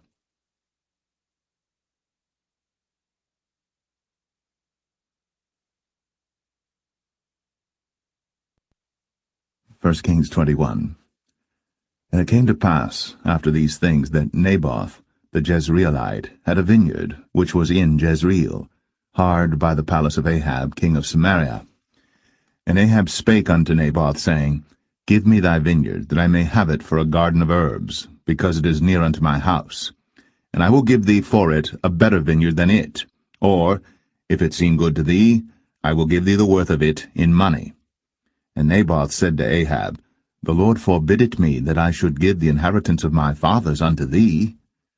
And Ahab came into his house heavy and displeased, because of the word which Naboth the Jezreelite had spoken to him.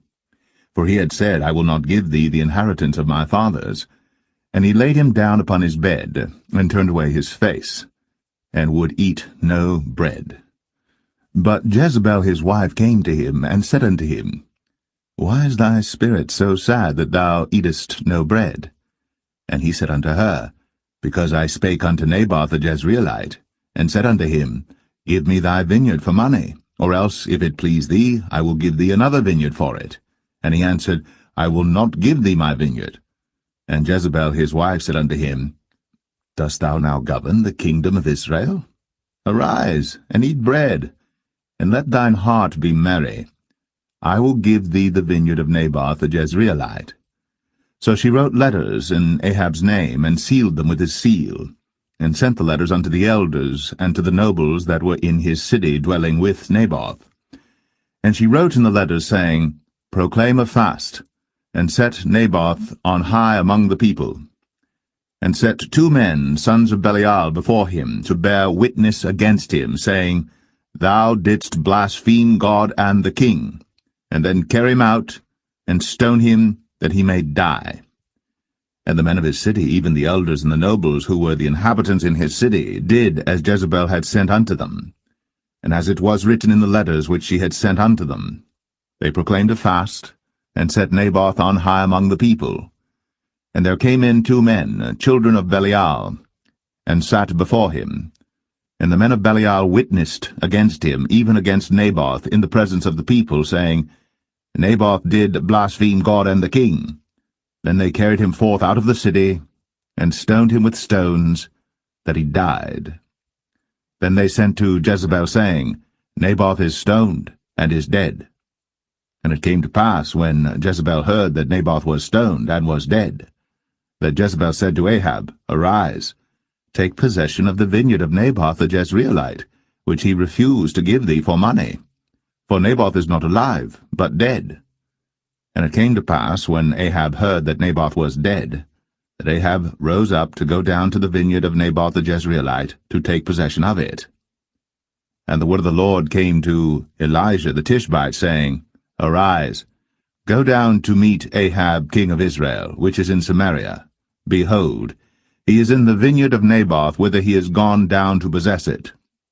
And thou shalt speak unto him, saying, Thus saith the Lord, Hast thou killed and also taken possession? And thou shalt speak unto him, saying, Thus saith the Lord, In the place where dogs licked the blood of Naboth shall dogs lick thy blood, even thine. And Ahab said to Elijah, Hast thou found me, O mine enemy? And he answered, I have found thee, because thou hast sold thyself to work evil in the sight of the Lord. Behold, I will bring evil upon thee, and will take away thy posterity, and will cut off from Ahab him that pisseth against the wall, and him that is shut up and left in Israel, and will make thine house like the house of Jeroboam the son of Nebat, and like the house of Baasha the son of Ahijah, for the provocation wherewith thou hast provoked me to anger, and made Israel to sin. And of Jezebel also spake the Lord, saying, The dogs shall eat Jezebel by the wall of Jezreel.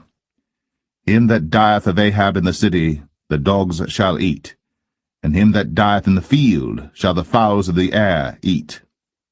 But there was none like unto Ahab, which did sell himself to work wickedness in the sight of the Lord, whom Jezebel his wife stirred up. And he did very abominably in following idols, according to all things as did the Amorites, whom the Lord cast out before the children of Israel. And it came to pass, when Ahab heard those words, that he rent his clothes, and put sackcloth upon his flesh, and fasted, and lay in sackcloth, and went softly. And the word of the Lord came to Elijah the Tishbite, saying, Seest thou how Ahab humbleth himself before me? Because he humbleth himself before me, I will not bring the evil in his days, but in his son's days will I bring the evil upon his house.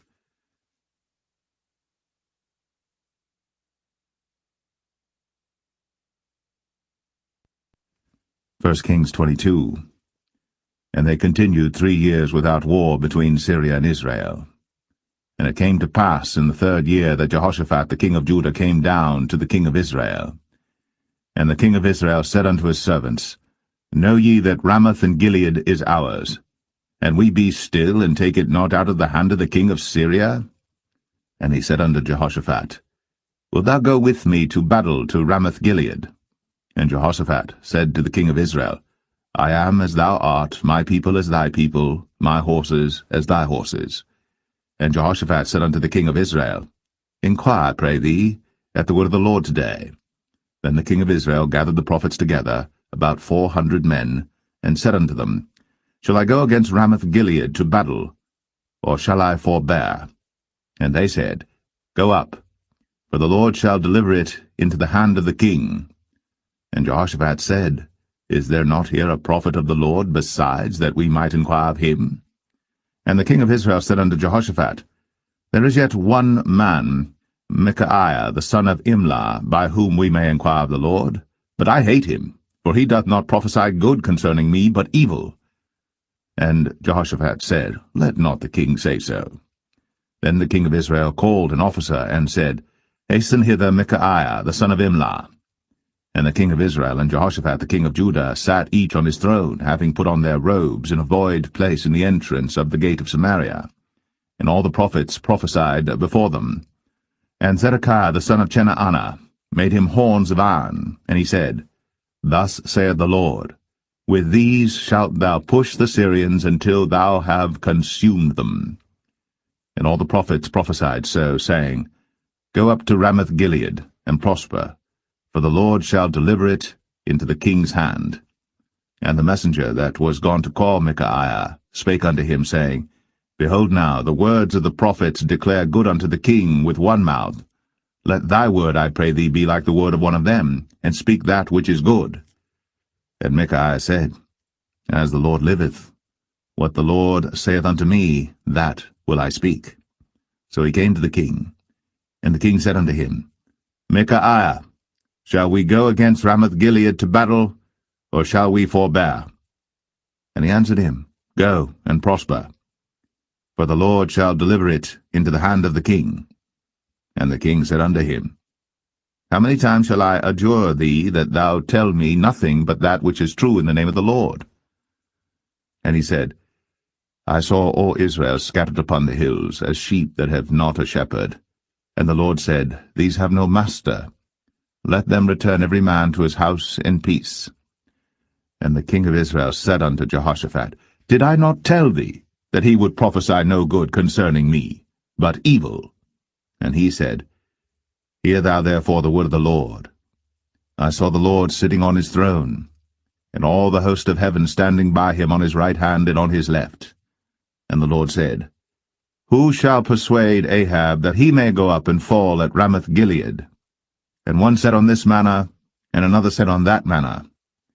And there came forth a spirit, and stood before the Lord, and said, I will persuade him. And the Lord said unto him, Wherewith? And he said, I will go forth, and I will be a lying spirit in the mouth of all his prophets. And he said, Thou shalt persuade him, and prevail also. Go forth, and do so. Now therefore, behold, the Lord hath put a lying spirit in the mouth of all these thy prophets, and the Lord hath spoken evil concerning thee. But Zedekiah the son of Chenaanah went near, and smote Micaiah on the cheek, and said, Which way went the Spirit of the Lord from me to speak unto thee? And Micaiah said, Behold, thou shalt see in that day, when thou shalt go into an inner chamber to hide thyself. And the king of Israel said, Take Micaiah, and carry him back unto Amon, the governor of the city, and to Joash the king's son, and say, Thus saith the king, Put this fellow in the prison, and feed him with bread of affliction and with water of affliction, until I come in peace. And Micaiah said, If thou return at all in peace, the Lord hath not spoken by me. And he said, Hearken, O people, every one of you. So the king of Israel and Jehoshaphat the king of Judah went up to Ramoth-Gilead. And the king of Israel said unto Jehoshaphat, I will disguise myself, and enter into battle, but put thou on thy robes. And the king of Israel disguised himself, and went into the battle. But the king of Syria commanded his 32 captains that had rule over his chariots, saying, Fight neither with small nor great, save only with the king of Israel. And it came to pass, when the captains of the chariots saw Jehoshaphat, that they said, Surely it is the king of Israel. And they turned aside to fight against him. And Jehoshaphat cried out. And it came to pass, when the captains of the chariots perceived that it was not the king of Israel, that they turned back from pursuing him. And a certain man drew a bow at a venture, and smote the king of Israel between the joints of the harness, wherefore he said unto the driver of his chariots, Turn thy hand, and carry me out of the host, for I am wounded. And the battle increased that day.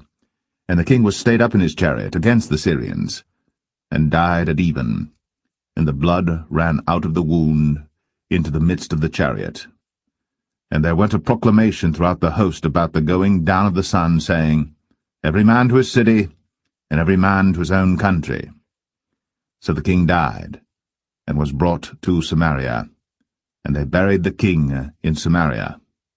And one washed the chariot in the pool of Samaria, and the dogs licked up his blood, and they washed his armor, according unto the word of the Lord which he spake.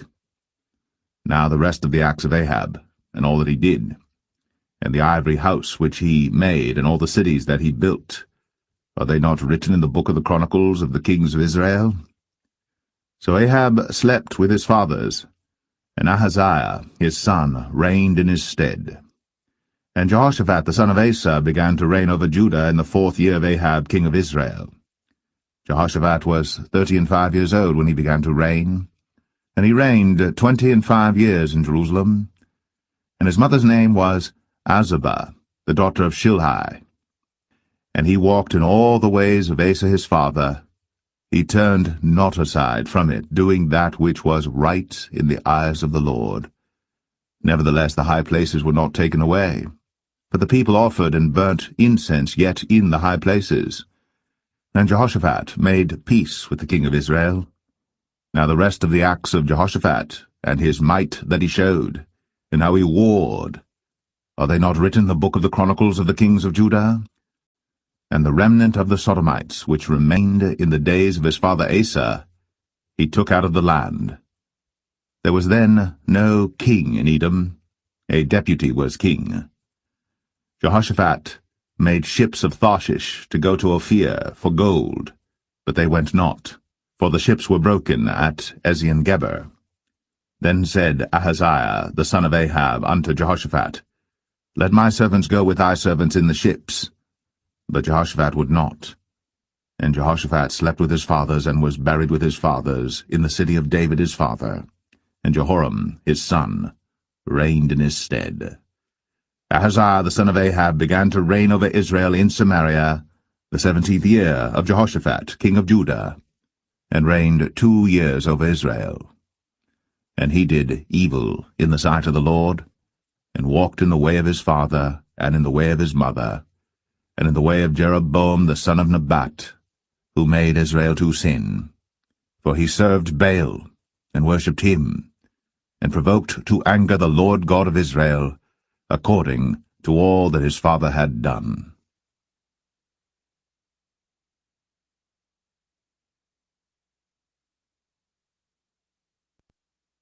The Second Book of Kings, Chapter 1.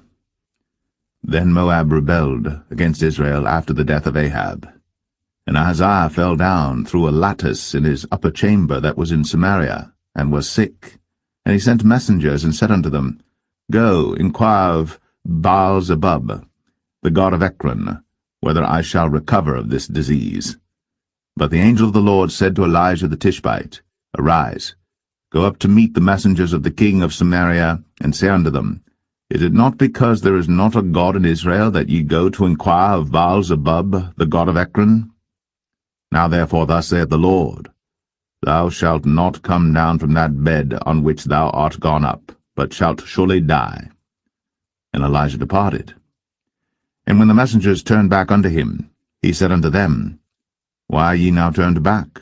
And they said unto him, There came a man up to meet us, and said unto us, Go, turn again unto the king that sent you, and say unto him, Thus saith the Lord, Is it not because there is not a God in Israel that thou sendest to inquire of Baal-zebub, the god of Ekron? Therefore thou shalt not come down from that bed on which thou art gone up, but shalt surely die. And he said unto them, What manner of man was he which came up to meet you, and told you these words? And they answered him, He was an hairy man, and girt with a girdle of leather about his loins. And he said, It is Elijah the Tishbite. Then the king sent unto him a captain of 50 with his 50. And he went up to him, and behold, he sat on the top of an hill. And he spake unto him, Thou man of God, the king hath said, Come down. And Elijah answered and said to the captain of 50, If I be a man of God, then let fire come down from heaven, and consume thee and thy 50. And there came down fire from heaven, and consumed him and his 50. Again also he sent unto him another captain of 50 with his 50. And he answered and said unto him, O man of God, thus hath the king said, Come down quickly. And Elijah answered and said unto them, If I be a man of God, let fire come down from heaven, and consume thee and thy 50. And the fire of God came down from heaven, and consumed him and his 50. And he sent again a captain of the third 50 with his 50, And the third captain of the 50 went up and came and fell on his knees before Elijah, and besought him, and said unto him, O man of God, I pray thee, let my life and the life of these 50 thy servants be precious in thy sight. Behold, there came fire down from heaven, and burnt up the 2 captains of the former 50s with their 50s. Therefore let my life now be precious in thy sight. And the angel of the Lord said unto Elijah, Go down with him, be not afraid of him. And he arose, and went down with him unto the king. And he said unto him, Thus saith the Lord, Forasmuch as thou hast sent messengers to inquire of Baal-zebub the god of Ekron, is it not because there is no God in Israel to inquire of his word? Therefore thou shalt not come down off that bed on which thou art gone up, but shalt surely die. So he died according to the word of the Lord which Elijah had spoken. And Jehoram reigned in his stead in the 2nd year of Jehoram the son of Jehoshaphat king of Judah, because he had no son. Now the rest of the acts of Ahaziah which he did, are they not written in the book of the Chronicles of the kings of Israel?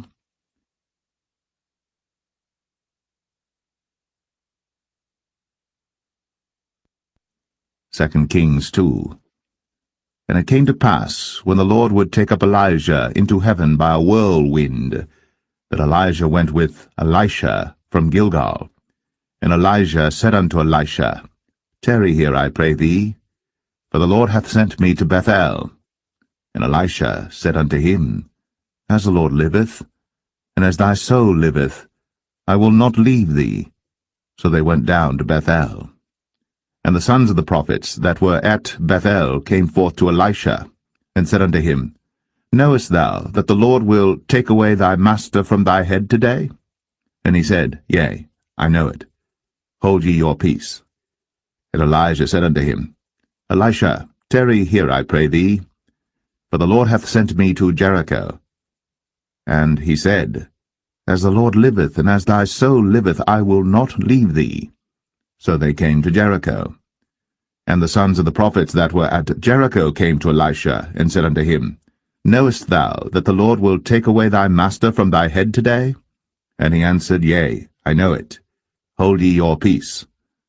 And Elijah said unto him, Tarry, I pray thee here, for the Lord hath sent me to Jordan. And he said, As the Lord liveth, and as thy soul liveth, I will not leave thee. And they two went on. And 50 men of the sons of the prophets went, and stood to view afar off. And they too stood by Jordan. And Elijah took his mantle, and wrapped it together, and smote the waters, and they were divided hither and thither, so that they too went over on dry ground. And it came to pass, when they were gone over, that Elijah said unto Elisha, Ask what I shall do for thee, before I be taken away from thee. And Elisha said, I pray thee, let a double portion of thy spirit be upon me. And he said, Thou hast asked a hard thing.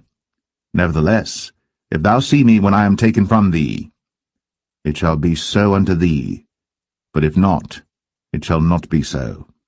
And it came to pass, as they still went on and talked, that, behold, there appeared a chariot of fire, and horses of fire, and parted them both asunder. And Elijah went up by a whirlwind into heaven.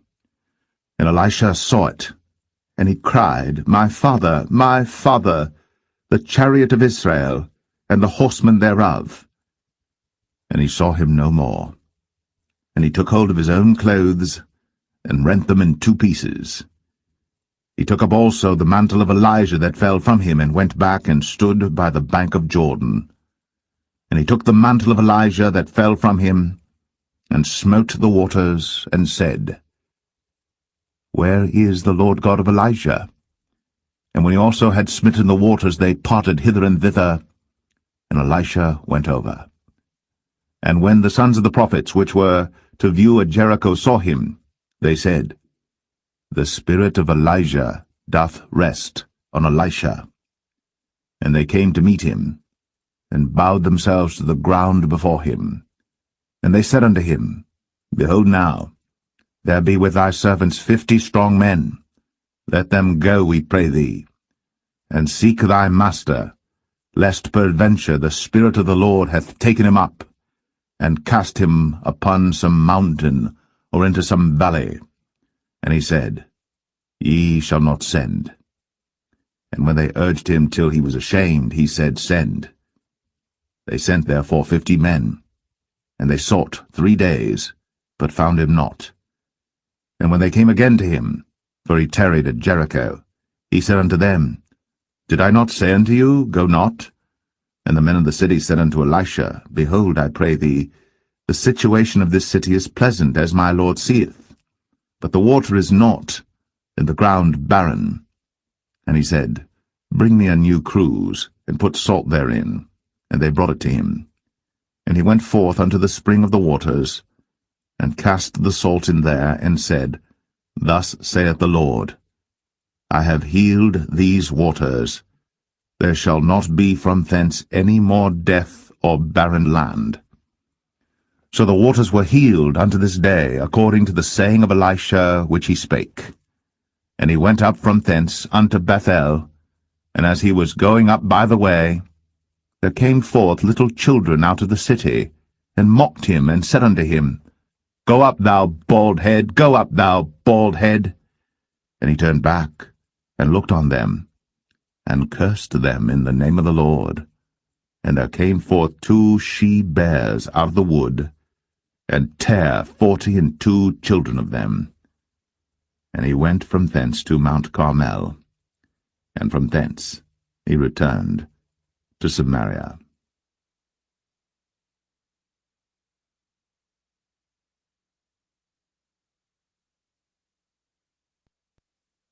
Second Kings 3. Now Jehoram the son of Ahab began to reign over Israel in Samaria the 18th year of Jehoshaphat king of Judah, and reigned 12 years. And he wrought evil in the sight of the Lord, but not like his father and like his mother. For he put away the image of Baal that his father had made. Nevertheless he cleaved unto the sins of Jeroboam the son of Nebat, which made Israel to sin. He departed not therefrom. And Mesha king of Moab was a sheepmaster, and rendered unto the king of Israel 100,000 lambs and 100,000 rams with the wool. But it came to pass, when Ahab was dead, that the king of Moab rebelled against the king of Israel. And King Jehoram went out of Samaria the same time, and numbered all Israel. And he went and sent to Jehoshaphat the king of Judah, saying, The king of Moab hath rebelled against me. Wilt thou go with me against Moab to battle? And he said, I will go up. I am as thou art, my people as thy people, and my horses as thy horses. And he said, Which way shall we go up? And he answered, The way through the wilderness of Edom. So the king of Israel went, and the king of Judah, and the king of Edom, and they fetched a compass of 7 days' journey, and there was no water for the host, and for the cattle that followed them. And the king of Israel said, Alas, that the Lord hath called these 3 kings together to deliver them into the hand of Moab.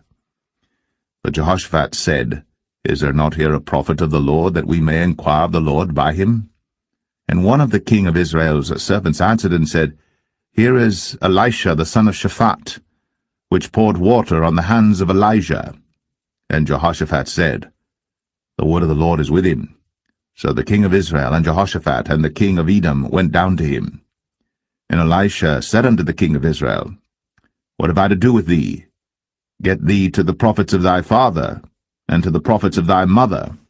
And the king of Israel said unto him, Nay, for the Lord hath called these 3 kings together to deliver them into the hand of Moab. And Elisha said, As the Lord of hosts liveth, before whom I stand, surely, were it not that I regard the presence of Jehoshaphat the king of Judah, I would not look toward thee, nor see thee. But now bring me a minstrel. And it came to pass, when the minstrel played, that the hand of the Lord came upon him. And he said, Thus saith the Lord, Make this valley full of ditches.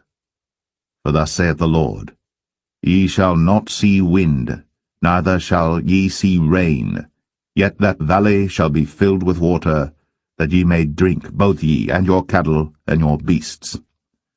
And this is but a light thing in the sight of the Lord, he will deliver the Moabites also into your hand. And ye shall smite every fenced city and every choice city, and shall fell every good tree, and stop all wells of water, and mar every good piece of land with stones.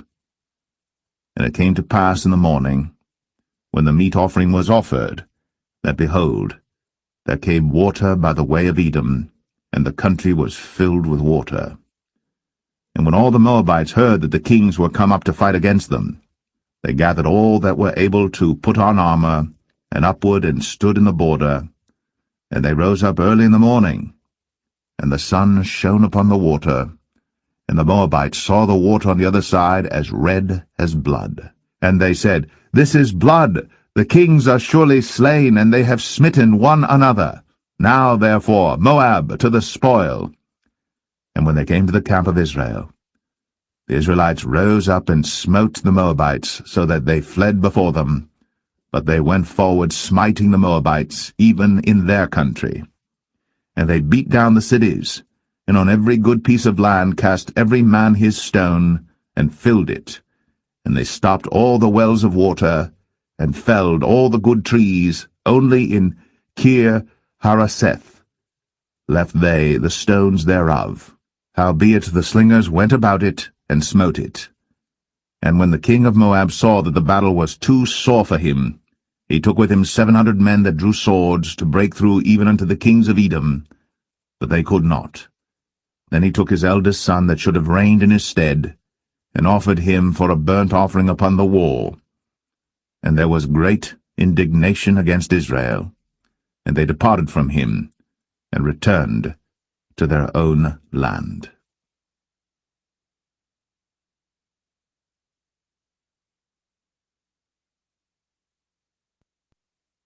2 Kings 4. Now there cried a certain woman of the wives of the sons of the prophets unto Elisha, saying, Thy servant my husband is dead, and thou knowest that thy servant did fear the Lord, and the creditors come to take unto him my 2 sons to be bondmen. And Elisha said unto her, What shall I do for thee? Tell me, what hast thou in the house? And she said, Thine handmaid hath not anything in the house, save a pot of oil. Then he said, Go borrow thee vessels abroad of all thy neighbors, even empty vessels, borrow not a few. And when thou art come in, thou shalt shut the door upon thee and upon thy sons, and shalt pour out into all those vessels, and thou shalt set aside that which is full. So she went from him, and shut the door upon her and upon her sons, who brought the vessels to her, and she poured out. And it came to pass, when the vessels were full, that she said unto her son, Bring me yet a vessel. And he said unto her, There is not a vessel more. And the oil stayed. Then she came and told the man of God, and he said, Go sell the oil, and pay thy debt, and live thou and thy children of the rest. And it fell on a day that Elisha passed to Shunem, where was a great woman, and she constrained him to eat bread. And so it was, that as oft as he passed by, he turned in thither to eat bread. And she said unto her husband, Behold now, I perceive that this is an holy man of God, which passeth by us continually. Let us make a little chamber, I pray thee, on the wall, and let us set for him there a bed, and a table, and a stool, and a candlestick. And it shall be, when he cometh to us, that he shall turn in thither. And it fell on a day that he came thither, and he turned into the chamber, and lay there. And he said to Gehazi his servant, Call this Shunammite. And when he had called her, she stood before him. And he said unto him, Say now unto her, Behold, thou hast been careful for us with all this care. What is to be done for thee? Wouldest thou be spoken for to the king or to the captain of the host? And she answered, I dwell among mine own people. And he said, What then is to be done for her? And Gehazi answered, Verily, she hath no child, and her husband is old. And he said, Call her. And when he had called her, she stood in the door. And he said, About this season, according to the time of life, thou shalt embrace a son. And she said, Nay, my lord, thou man of God, do not lie unto thine handmaid. And the woman conceived, and bare a son at that season that Elisha had said unto her, according to the time of life. And when the child was grown, it fell on a day that he went out to his father to the reapers. And he said unto his father, My head, my head. And he said to a lad, Carry him to his mother. And when he had taken him, and brought him to his mother, he sat on her knees till noon, and then died. And she went up, and laid him on the bed of the man of God, and shut the door upon him, and went out. And she called unto her husband, and said, Send me, I pray thee, one of the young men, and one of the asses, that I may run to the man of God, and come again. And he said, Wherefore wilt thou go to him today? It is neither new moon nor Sabbath. And she said, It shall be well. Then she saddled an ass, and said to her servant, Drive, and go forward. Slack not thy riding for me, except I bid thee. So she went, and came unto the man of God to Mount Carmel. And it came to pass, when the man of God saw her afar off, that he said to Gehazi his servant, Behold, yonder is that Shunammite. Run now, I pray thee, to meet her, and say unto her, Is it well with thee? Is it well with thy husband? Is it well with the child? And she answered, It is well. And when she came to the man of God to the hill, she caught him by the feet. But Gehazi came near to thrust her away. And the man of God said, Let her alone, for her soul is vexed within her. And the Lord hath hid it from me, and hath not told me. Then she said, Did I desire a son of my Lord? Did I not say, Do not deceive me? Then he said to Gehazi, Gird up thy loins, and take my staff in thine hand, and go thy way. If thou meet any man, salute him not, and if any salute thee, answer him not again. And lay my staff upon the face of the child. And the mother of the child said, As the Lord liveth, and as thy soul liveth, I will not leave thee. And he arose and followed her. And Gehazi passed on before them, and laid the staff upon the face of the child. But there was neither voice nor hearing. Wherefore he went again to meet him, and told him, saying, The child is not awaked. And when Elisha was come into the house, behold, the child was dead, and laid upon his bed. He went in therefore, and shut the door upon them twain, and prayed unto the Lord. And he went up and lay upon the child, and put his mouth upon his mouth, and his eyes upon his eyes, and his hands upon his hands, and he stretched himself upon the child, and the flesh of the child waxed warm. Then he returned, and walked in the house to and fro, and went up and stretched himself upon him, and the child sneezed 7 times. And the child opened his eyes. And he called Gehazi, and said, Call this Shunammite. So he called her. And when she was come in unto him, he said, Take up thy son. Then she went in, and fell at his feet, and bowed herself to the ground, and took up her son, and went out. And Elisha came again to Gilgal, and there was a dearth in the land. And the sons of the prophets were sitting before him. And he said unto his servant, Set on the great pot, and seethe porridge for the sons of the prophets. And one went out into the field to gather herbs, and found a wild vine, and gathered thereof wild gourds his lapful, and came and shred them into the pot of pottage, for they knew them not. So they poured out for the men to eat. And it came to pass, as they were eating of the pottage, that they cried out and said, O thou man of God, there is death in the pot. And they could not eat thereof. But he said, Then bring meal. And he cast it into the pot. And he said, Pour out for the people, that they may eat. And there was no harm in the pot.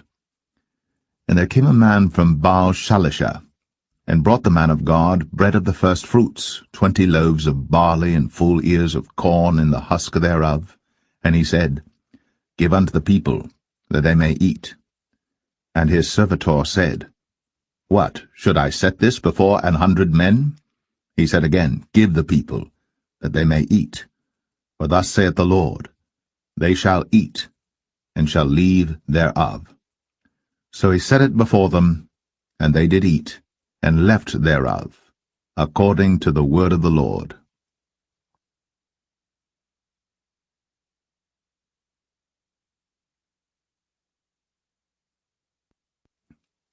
2 Kings 5.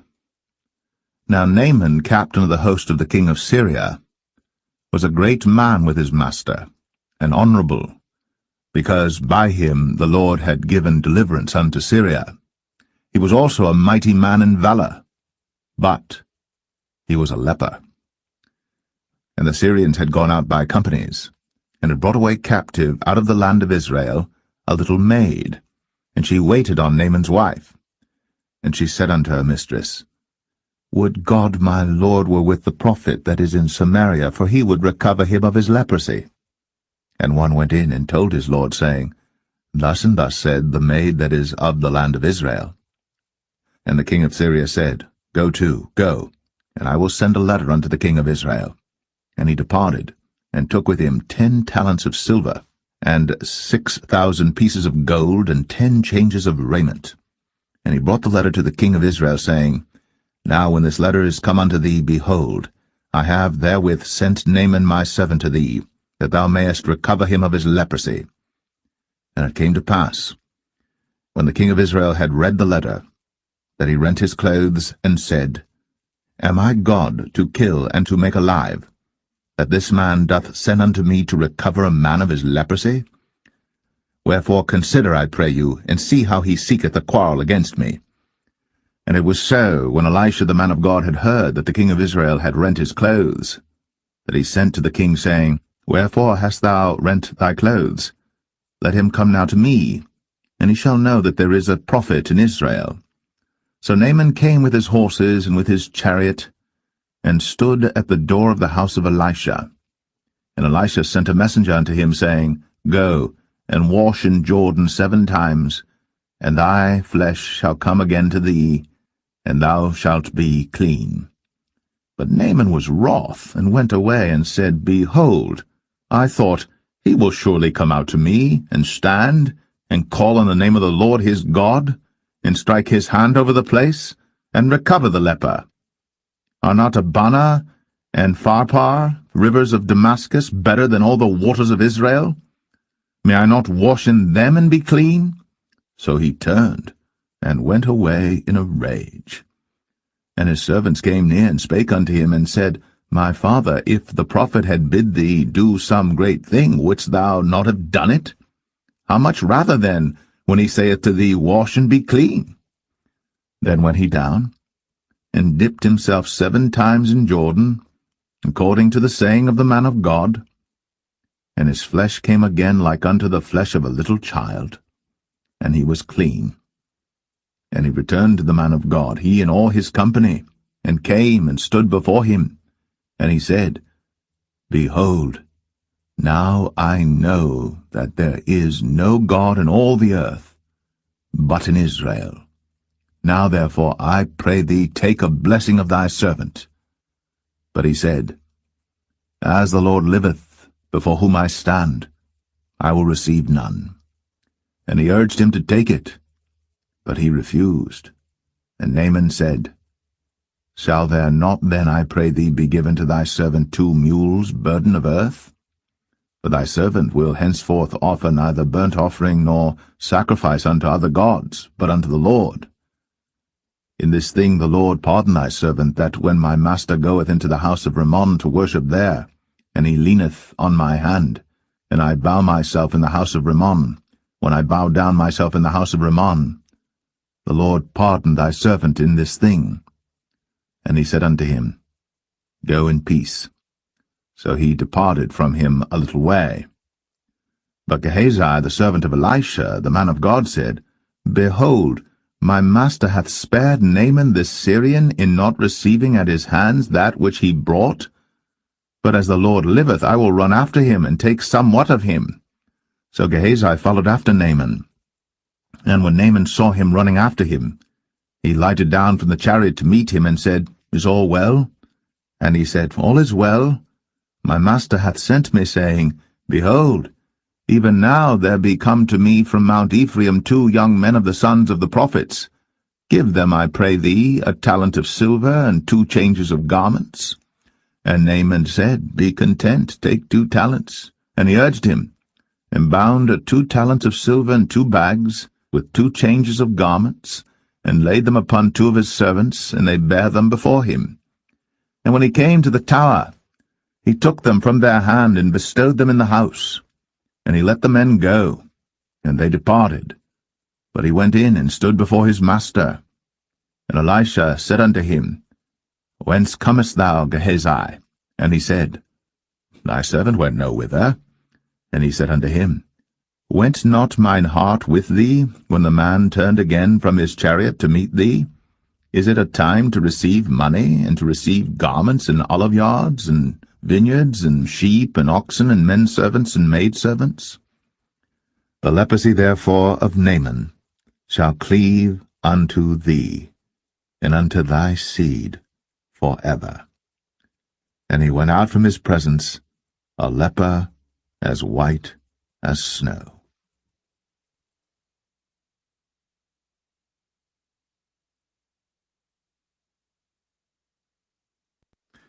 2 Kings 6. And the sons of the prophets said unto Elisha, Behold now, the place where we dwell with thee is too strait for us. Let us go, we pray thee, unto Jordan, and take thence every man a beam, and let us make a place there where we may dwell. And he answered, Go ye. And one said, Be content, I pray thee, and go with thy servants. And he answered, I will go. So he went with them. And when they came to Jordan, they cut down wood. But as one was felling a beam, the axe head fell into the water. And he cried and said, Alas, master, for it was borrowed. And the man of God said, Where fell it? And he showed him the place. And he cut down a stick, and cast it in thither. And the iron did swim. Therefore said he, Take it up to thee. And he put out his hand, and took it. Then the king of Syria warred against Israel, and took counsel with his servants, saying, In such and such a place shall be my camp. And the man of God sent unto the king of Israel, saying, Beware that thou pass not such a place, for thither the Syrians are come down. And the king of Israel sent to the place which the man of God told him, and warned him of, and saved himself there, not once nor twice. Therefore the heart of the king of Syria was sore troubled for this thing. And he called his servants, and said unto them, Will ye not show me which of us is for the king of Israel? And one of his servants said, None, my lord, O king. But Elisha, the prophet that is in Israel, telleth the king of Israel the words that thou speakest in thy bedchamber. And he said, Go and spy where he is, that I may send and fetch him. And it was told him, saying, Behold, he is in Dothan. Therefore sent he thither horses and chariots and a great host. And they came by night and compassed the city about. And when the servant of the man of God was risen early and gone forth, behold, an host compassed the city both with horses and chariots. And his servant said unto him, Alas, my master, how shall we do? And he answered, Fear not, for they that be with us are more than they that be with them. And Elisha prayed, and said, Lord, I pray thee, open his eyes, that he may see. And the Lord opened the eyes of the young man, and he saw, and behold, the mountain was full of horses and chariots of fire round about Elisha. And when they came down to him, Elisha prayed unto the Lord, and said, Smite this people, I pray thee, with blindness. And he smote them with blindness according to the word of Elisha. And Elisha said unto them, This is not the way, neither is this the city. Follow me, and I will bring you to the man whom ye seek. But he led them to Samaria. And it came to pass, when they were come into Samaria, that Elisha said, Lord, open the eyes of these men, that they may see. And the Lord opened their eyes, and they saw, and behold, they were in the midst of Samaria. And the king of Israel said unto Elisha, when he saw them, My father, shall I smite them? Shall I smite them? And he answered, Thou shalt not smite them. Wouldst thou smite those whom thou hast taken captive with thy sword and with thy bow? Set bread and water before them, that they may eat and drink, and go to their master. And he prepared great provision for them. And when they had eaten and drunk, he sent them away, and they went to their master. So the bands of Syria came no more into the land of Israel. And it came to pass after this that Ben-Hadad, king of Syria, gathered all his host, and went up, and besieged Samaria. And there was a great famine in Samaria, and behold, they besieged it, until an ass's head was sold for 80 pieces of silver, and the 4th part of a cab of dove's dung for 5 pieces of silver. And as the king of Israel was passing by upon the wall, they cried a woman unto him, saying, Help my lord, O king. And he said, If the Lord do not help thee, whence shall I help thee? Out of the barn floor, out of the winepress? And the king said unto her, What aileth thee? And she answered, This woman said unto me, Give thy son, that we may eat him today, and we will eat my son tomorrow. So we boiled my son, and did eat him. And I said unto her on the next day, Give thy son, that we may eat him. And she hath hid her son. And it came to pass, when the king heard the words of the woman, that he rent his clothes, and he passed by upon the wall. And the people looked, and behold, he had sackcloth within upon his flesh. Then he said, God do so, and more also to me, if the head of Elisha the son of Shaphat shall stand on him this day. But Elisha sat in his house, and the elders sat with him. And the king sent a man from before him.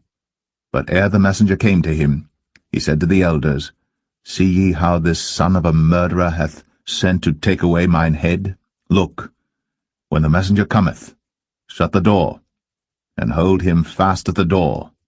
Is not the sound of his master's feet behind him? And while he yet talked with them, behold, the messenger came down unto him, and he said, Behold, this evil is of the Lord. What should I wait for the Lord any longer?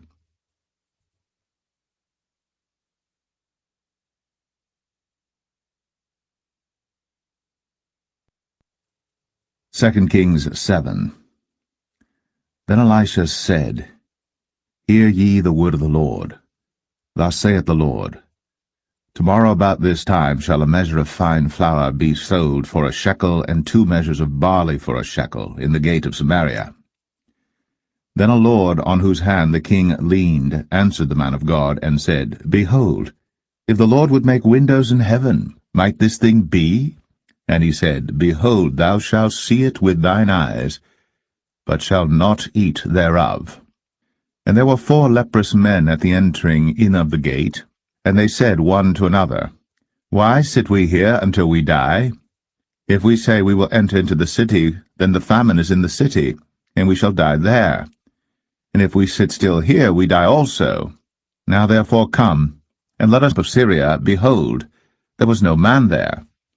For the Lord had made the host of the Syrians to hear a noise of chariots, and a noise of horses, even the noise of a great host. And they said one to another, Lo, the king of Israel hath hired against us the kings of the Hittites, and the kings of the Egyptians, to come upon us. Wherefore they arose and fled in the twilight, and left their tents and their horses and their asses, even the camp as it was, and fled for their life.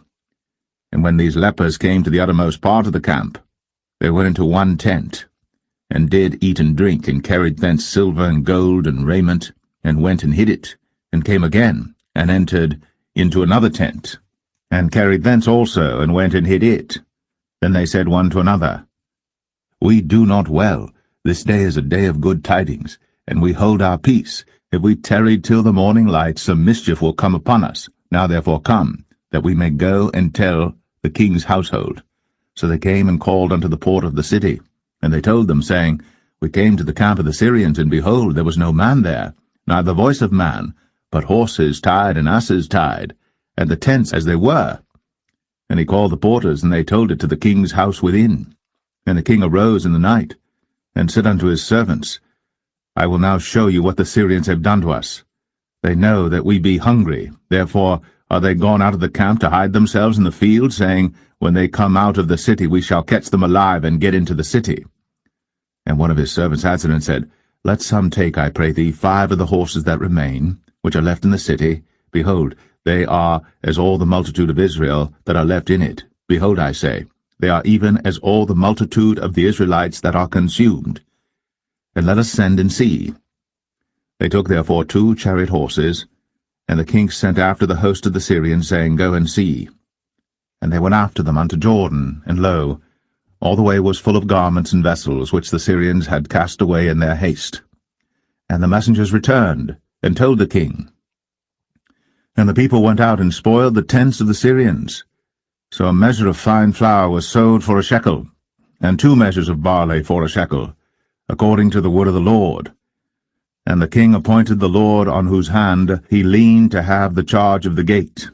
And the people trod upon him in the gate, and he died, as the man of God had said, who spake when the king came down to him. And it came to pass, as the man of God had spoken to the king, saying, 2 measures of barley for a shekel, and a measure of fine flour for a shekel, shall be tomorrow about this time in the gate of Samaria. And that Lord answered the man of God, and said, Now behold, if the Lord should make windows in heaven, might such a thing be? And he said, Behold, thou shalt see it with thine eyes, but shalt not eat thereof. And so it fell out unto him, for the people trod upon him in the gate, and he died.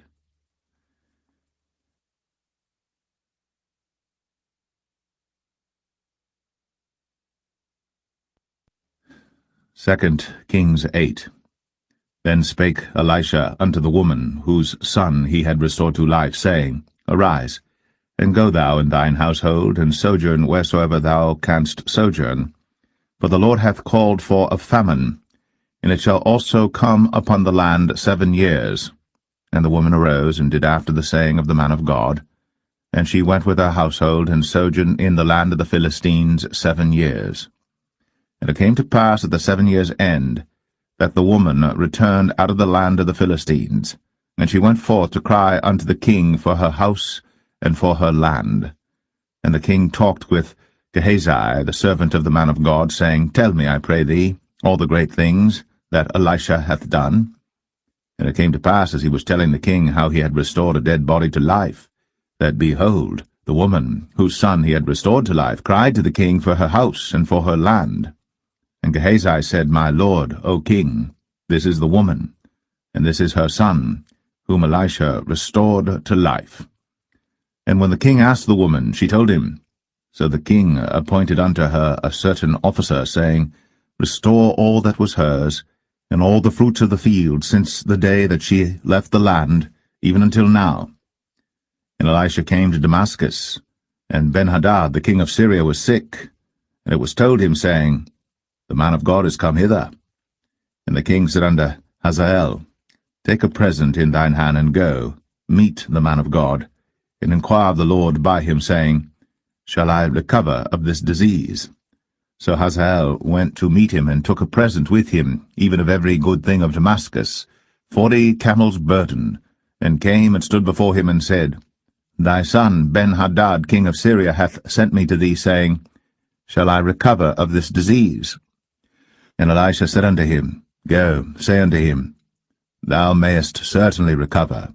Howbeit, the Lord hath shown me that he shall surely die. And he settled his countenance steadfastly, until he was ashamed, and the man of God wept. And Hazael said, Why weepeth my lord? And he answered, Because I know the evil that thou wilt do unto the children of Israel. Their strongholds wilt thou set on fire, and their young men wilt thou slay with the sword, and wilt dash their children, and rip up their women with child.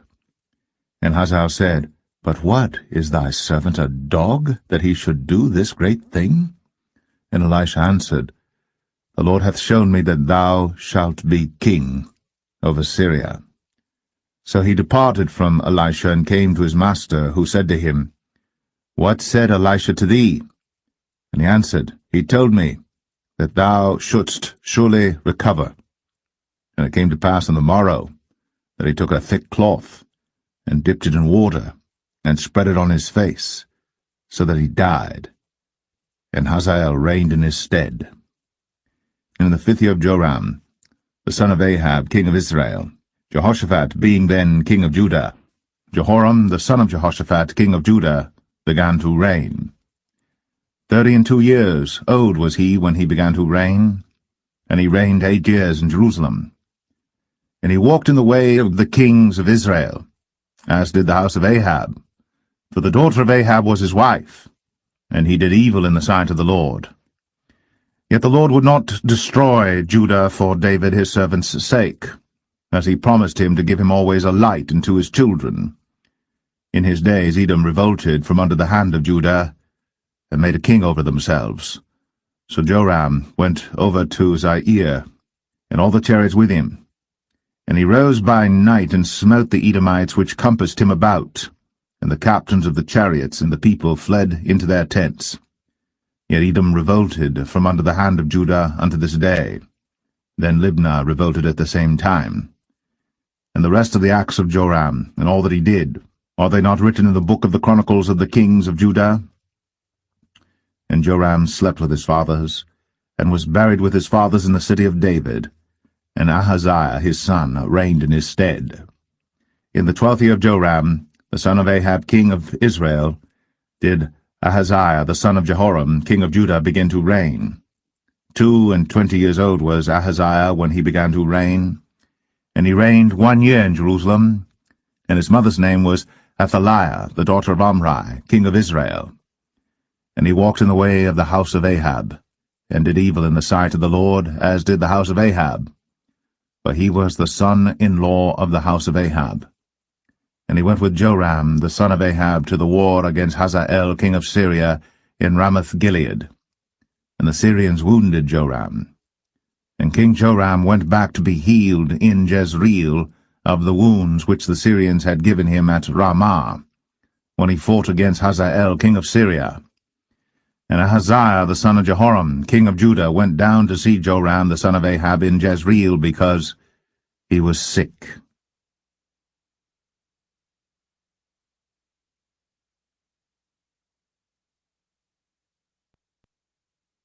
Second Kings 9. And Elisha the prophet called one of the children of the prophets, and said unto him, Gird up thy loins, and take this box of oil in thine hand, and go to Ramoth-Gilead. And when thou comest thither, look out there Jehu the son of Jehoshaphat the son of Nimshi, and go in, and make him arise up from among his brethren, and carry him to an inner chamber. Then take the box of oil, and pour it on his head, and say, Thus saith the Lord, I have anointed thee king over Israel. Then open the door, and flee, and tarry not. So the young man, even the young man the prophet, went to Ramoth-Gilead. And when he came, behold, the captains of the host were sitting, and he said, I have an errand to thee, O captain. And Jehu said, Unto which of all us? And he said, To thee, O captain. And he arose and went into the house. And he poured the oil on his head, and said unto him, Thus saith the Lord God of Israel, I have anointed thee king over the people of the Lord, even over Israel. And thou shalt smite the house of Ahab thy master, that I may avenge the blood of my servants the prophets, and the blood of all the servants of the Lord, at the hand of Jezebel. For the whole house of Ahab shall perish, and I will cut off from Ahab him that pisseth against the wall, and him that is shut up and left in Israel. And I will make the house of Ahab like the house of Jeroboam the son of Nebat, and like the house of Baasha the son of Ahijah. And the dogs shall eat Jezebel in the portion of Jezreel, and there shall be none to bury her. And he opened the door and fled. Then Jehu came forth to the servants of his lord, and one said unto him, Is all well? Wherefore came this mad fellow to thee? And he said unto them, Ye know the man, and his communication. And they said, It is false, tell us now. And he said, Thus and thus spake he to me, saying, Thus saith the Lord, I have anointed thee king over Israel. Then they hasted, and took every man his garment, and put it under him on the top of the stairs, and blew with trumpets, saying, Jehu is king. So Jehu, the son of Jehoshaphat, the son of Nimshi, conspired against Joram. Now Joram had kept Ramoth-Gilead, he and all Israel, because of Hazael king of Syria. But King Joram was returned to be healed in Jezreel of the wounds which the Syrians had given him, when he fought with Hazael king of Syria. And Jehu said, If it be your minds, then let none go forth nor escape out of the city to go to tell it in Jezreel. So Jehu rode in a chariot, and went to Jezreel. For Joram lay there, and Ahaziah king of Judah was come down to see Joram. And there stood a watchman on the tower in Jezreel.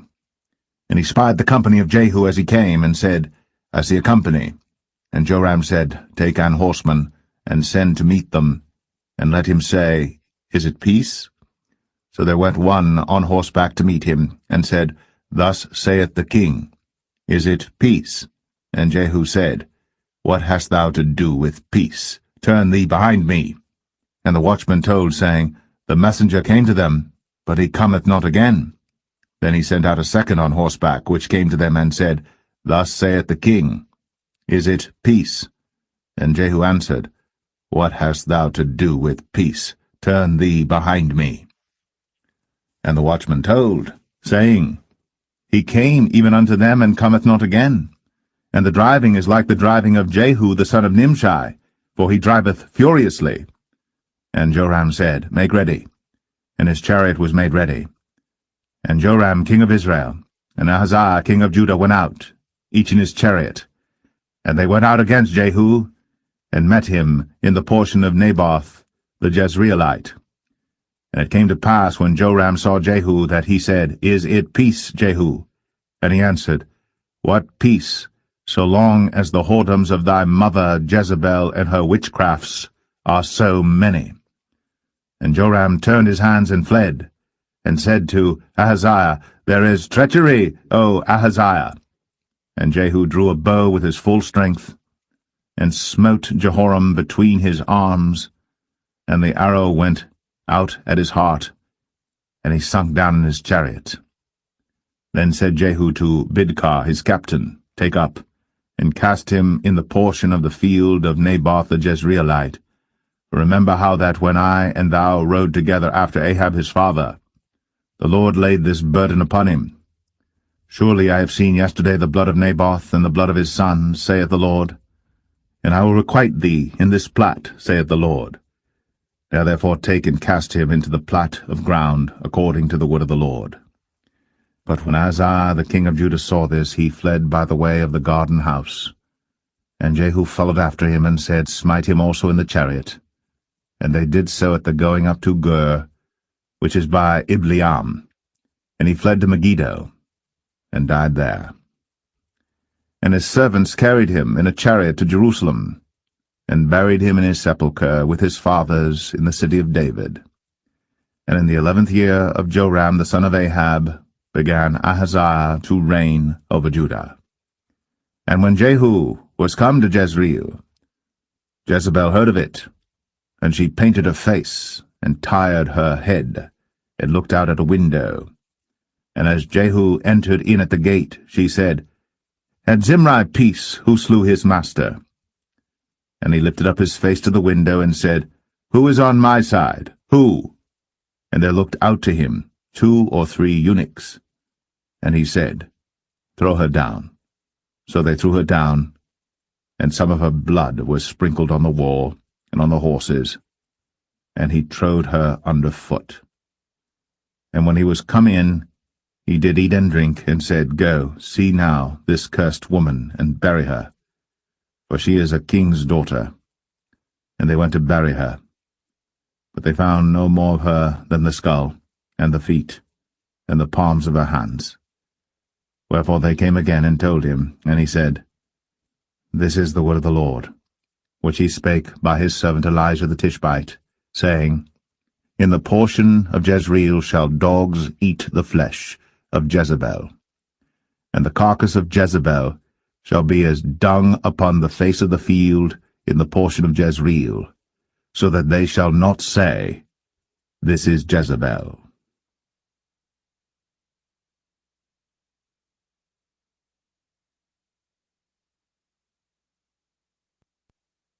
Second Kings 10.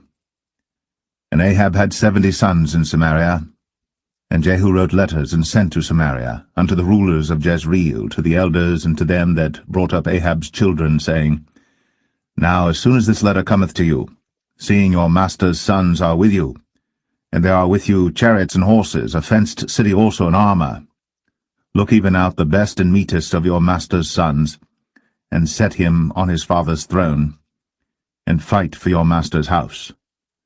But they were exceedingly afraid, and said, Behold, 2 kings stood not before him. How then shall we stand? And he that was over the house, and he that was over the city, the elders also, and the bringers up of the children, sent to Jehu, saying, We are thy servants, and will do all that thou shalt bid us. We will not make any king. Do thou that which is good in thine eyes. Then he wrote a letter the second time to them, saying, If ye be mine, and if ye will hearken unto my voice, take ye the heads of the men, your master's sons, and come to me to Jezreel by tomorrow this time. Now the king's sons, being 70 persons, were with the great men of the city, which brought them up. And it came to pass, when the letter came to them, that they took the king's sons, and slew 70 persons, and put their heads in baskets, and sent him them to Jezreel. And there came a messenger, and told him, saying, They have brought the heads of the king's sons. And he said, Lay ye them in 2 heaps at the entering in of the gate until the morning. And it came to pass in the morning, that he went out, and stood, and said to all the people, Ye be righteous, behold, I conspired against my master, and slew him. But who slew all these? Know now, that there shall fall unto the earth nothing of the word of the Lord, which the Lord spake concerning the house of Ahab. For the Lord hath done that which he spake by his servant Elijah. So Jehu slew all that remained of the house of Ahab in Jezreel, and all his great men, and his kinsfolks, and his priests, until he left him none remaining. And he rose and departed, and came to Samaria, and as he was, at the shearing house in the way. Jehu met with the brethren of Ahaziah king of Judah, and said, Who are ye? And they answered, We are the brethren of Ahaziah, and we go down to salute the children of the king, and the children of the queen. And he said, Take them alive. And they took them alive, and slew them at the pit of the shearing house, even 42 men, neither left he any of them. And when he was departed thence, he lighted on Jehonadab, the son of Rechab, coming to meet him. And he saluted him, and said to him, Is thine heart right, as my heart is with thy heart? And Jehonadab answered, It is. If it be, give me thine hand. And he gave him his hand. And he took him up to him into the chariot. And he said, Come with me, and see my zeal for the Lord. So they made him ride in his chariot. And when he came to Samaria, he slew all that remained unto Ahab in Samaria, till he had destroyed him, according to the saying of the Lord, which he spake to Elijah. And Jehu gathered all the people together, and said unto them, Ahab served Baal a little, but Jehu shall serve him much. Now therefore call unto me all the prophets of Baal, all his servants, and all his priests, let none be wanting. For I have a great sacrifice to do to Baal. Whosoever shall be wanting, he shall not live. But Jehu did it in subtlety, to the intent that he might destroy the worshippers of Baal. And Jehu said, Proclaim a solemn assembly for Baal. And they proclaimed it. And Jehu sent through all Israel, and all the worshippers of Baal came, so that there was not a man left that came not. And they came into the house of Baal, and the house of Baal was full from one end to another.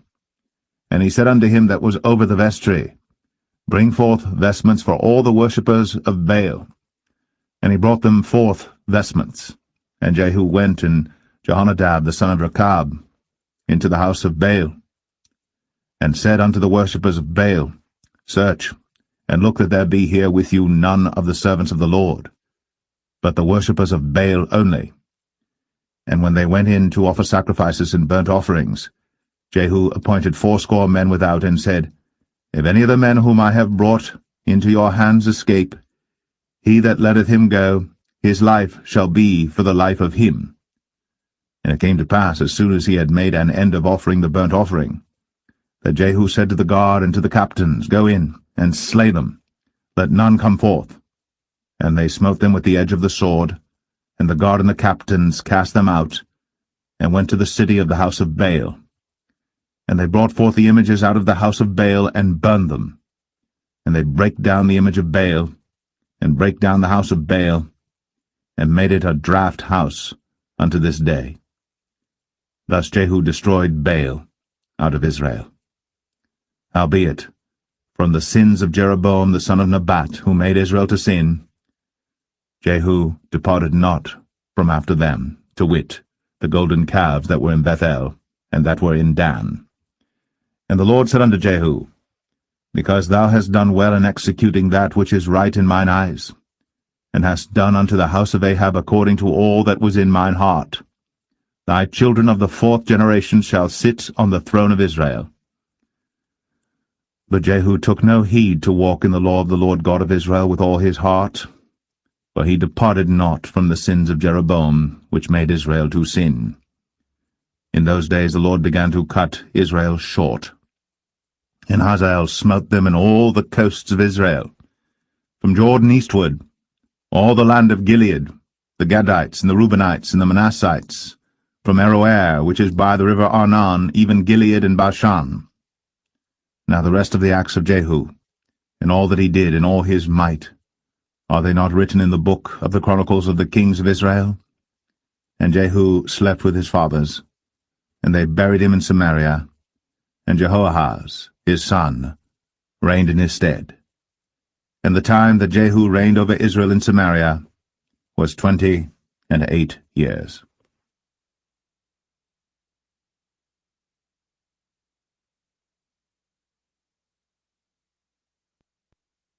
Second Kings 11.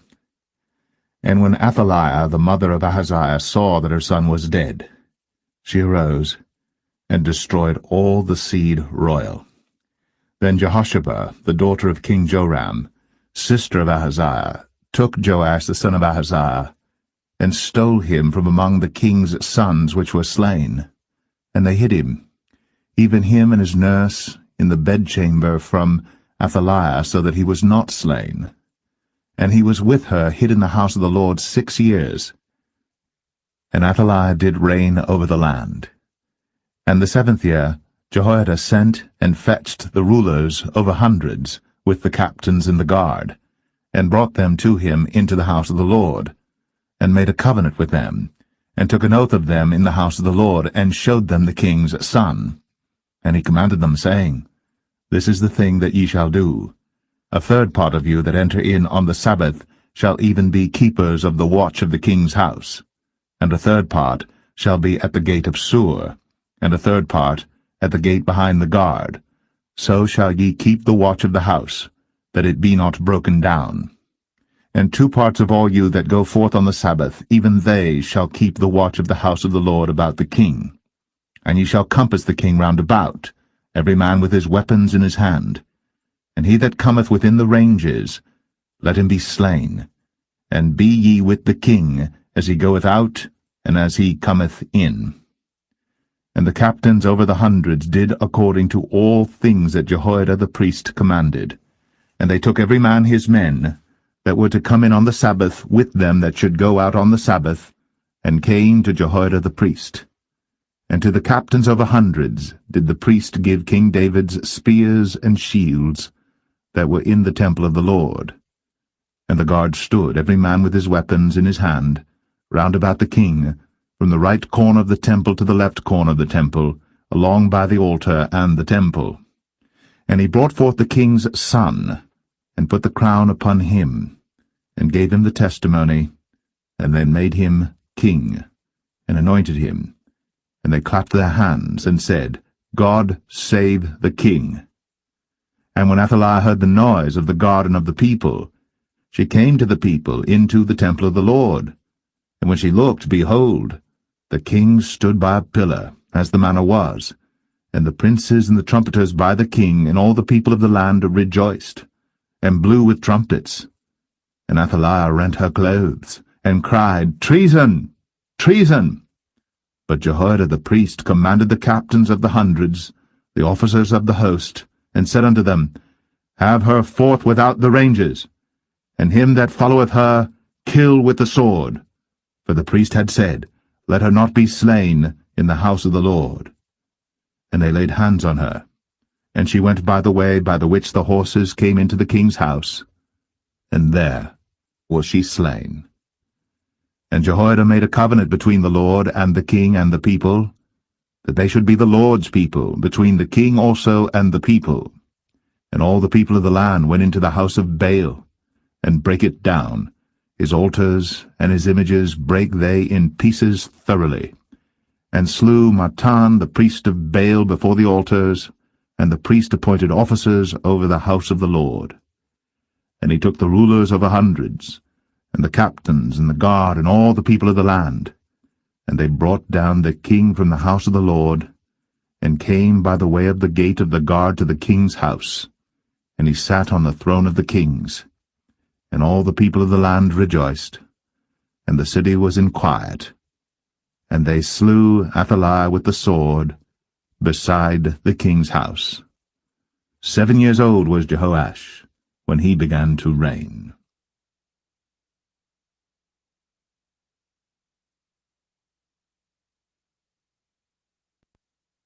2 Kings 12. In the 7th year of Jehu, Jehoash began to reign, and 40 years reigned he in Jerusalem, and his mother's name was Zibiah of Beersheba. And Jehoash did that which was right in the sight of the Lord all his days, wherein Jehoiada the priest instructed him. But the high places were not taken away. The people still sacrificed, and burnt incense in the high places.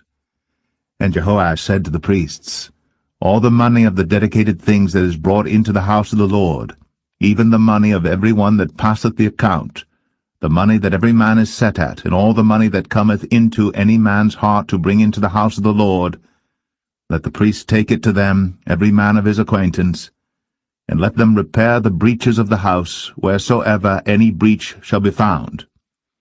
But it was so that in the 23 year of King Jehoash, the priests had not repaired the breaches of the house. Then King Jehoash called for Jehoiada the priest and the other priests, and said unto them, Why repair ye not the breaches of the house? Now therefore receive no more money of your acquaintance, but deliver it for the breaches of the house. And the priests consented to receive no more money of the people, neither to repair the breaches of the house. But Jehoiada the priest took a chest, and bored a hole in the lid of it, and set it beside the altar, on the right side as one cometh into the house of the Lord. And the priest that kept the door put therein all the money that was brought into the house of the Lord. And it was so, when they saw that there was much money in the chest, that the king's scribe and the high priest came up, and they put up in bags, and towed the money that was found in the house of the Lord. And they gave the money, being towed, into the hands of them that did the work, that had the oversight of the house of the Lord.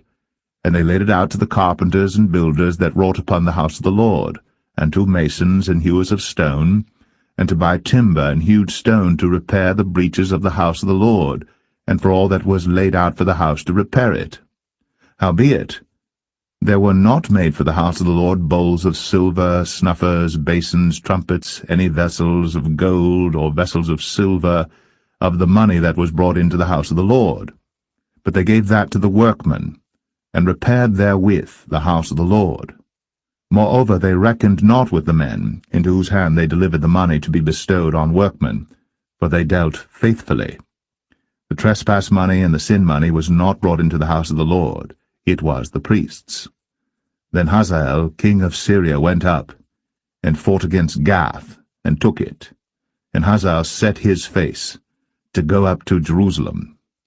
And Jehoash, king of Judah, took all the hallowed things that Jehoshaphat, and Jehoram, and Ahaziah his fathers, kings of Judah, had dedicated, and his own hallowed things, and all the gold that was found in the treasures of the house of the Lord and in the king's house, and sent it to Hazael king of Syria.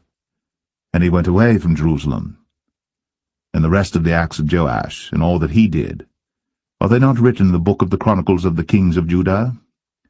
And his servants arose, and made a conspiracy, and slew Joash in the house of Millo, which goeth down to Silla.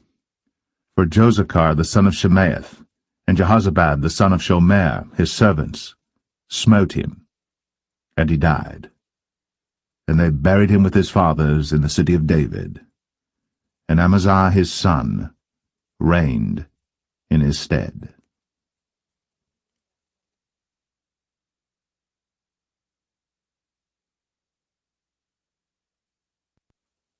2 Kings 13.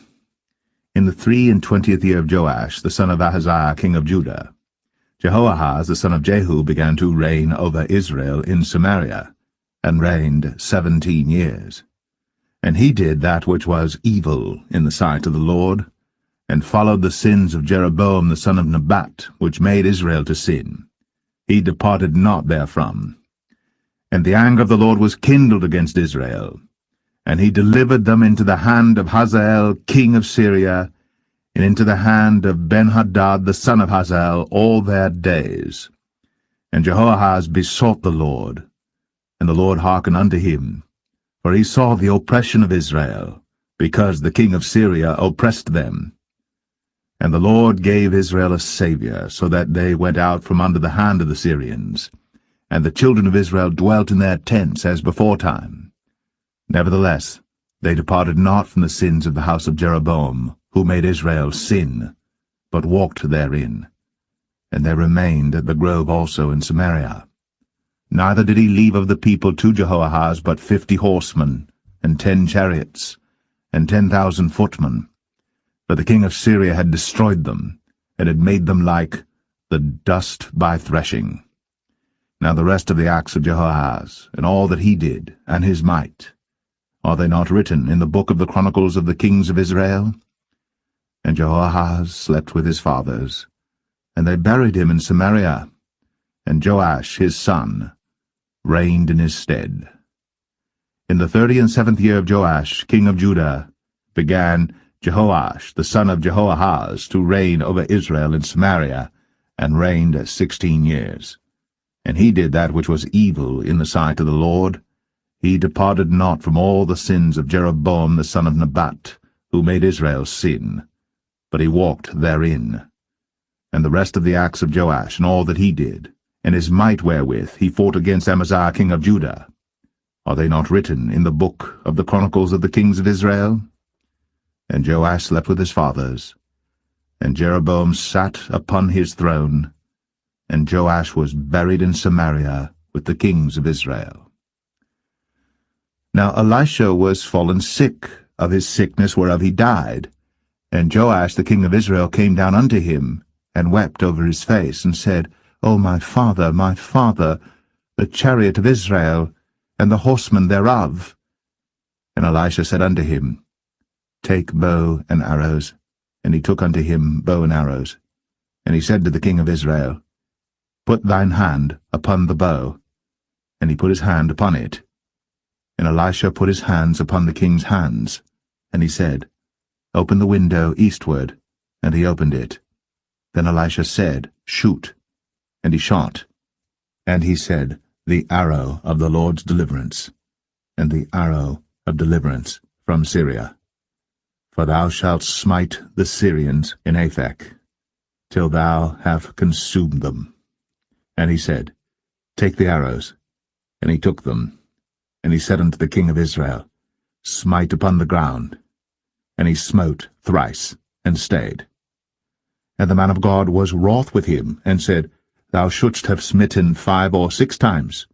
Then hadst thou smitten Syria till thou hadst consumed it, whereas now thou shalt smite Syria but thrice. And Elisha died, and they buried him. And the bands of the Moabites invaded the land at the coming in of the year. And it came to pass, as they were burying a man, that, behold, they spied a band of men, and they cast the man into the sepulchre of Elisha. And when the man was let down and touched the bones of Elisha, he revived and stood up on his feet. But Hazael, king of Syria, oppressed Israel all the days of Jehoahaz. And the Lord was gracious unto them, and had compassion on them, and had respect unto them, because of his covenant with Abraham, Isaac, and Jacob, and would not destroy them, neither cast he them from his presence as yet. So Hazael, king of Syria, died, and Ben-Hadad his son reigned in his stead. And Jehoash, the son of Jehoahaz, took again out of the hand of Ben-Hadad, the son of Hazael, the cities which he had taken out of the hand of Jehoahaz his father by war. 3 times did Joash beat him, and recovered the cities of Israel.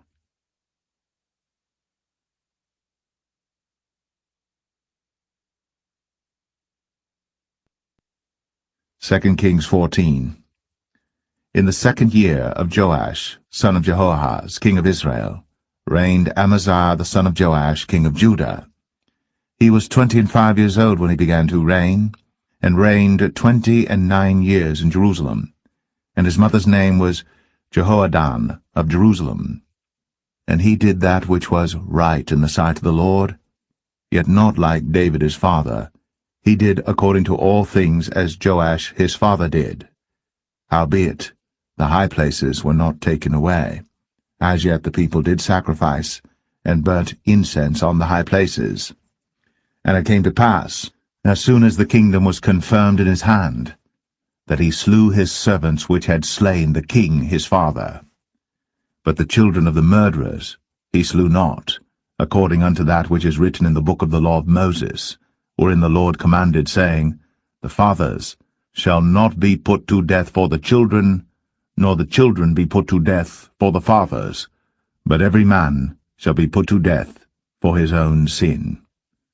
He slew of Edom in the valley of Salt 10,000, and took Selah by war, and called the name of it Joktheel unto this day. Then Amaziah sent messengers to Jehoash the son of Jehoahaz, son of Jehu, king of Israel, saying, Come, let us look one another in the face. And Jehoash, the king of Israel, sent to Amaziah king of Judah, saying, The thistle that was in Lebanon sent to the cedar that was in Lebanon, saying, Give thy daughter to my son to wife. And there passed by a wild beast that was in Lebanon, and trod down the thistle.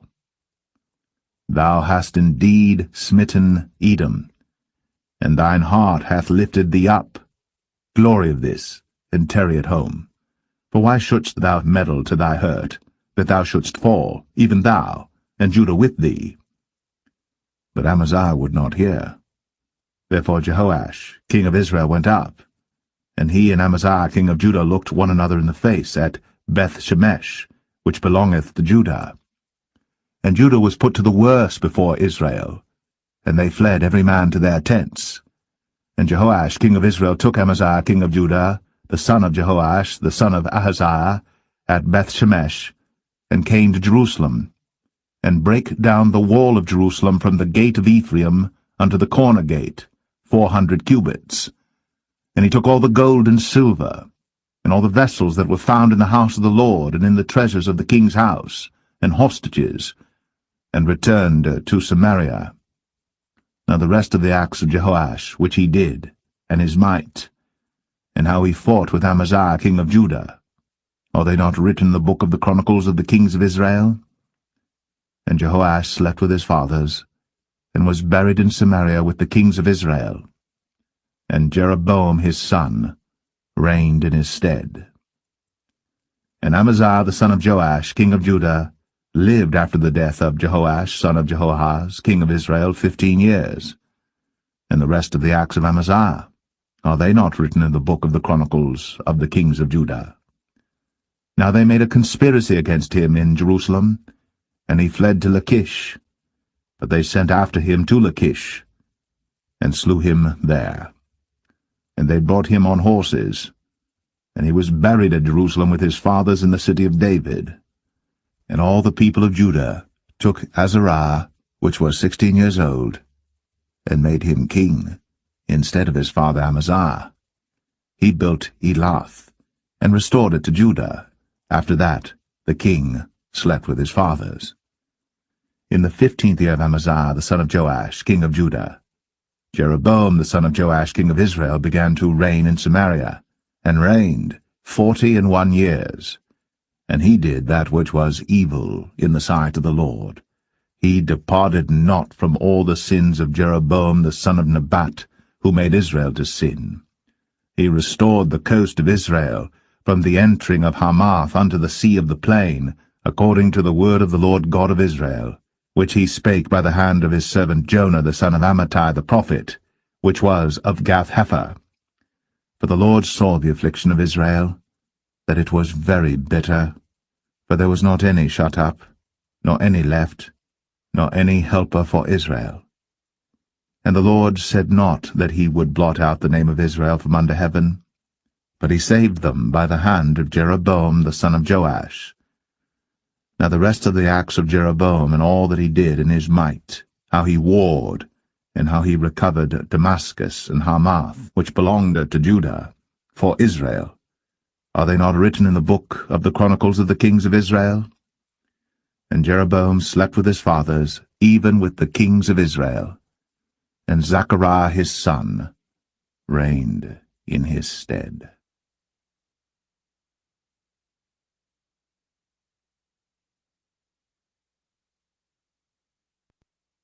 2 Kings 15. In the 27th year of Jeroboam king of Israel, began Azariah son of Amaziah king of Judah to reign. 16 years old was he when he began to reign, and he reigned 52 years in Jerusalem, and his mother's name was Jechaliah of Jerusalem. And he did that which was right in the sight of the Lord, according to all that his father Amaziah had done, save that the high places were not removed. The people sacrificed, and burnt incense still on the high places. And the Lord smote the king, so that he was a leper unto the day of his death, and dwelt in a several house. And Jotham, the king's son, was over the house, judging the people of the land. And the rest of the acts of Azariah and all that he did, are they not written in the book of the chronicles of the kings of Judah? So Azariah slept with his fathers, and they buried him with his fathers in the city of David, and Jotham his son reigned in his stead. In the 38th year of Azariah king of Judah did Zechariah the son of Jeroboam reign over Israel in Samaria 6 months. And he did that which was evil in the sight of the Lord, as his fathers had done. He departed not from the sins of Jeroboam the son of Nebat, who made Israel to sin. And Shallum the son of Jabesh conspired against him, and smote him before the people, and slew him, and reigned in his stead. And the rest of the acts of Zechariah, behold, they are written in the book of the chronicles of the kings of Israel. This was the word of the Lord, which he spake unto Jehu, saying, Thy sons shall sit on the throne of Israel unto the 4th generation. And so it came to pass. Shallum, the son of Jabesh, began to reign in the 39th year of Uzziah king of Judah. And he reigned a full month in Samaria. For Menahem the son of Gadai went up from Tirzah, and came to Samaria, and smote Shallum the son of Jabesh in Samaria, and slew him, and reigned in his stead. And the rest of the acts of Shallum, and his conspiracy which he made, behold, they are written in the book of the chronicles of the kings of Israel. Then Menahem smote Tiphsah, and all that were therein, and the coasts thereof from Tirzah, because they opened not to him. Therefore he smote it, and all the women therein that were with child he ripped up. In the 39th year of Azariah king of Judah began Menahem the son of Gadai to reign over Israel, and reigned 10 years in Samaria. And he did that which was evil in the sight of the Lord. He departed not all his days from the sins of Jeroboam the son of Nebat, who made Israel to sin. And Pul, the king of Assyria, came against the land, and Menahem gave Pul 1,000 talents of silver, that his hand might be with him to confirm the kingdom in his hand. And Menahem exacted the money of Israel, even of all the mighty men of wealth, of each man 50 shekels of silver, to give to the king of Assyria. So the king of Assyria turned back, and stayed not there in the land. And the rest of the acts of Menahem, and all that he did, are they not written in the book of the chronicles of the kings of Israel? And Menahem slept with his fathers, and Pekahiah his son reigned in his stead. In the 50th year of Azariah king of Judah, Pekah the son of Menahem began to reign over Israel in Samaria, and reigned 2 years. And he did that which was evil in the sight of the Lord. He departed not from the sins of Jeroboam the son of Nebat, who made Israel to sin. But Pekah the son of Remaliah, a captain of his, conspired against him, and smote him in Samaria in the palace of the king's house, with Argob and Arieh, and with him 50 men of the Gileadites. And he killed him, and reigned in his room. And the rest of the acts of Pekahiah, and all that he did, behold, they are written in the book of the Chronicles of the kings of Israel. In the 52nd year of Azariah king of Judah, Pekah the son of Remaliah began to reign over Israel in Samaria, and reigned 20 years. And he did that which was evil in the sight of the Lord. He departed not from the sins of Jeroboam the son of Nebat, who made Israel to sin.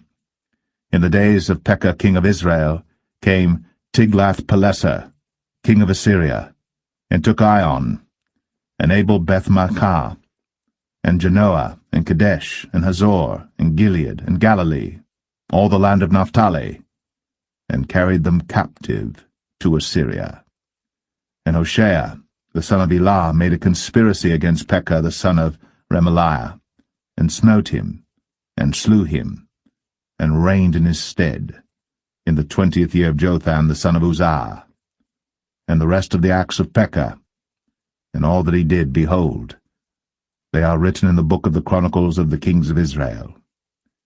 In the 2nd year of Pekah the son of Remaliah, king of Israel, began Jotham the son of Uzziah, king of Judah, to reign. 25 years old was he when he began to reign, and he reigned 16 years in Jerusalem. And his mother's name was Jerusha, the daughter of Zadok. And he did that which was right in the sight of the Lord. He did according to all that his father Uzziah had done. Howbeit the high places were not removed. The people sacrificed, and burned incense still in the high places. He built the higher gate of the house of the Lord. Now the rest of the acts of Jotham, and all that he did, are they not written in the book of the Chronicles of the kings of Judah? In those days the Lord began to send against Judah Rezin, the king of Syria, and Pekah the son of Remaliah. And Jotham slept with his fathers, and was buried with his fathers in the city of David his father. And Ahaz, his son, reigned in his stead.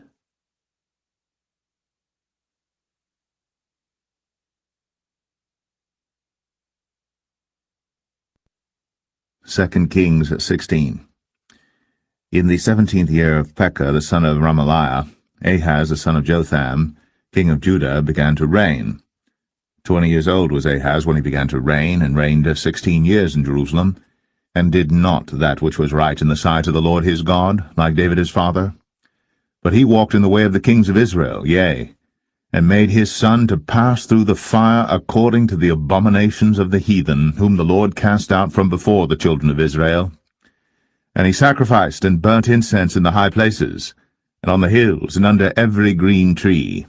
Then Rezin, king of Syria, and Pekah, son of Remaliah, king of Israel, came up to Jerusalem to war. And they besieged Ahaz, but could not overcome him.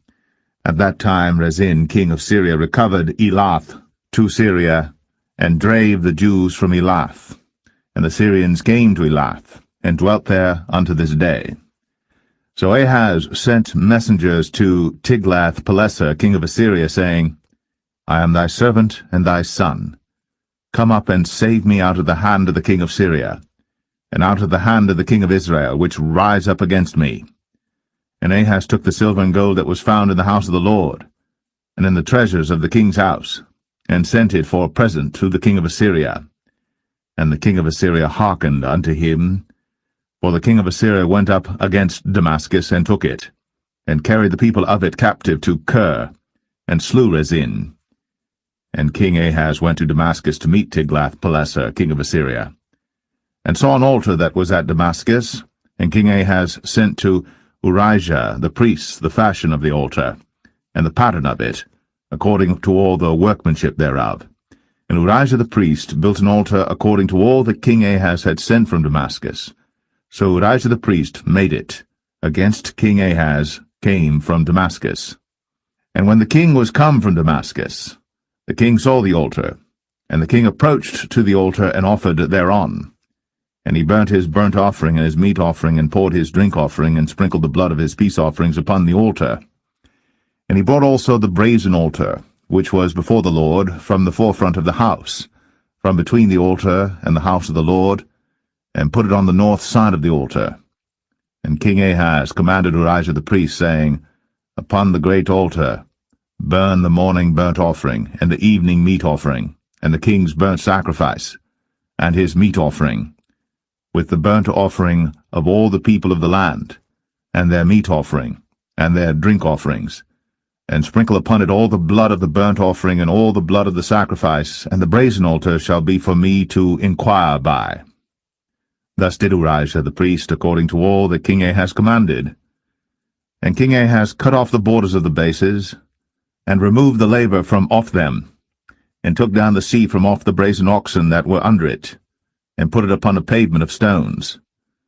And the covert for the Sabbath that they had built in the house, and the king's entry without, turned he from the house of the Lord for the king of Assyria. Now the rest of the acts of Ahaz which he did, are they not written in the book of the Chronicles of the kings of Judah? And Ahaz slept with his fathers, and was buried with his fathers in the city of David, and Hezekiah his son reigned in his stead.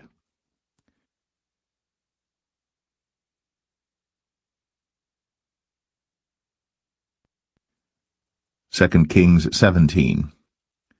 In the 12th year of Ahaz, king of Judah, began Hoshea the son of Elah to reign in Samaria over Israel 9 years. And he did that which was evil in the sight of the Lord, but not as the kings of Israel that were before him. Against him came up Shalmaneser king of Assyria, and Hoshea became his servant, and gave him presents. And the king of Assyria found conspiracy in Hoshea, for he had sent messengers to So king of Egypt, and brought no present to the king of Assyria, as he had done year by year. Therefore the king of Assyria shut him up, and bound him in prison. Then the king of Assyria came up throughout all the land, and went up to Samaria, and besieged it 3 years. In the 9th year of Hoshea the king of Assyria took Samaria, and carried Israel away into Assyria, and placed them in Halah and in Habor, by the river of Gozan, and in the cities of the Medes. For so it was, that the children of Israel had sinned against the Lord their God, which had brought them up out of the land of Egypt, from under the hand of Pharaoh king of Egypt, and had feared other gods, and walked in the statutes of the heathen, whom the Lord cast out from before the children of Israel, and of the kings of Israel which they had made. And the children of Israel did secretly those things that were not right against the Lord their God, and they built them high places in all their cities, from the tower of the watchman to the fenced city. And they set them up images, and groves in every high hill, and under every green tree. And there they burnt incense in all the high places, as did the heathen whom the Lord carried away before them, and wrought wicked things to provoke the Lord to anger. For they served idols, whereof the Lord had said unto them, Ye shall not do this thing. Yet the Lord testified against Israel and against Judah by all the prophets, and by all the seers, saying, Turn ye from your evil ways, and keep my commandments and my statutes, according to all the law which I commanded your fathers, and which I sent to you by my servants the prophets. Notwithstanding they would not hear, but hardened their necks, like to the neck of their fathers, that did not believe in the Lord their God. And they rejected his statutes and his covenant that he made with their fathers, and his testimonies which he testified against them. And they followed vanity, and became vain, and went after the heathen that were round about them, concerning whom the Lord had charged them that they should not do like them. And they left all the commandments of the Lord their God, and made them molten images, even 2 calves, and made a grove, and worshipped all the host of heaven, and served Baal.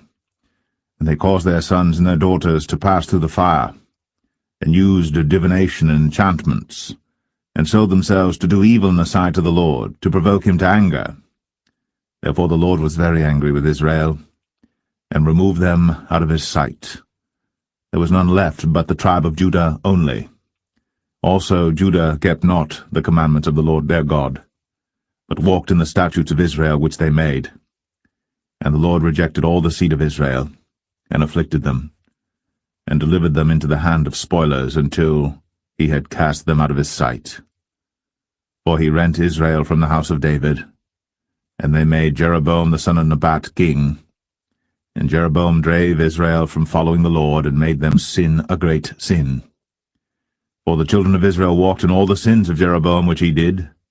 They departed not from them, until the Lord removed Israel out of his sight, as he had said by all his servants the prophets. So was Israel carried away out of their own land to Assyria unto this day.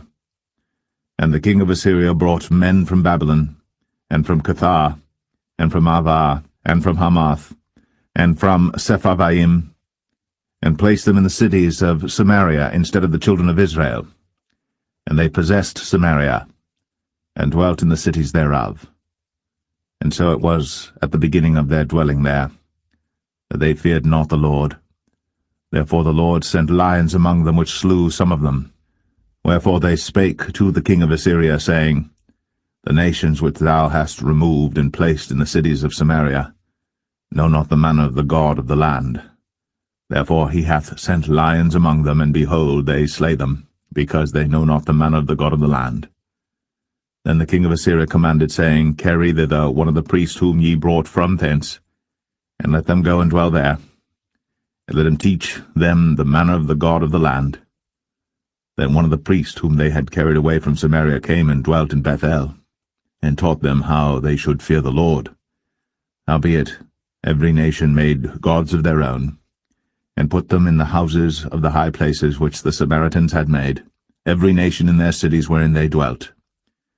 And the men of Babylon made Succoth-Benoth, and the men of Cuth made Nergal, and the men of Hamath made Ashima, and the Avites made Nibhaz and Tartak, and the Sepharvites burnt their children in fire to Adramelech and Anamelech, the gods of Sepharvaim. So they feared the Lord, and made unto themselves of the lowest of them priests of the high places, which sacrificed for them in the houses of the high places. They feared the Lord, and served their own gods, after the manner of the nations whom they carried away from thence. Unto this day they do after the former manners. They fear not the Lord, neither do they after their statutes, or after their ordinances, or after the law and commandment which the Lord commanded the children of Jacob, whom he named Israel, with whom the Lord had made a covenant, and charged them, saying, Ye shall not fear other gods, nor bow yourselves to them, nor serve them, nor sacrifice to them. But the Lord who brought you up out of the land of Egypt with great power and a stretched out arm, him shall ye fear, and him shall ye worship, and to him shall ye do sacrifice. And the statutes and the ordinances and the law and the commandment, which he wrote for you, ye shall observe to do for evermore, and ye shall not fear other gods. And the covenant that I have made with you ye shall not forget, neither shall ye fear other gods. But the Lord your God ye shall fear, and he shall deliver you out of the hand of all your enemies. Howbeit they did not hearken, but they did after their former manner. So these nations feared the Lord, and served their graven images, both their children and their children's children, as did their fathers, so do they unto this day.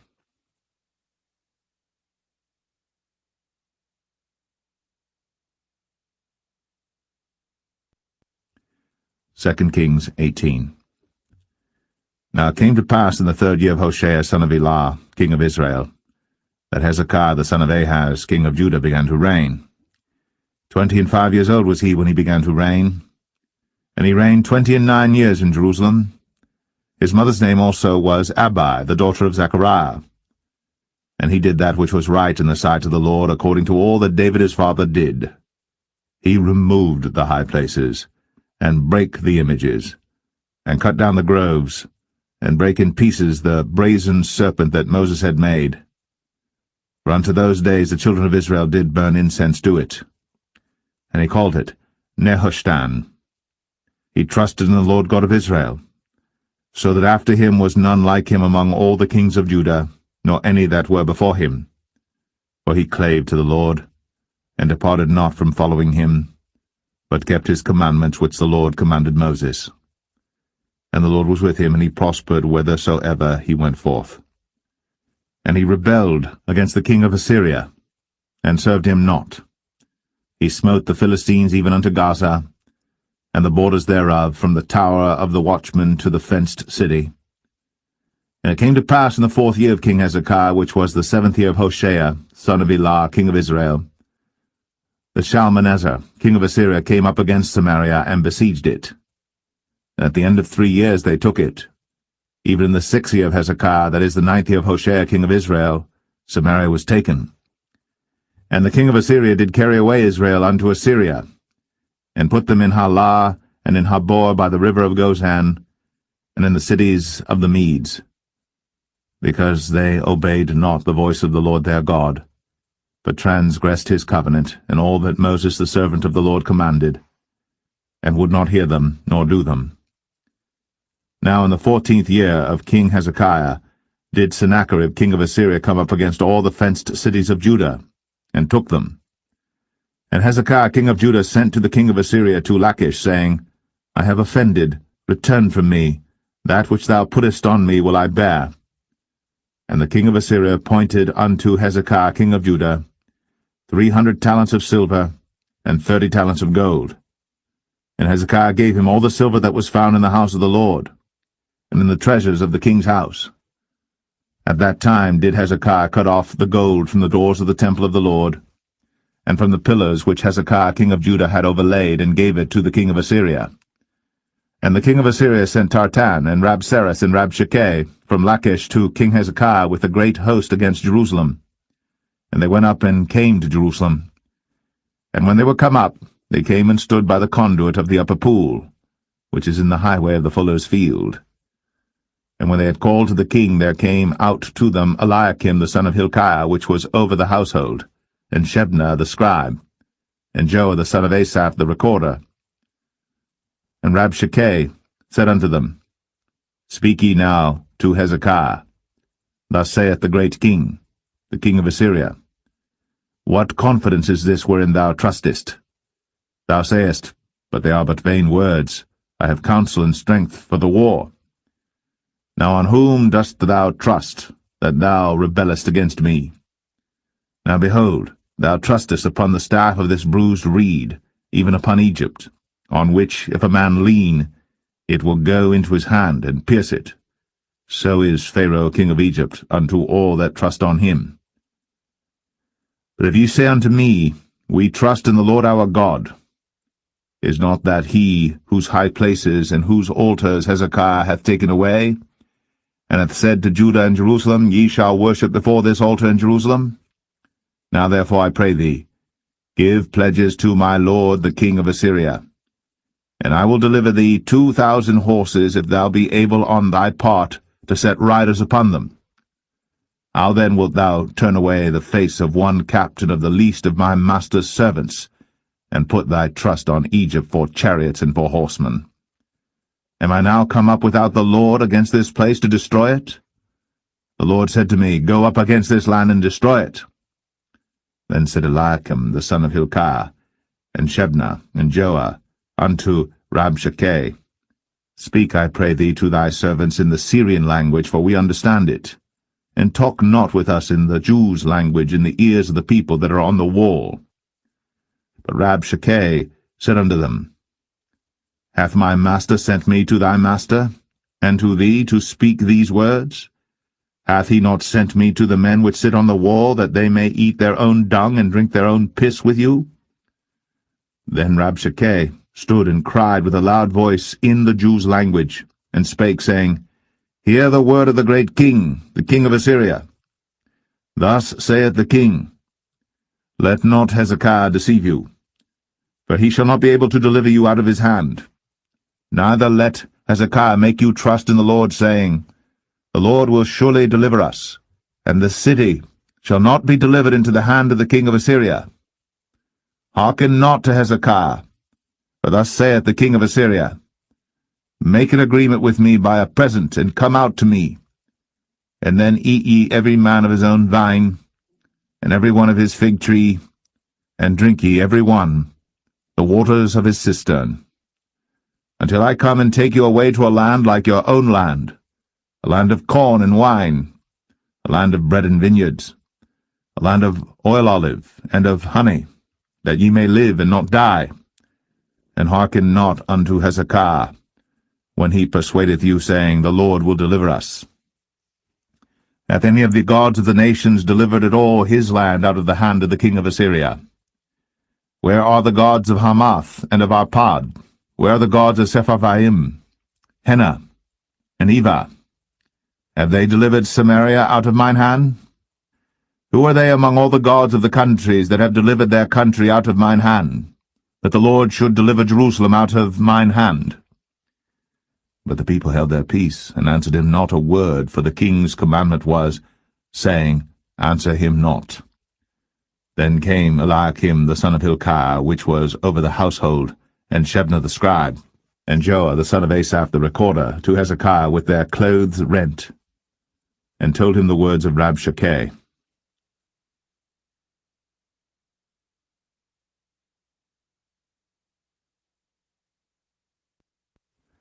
2 Kings 19. And it came to pass, when King Hezekiah heard it, that he rent his clothes, and covered himself with sackcloth, and went into the house of the Lord. And he sent Eliakim, which was over the household, and Shebna the scribe, and the elders of the priests, covered with sackcloth, to Isaiah the prophet, the son of Amoz.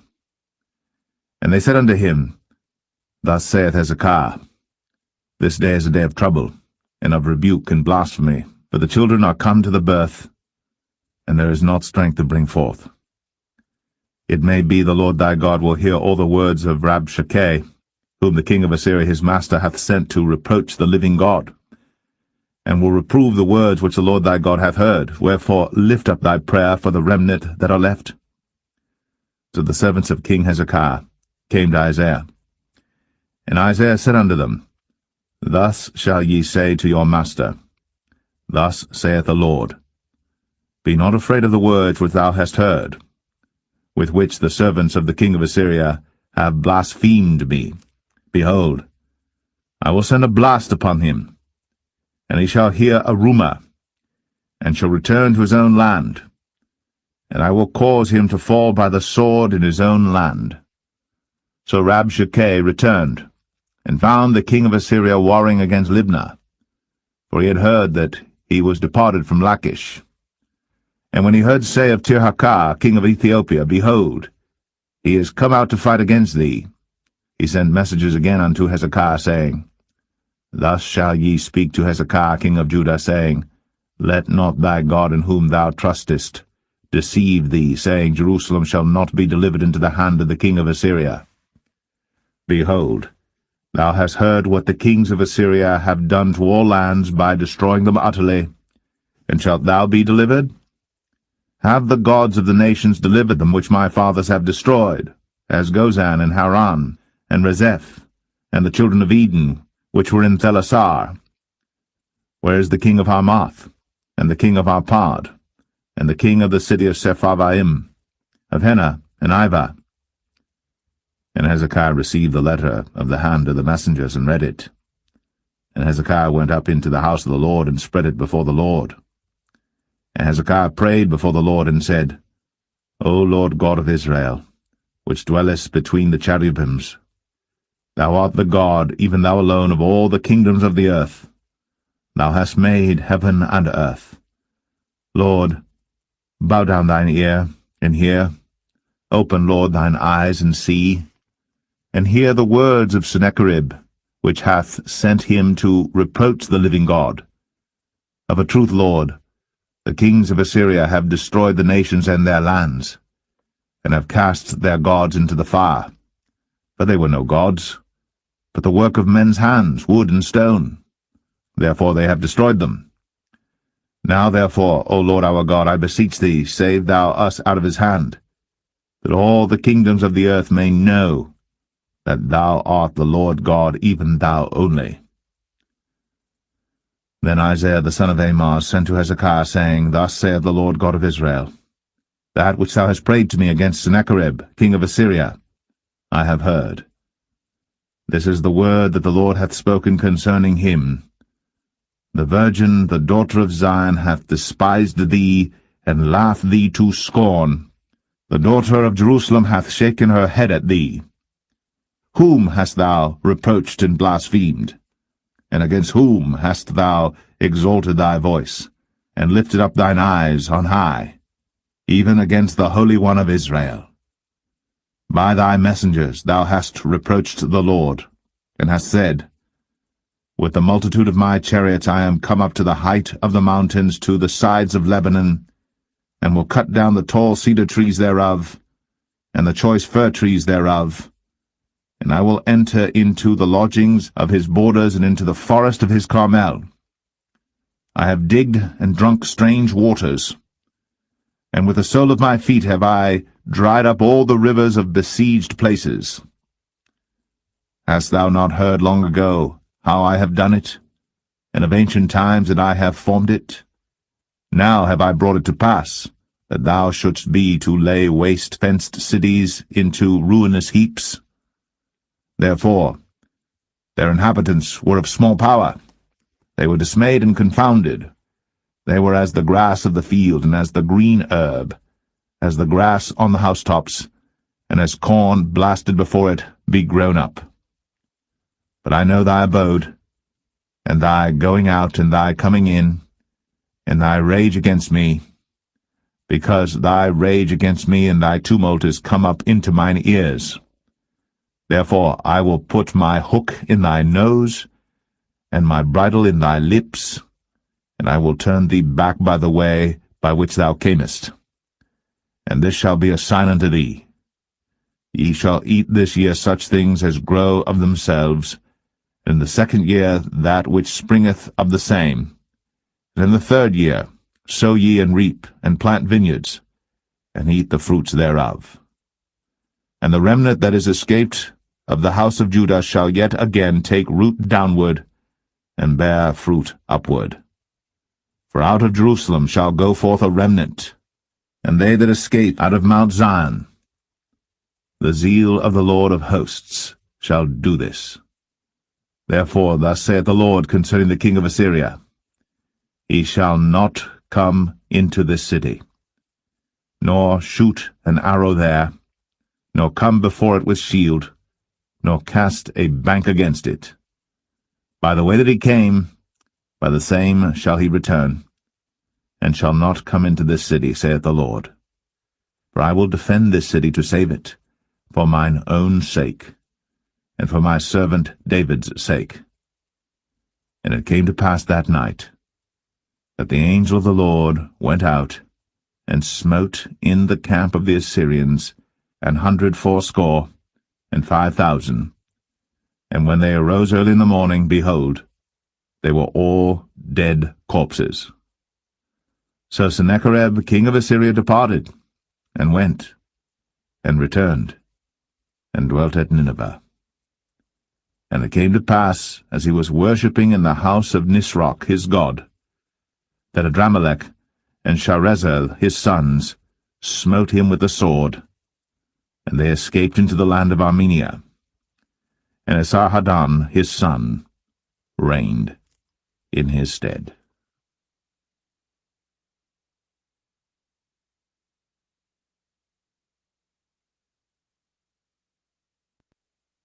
2 Kings 20. In those days was Hezekiah sick unto death. And the prophet Isaiah the son of Amoz came to him, and said unto him, Thus saith the Lord, Set thine house in order, for thou shalt die, and not live. Then he turned his face to the wall, and prayed unto the Lord, saying, I beseech thee, O Lord, remember now how I have walked before thee in truth, and with a perfect heart, and have done that which is good in thy sight. And Hezekiah wept sore. And it came to pass, afore Isaiah was gone out into the middle court, that the word of the Lord came to him, saying, Turn again, and tell Hezekiah, the captain of my people, Thus saith the Lord, the God of David thy father, I have heard thy prayer, I have seen thy tears. Behold, I will heal thee. On the 3rd day thou shalt go up into the house of the Lord. And I will add unto thy days 15 years. And I will deliver thee and this city out of the hand of the king of Assyria. And I will defend this city for mine own sake, and for my servant David's sake. Then Isaiah said, Take a lump of figs. And they took and laid it on the boil, and he recovered. And Hezekiah said unto Isaiah, What shall be the sign that the Lord will heal me, and that I shall go up into the house of the Lord the 3rd day? And Isaiah said, This sign shalt thou have of the Lord, that the Lord will do the thing that he hath spoken. Shall the shadow go forward 10 degrees, or go back 10 degrees? And Hezekiah answered, It is a light thing for the shadow to go down 10 degrees, nay, but let the shadow return backward 10 degrees. And Isaiah the prophet cried unto the Lord, and he brought the shadow 10 degrees backward, by which it had gone down in the dial of Ahaz. At that time Baruch-Baladan, the son of Baladan, king of Babylon, sent letters and a present unto Hezekiah, for he had heard that Hezekiah had been sick. And Hezekiah hearkened unto them, and showed them all the house of his precious things, the silver, and the gold, and the spices, and the precious ointment, and all the house of his armor, and all that was found in his treasures. There was nothing in his house, nor in all his dominion, that Hezekiah showed them not. Then came Isaiah the prophet unto King Hezekiah, and said unto him, What said these men? And from whence came they unto thee? And Hezekiah said, They are come from a far country, even from Babylon. And he said, What have they seen in thine house? And Hezekiah answered, All the things that are in mine house have they seen. There is nothing among my treasures that I have not showed them. And Isaiah said unto Hezekiah, Hear the word of the Lord. Behold, the days come, that all that is in thine house, and that which thy fathers have laid up in store unto this day, shall be carried into Babylon. Nothing shall be left, saith the Lord. And of thy sons that shall issue from thee, which thou shalt beget, shall they take away, and they shall be eunuchs in the palace of the king of Babylon. Then said Hezekiah unto Isaiah, Good is the word of the Lord which thou hast spoken. And he said, Is it not good if peace and truth be in my days? And the rest of the acts of Hezekiah, and all his might, and how he made a pool and a conduit, and brought water into the city, are they not written in the book of the Chronicles of the kings of Judah? And Hezekiah slept with his fathers, and Manasseh his son reigned in his stead.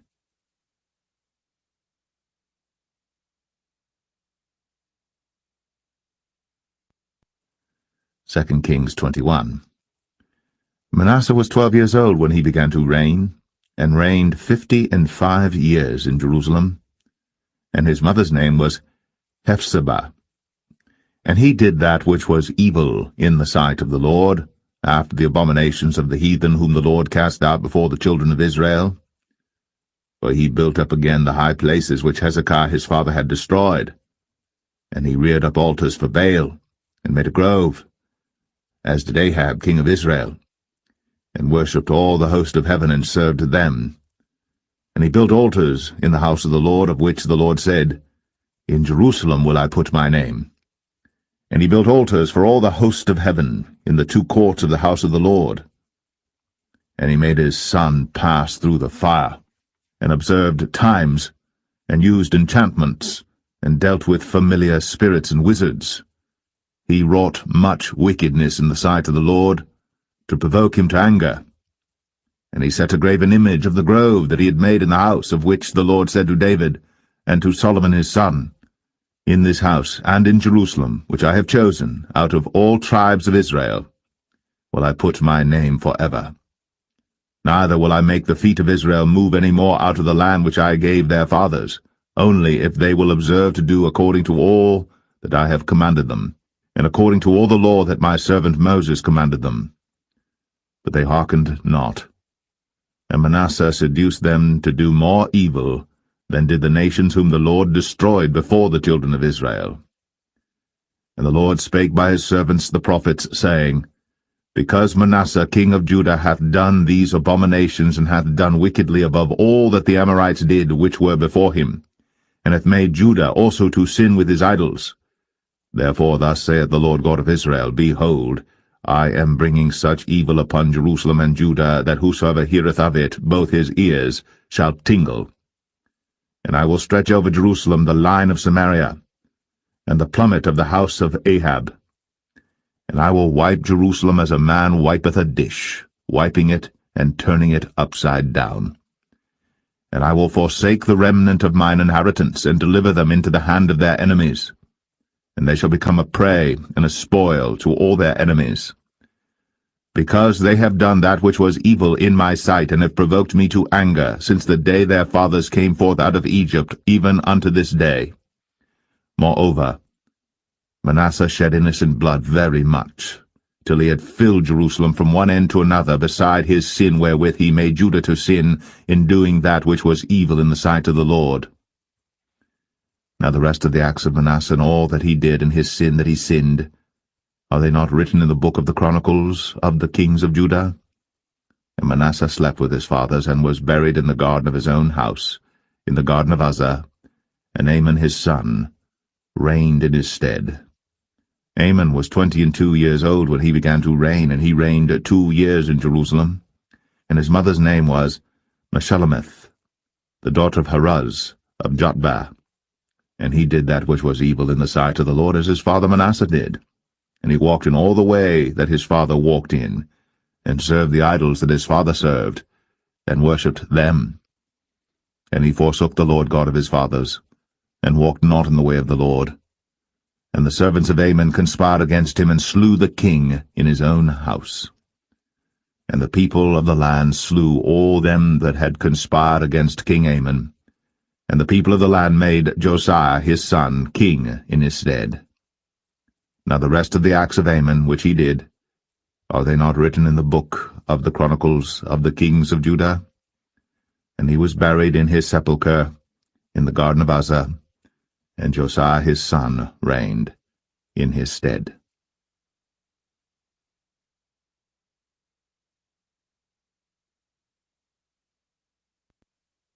Second Kings 22. Josiah was 8 years old when he began to reign, and he reigned 31 years in Jerusalem. And his mother's name was Jedidah, the daughter of Adaiah of Boscath. And he did that which was right in the sight of the Lord, and walked in all the way of David his father, and turned not aside to the right hand or to the left. And it came to pass in the 18th year of King Josiah, that the king sent Shaphan the son of Azaliah, the son of Meshullam, the scribe, to the house of the Lord, saying, Go up to Hilkiah the high priest, that he may sum the silver which is brought into the house of the Lord, which the keepers of the door have gathered of the people, and let them deliver it into the hand of the doers of the work that have the oversight of the house of the Lord, and let them give it to the doers of the work which is in the house of the Lord, to repair the breaches of the house, unto carpenters and builders and masons, and to buy timber and hewn stone to repair the house. Howbeit there was no reckoning made with them of the money that was delivered into their hand, because they dealt faithfully. And Hilkiah the high priest said unto Shaphan the scribe, I have found the book of the law in the house of the Lord. And Hilkiah gave the book to Shaphan, and he read it. And Shaphan the scribe came to the king, and brought the king word again, and said, Thy servants have gathered money that was found in the house, and have delivered it into the hand of them that do the work, that have the oversight of the house of the Lord. And Shaphan the scribe showed the king, saying, Hilkiah the priest hath delivered me a book. And Shaphan read it before the king. And it came to pass, when the king had heard the words of the book of the law, that he rent his clothes. And the king commanded Hilkiah the priest, and Ahikam the son of Shaphan, and Achbor the son of Micaiah, and Shaphan the scribe, and Asahiah a servant of the king's, saying, Go ye, inquire the Lord for me, and for the people, and for all Judah, concerning the words of this book that is found. For great is the wrath of the Lord that is kindled against us, because our fathers have not hearkened unto the words of this book, to do according unto all that which is written concerning us. So Hilkiah the priest, and Ahikam, and Achbor, and Shaphan, and Asahiah went unto Huldah the prophetess, the wife of Shallum, the son of Tikvah, the son of Harhas, keeper of the wardrobe. Now she dwelt in Jerusalem in the college, and they communed with her. And she said unto them, Thus saith the Lord God of Israel, Tell the man that sent you to me, Thus saith the Lord, Behold, I will bring evil upon this place and upon the inhabitants thereof, even all the words of the book which the king of Judah hath read, because they have forsaken me, and have burned incense unto other gods, that they might provoke me to anger with all the works of their hands. Therefore my wrath shall be kindled against this place, and shall not be quenched. But to the king of Judah, which sent you to inquire of the Lord, thus shall ye say to him, Thus saith the Lord God of Israel, as touching the words which thou hast heard, because thine heart was tender, and thou hast humbled thyself before the Lord, when thou heardest what I spake against this place, and against the inhabitants thereof, that they should become a desolation and a curse, and hast rent thy clothes, and wept before me. I also have heard thee, saith the Lord. Behold, therefore, I will gather thee unto thy fathers, and thou shalt be gathered into thy grave in peace. And thine eyes shall not see all the evil which I will bring upon this place. And they brought the king word again.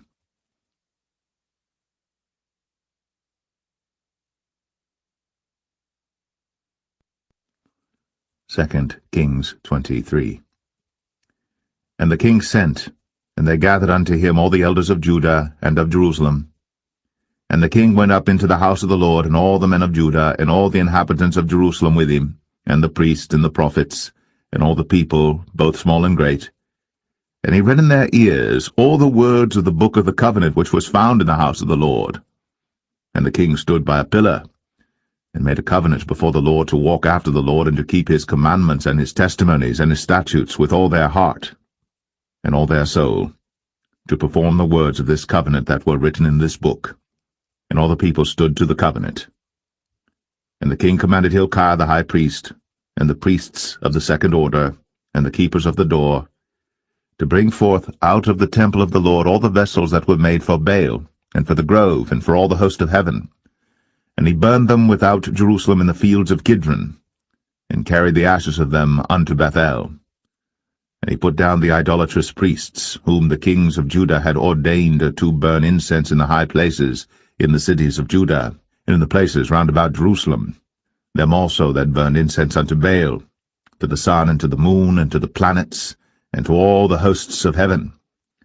And he brought out the grove from the house of the Lord without Jerusalem unto the brook Kidron, and burned it at the brook Kidron, and stamped it small to powder, and cast the powder thereof upon the graves of the children of the people. And he brake down the houses of the Sodomites, that were by the house of the Lord, where the women wove hangings for the grove. And he brought all the priests out of the cities of Judah, and defiled the high places where the priests had burned incense, from Geba to Beersheba, and brake down the high places of the gates that were in the entering in of the gate of Joshua, the governor of the city, which were on a man's left hand at the gate of the city. Nevertheless the priests of the high places came not up to the altar of the Lord in Jerusalem, but they did eat of the unleavened bread among their brethren. And he defiled Topheth, which is in the valley of the children of Hinnom, that no man might make his son or his daughter to pass through the fire to Molech. And he took away the horses that the kings of Judah had given to the sun, at the entering in of the house of the Lord, by the chamber of Nathan-Melech, the chamberlain, which was in the suburbs, and burned the chariots of the sun with fire. And the altars that were on the top of the upper chamber of Ahaz, which the kings of Judah had made, and the altars which Manasseh had made in the two courts of the house of the Lord, did the king beat down, and break them down from thence, and cast the dust of them into the brook Kidron. And the high places that were before Jerusalem, which were on the right hand of the mount of corruption, which Solomon the king of Israel had builded for Ashtoreth, the abomination of the Zidonians, and for Chemosh, the abomination of the Moabites, and for Milcom, the abomination of the children of Ammon, did the king defile. And he brake in pieces the images, and cut down the groves, and filled their places with the bones of men. Moreover, the altar that was at Bethel, and the high place which Jeroboam the son of Nebat, who made Israel to sin, had made, both that altar and the high place he brake down, and burned the high place, and stamped it small to powder, and burned the grove. And as Josiah turned himself, he spied the sepulchres that were there in the mount, and sent, and took the bones out of the sepulchres, and burned them upon the altar, and polluted it, according to the word of the Lord which the man of God proclaimed, who proclaimed these words. Then he said, What title is that I see? And the men of the city told him, It is the sepulchre of the man of God which came from Judah, and proclaimed these things that thou hast done against the altar of Bethel. And he said, Let him alone. Let no man move his bones. So they let his bones alone, with the bones of the prophet that came out of Samaria. And all the houses also of the high places that were in the cities of Samaria, which the kings of Israel had made to provoke the Lord to anger, Josiah took away, and did to them according to all the acts that he had done in Bethel. And he slew all the priests of the high places that were there upon the altars, and burned men's bones upon them, and returned to Jerusalem. And the king commanded all the people, saying, Keep the Passover unto the Lord your God, as it is written in the book of this covenant. Surely there was not holden such a Passover from the days of the judges that judged Israel, nor in all the days of the kings of Israel, nor of the kings of Judah, but in the 18th year of King Josiah, wherein this Passover was holden to the Lord in Jerusalem. Moreover, the workers with familiar spirits, and the wizards, and the images, and the idols, and all the abominations that were spied in the land of Judah and in Jerusalem, did Josiah put away, that he might perform the words of the law which were written in the book that Hilkiah the priest found in the house of the Lord. And like unto him was there no king before him, that turned to the Lord with all his heart, and with all his soul, and with all his might, according to all the law of Moses, neither after him arose there any like him. Notwithstanding the Lord turned not from the fierceness of his great wrath, wherewith his anger was kindled against Judah, because of all the provocations that Manasseh had provoked him withal. And the Lord said, I will remove Judah also out of my sight, as I have removed Israel, and will cast off this city Jerusalem which I have chosen, and the house of which I said, My name shall be there. Now the rest of the acts of Josiah, and all that he did, are they not written in the book of the Chronicles of the kings of Judah? In his days Pharaoh Necho, king of Egypt, went up against the king of Assyria to the river Euphrates. And King Josiah went against him, and he slew him at Megiddo when he had seen him. And his servants carried him in a chariot dead from Megiddo, and brought him to Jerusalem, and buried him in his own sepulchre. And the people of the land took Jehoahaz the son of Josiah, and anointed him, and made him king in his father's stead. Jehoahaz was 23 years old when he began to reign, and he reigned 3 months in Jerusalem. And his mother's name was Hamutal, the daughter of Jeremiah of Libnah. And he did that which was evil in the sight of the Lord, according to all that his fathers had done. And Pharaoh Necho put him in bands at Riblah, in the land of Hamath, that he might not reign in Jerusalem, and put the land to a tribute of 100 talents of silver, and a talent of gold.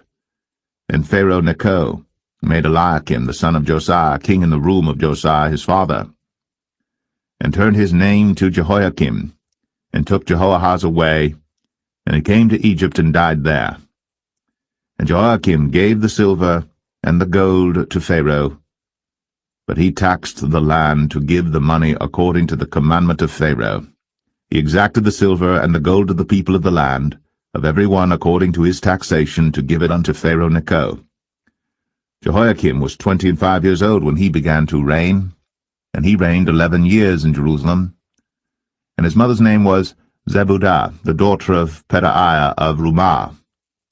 And he did that which was evil in the sight of the Lord, according to all that his fathers had done.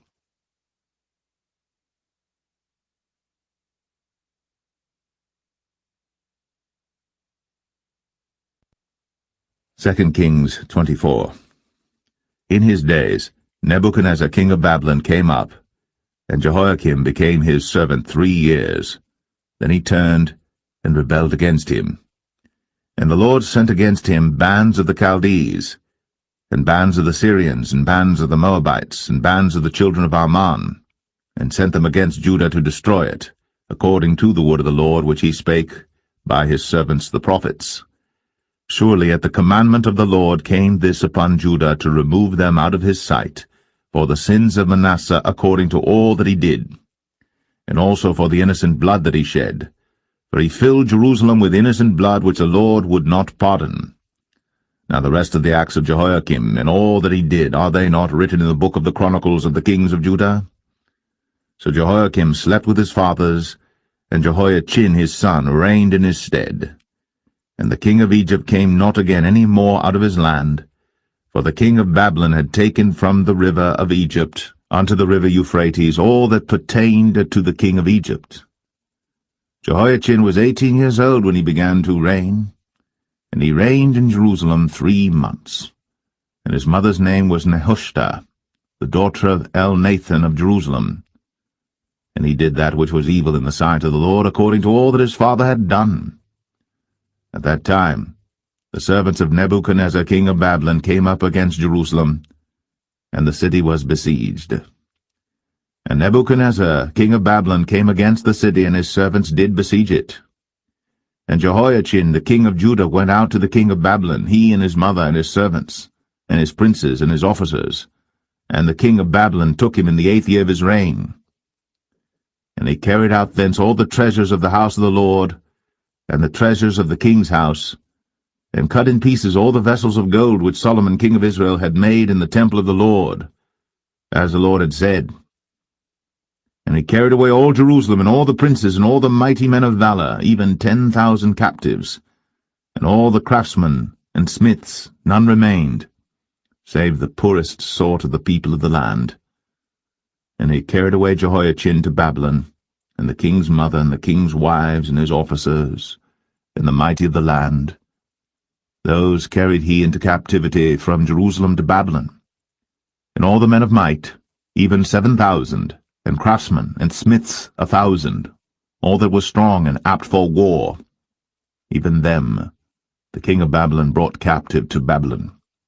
And the king of Babylon made Mattaniah his father's brother king in his stead, and changed his name to Zedekiah. Zedekiah was 21 years old when he began to reign, and he reigned 11 years in Jerusalem. And his mother's name was Hamutal, the daughter of Jeremiah of Libnah. And he did that which was evil in the sight of the Lord, according to all that Jehoiakim had done. For through the anger of the Lord it came to pass in Jerusalem and Judah, until he had cast them out from his presence, that Zedekiah rebelled against the king of Babylon.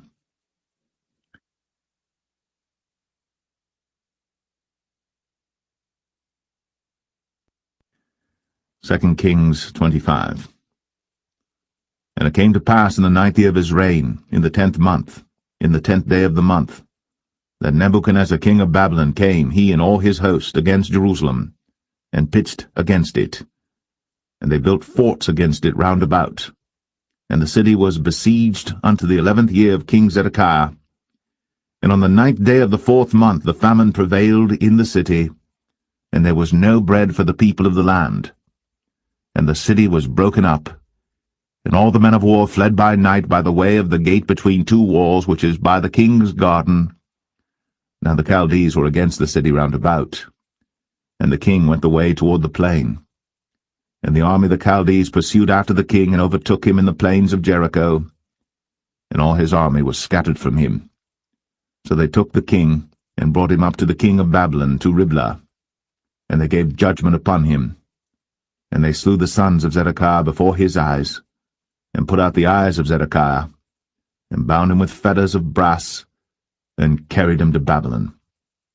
And in the 5th month, on the 7th day of the month, which is the 19th year of King Nebuchadnezzar king of Babylon, came Nebuzaradan, captain of the guard, a servant of the king of Babylon, unto Jerusalem.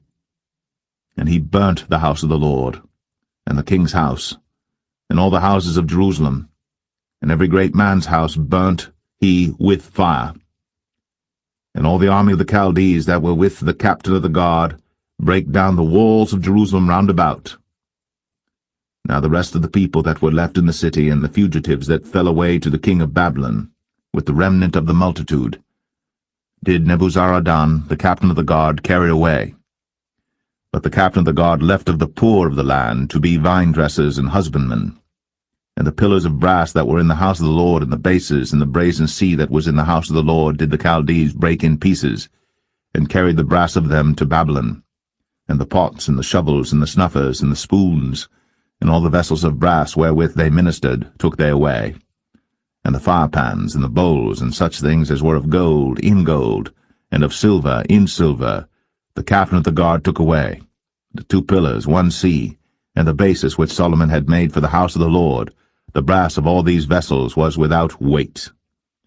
The height of the 1 pillar was 18 cubits, and the chapiter upon it was brass, and the height of the chapiter 3 cubits, and the wreathen work, and pomegranates upon the chapiter round about, all of brass, and like unto these had the 2nd pillar with wreathen work. And the captain of the guard took Seraiah the chief priest, and Zephaniah the 2nd priest, and the 3 keepers of the door. And out of the city he took an officer that was set over the men of war, and 5 men of them that were in the king's presence, which were found in the city, and the principal scribe of the host, which mustered the people of the land, and 60 men of the people of the land that were found in the city. And Nebuzaradan, captain of the guard, took these, and brought them to the king of Babylon to Riblah. And the king of Babylon smote them, and slew them at Riblah in the land of Hamath. So Judah was carried away out of their land.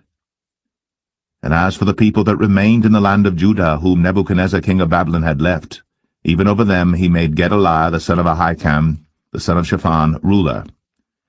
And when all the captains of the armies, they and their men, heard that the king of Babylon had made Gedaliah governor, there came to Gedaliah to Mizpah, even Ishmael the son of Nethaniah, and Johanan the son of Kareah, and Zeraiah the son of Tanhumeth the Netophathite, and Jaazaniah the son of a Maacathite, they and their men.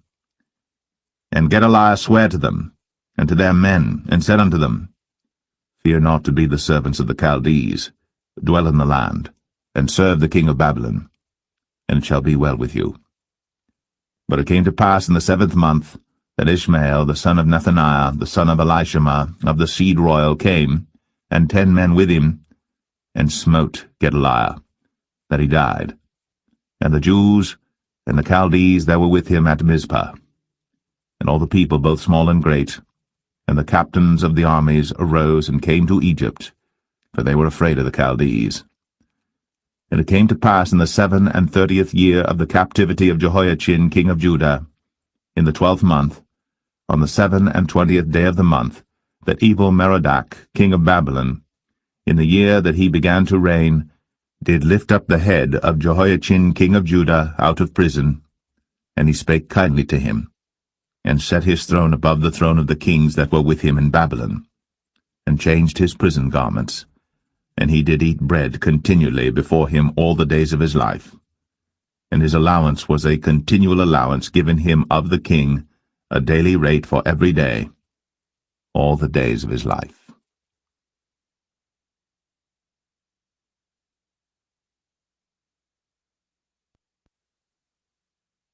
The first book of Chronicles, chapter 1.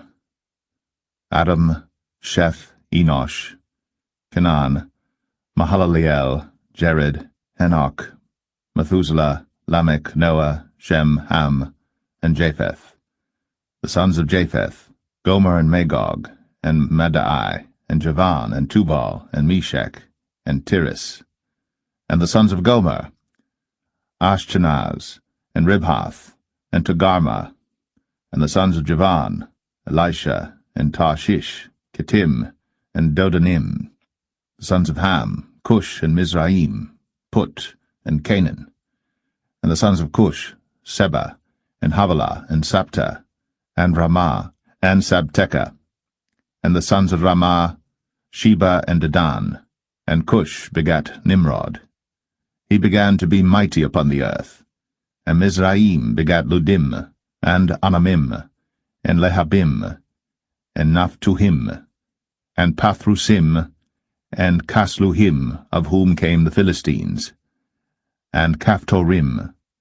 And Canaan begat Zidon, his firstborn, and Heth, the Jebusite also, and the Amorite, and the Girgashite, and the Hivite, and the Archite, and the Sinite, and the Arvadite, and the Zemarite, and the Hamathite.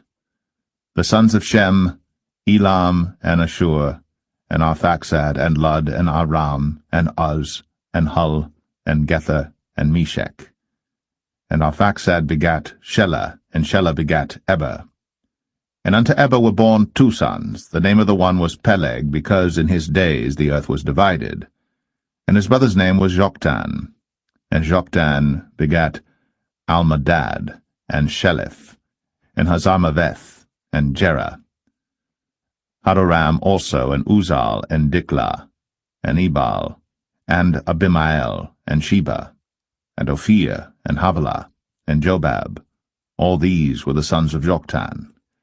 Shem, Arphaxad, Shelah, Eber, Peleg, Reu, Serug, Nahor, Terah, Abram. The same is Abraham. The sons of Abraham, Isaac, and Ishmael. These are their generations. The firstborn of Ishmael, Nebaioth, then Kedar, and Abiel, and Mibsam, Mishma, and Dumah, Massa, Hadad, and Tema, Jetur, Naphish, and Kedemah. These are the sons of Ishmael.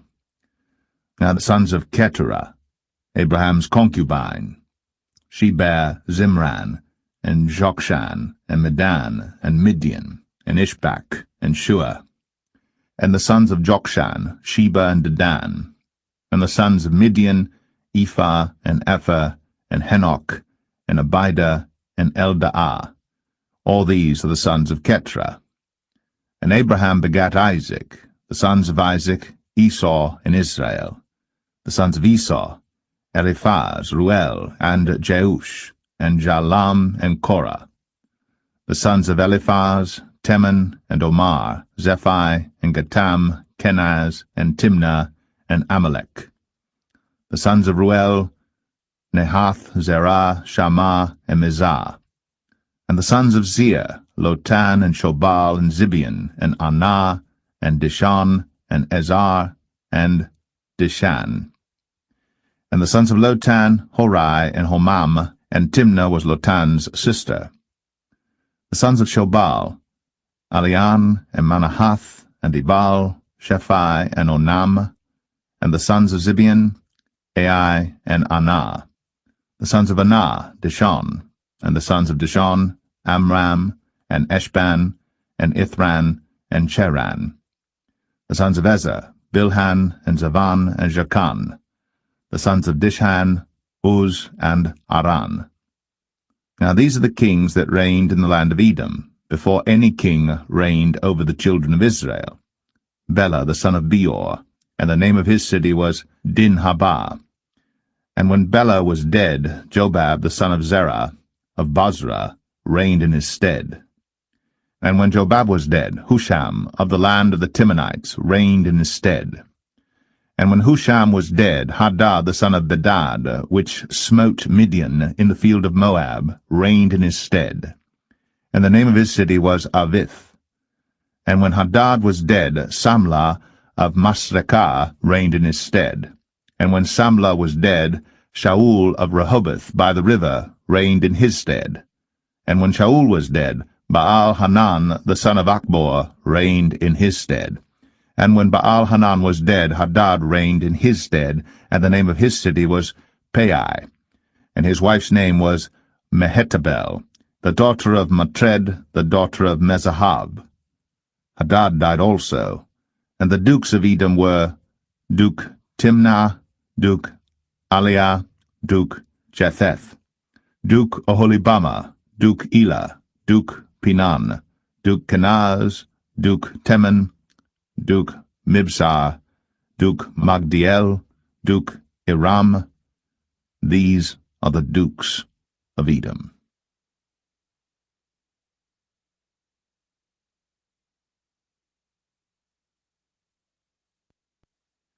1 Chronicles 2.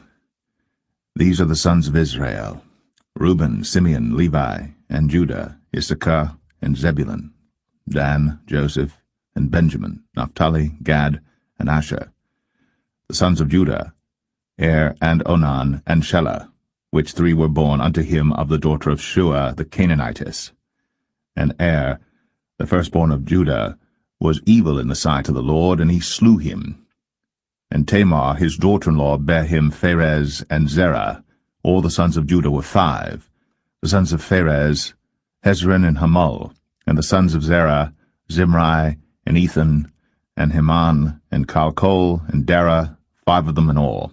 And the sons of Carmi, Achar, the troubler of Israel, who transgressed in the thing accursed.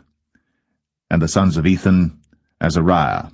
The sons also of Hezron that were born unto him, Jeramiel, and Ram, and Chalubai. And Ram begat Aminadab, and Aminadab begat Nahshon, prince of the children of Judah. And Nahshon begat Salma, and Salma begat Boaz, and Boaz begat Obed, and Obed begat Jesse. And Jesse begat his firstborn Eliab, and Aminadab the second, and Shema the third. Nathaniel the fourth, Radai the fifth, Ozem the sixth, David the seventh, whose sisters were Zeruiah and Abigail. And the sons of Zeruiah, Abishai and Joab, and Asahel 3. And Abigail bare Amasa, and the father of Amasa was Jether the Ishmaelite. And Caleb the son of Hezron begat children of Azabah his wife, and of Jerioth. Her sons are these, Jesher, and Shabab, and Ardan. And when Azabah was dead, Caleb took unto him Ephrath, which bare him Hur, and Hur begat Uri, and Uri begat Bezaleel. And afterward Hezron went in to the daughter of Machir, the father of Gilead, whom he married when he was 60 years old. And she bare him Segub, and Segub begat Jair, who had 23 cities in the land of Gilead. And he took Gesher and Aram, with the towns of Jair from them, with Kenath, and the towns thereof, even 60 cities. All these belonged to the sons of Machir, the father of Gilead. And after that Hezron was dead, and Caleb Ephratah. Then Abiah, Hezron's wife, bare him Asher, the father of Tekoa. And the sons of Jeramiel, the firstborn of Hezron, were Ram the firstborn, and Bunah, and Oren, and Ozem, and Ahijah. Jeramiel had also another wife, whose name was Adarah. She was the mother of Onam.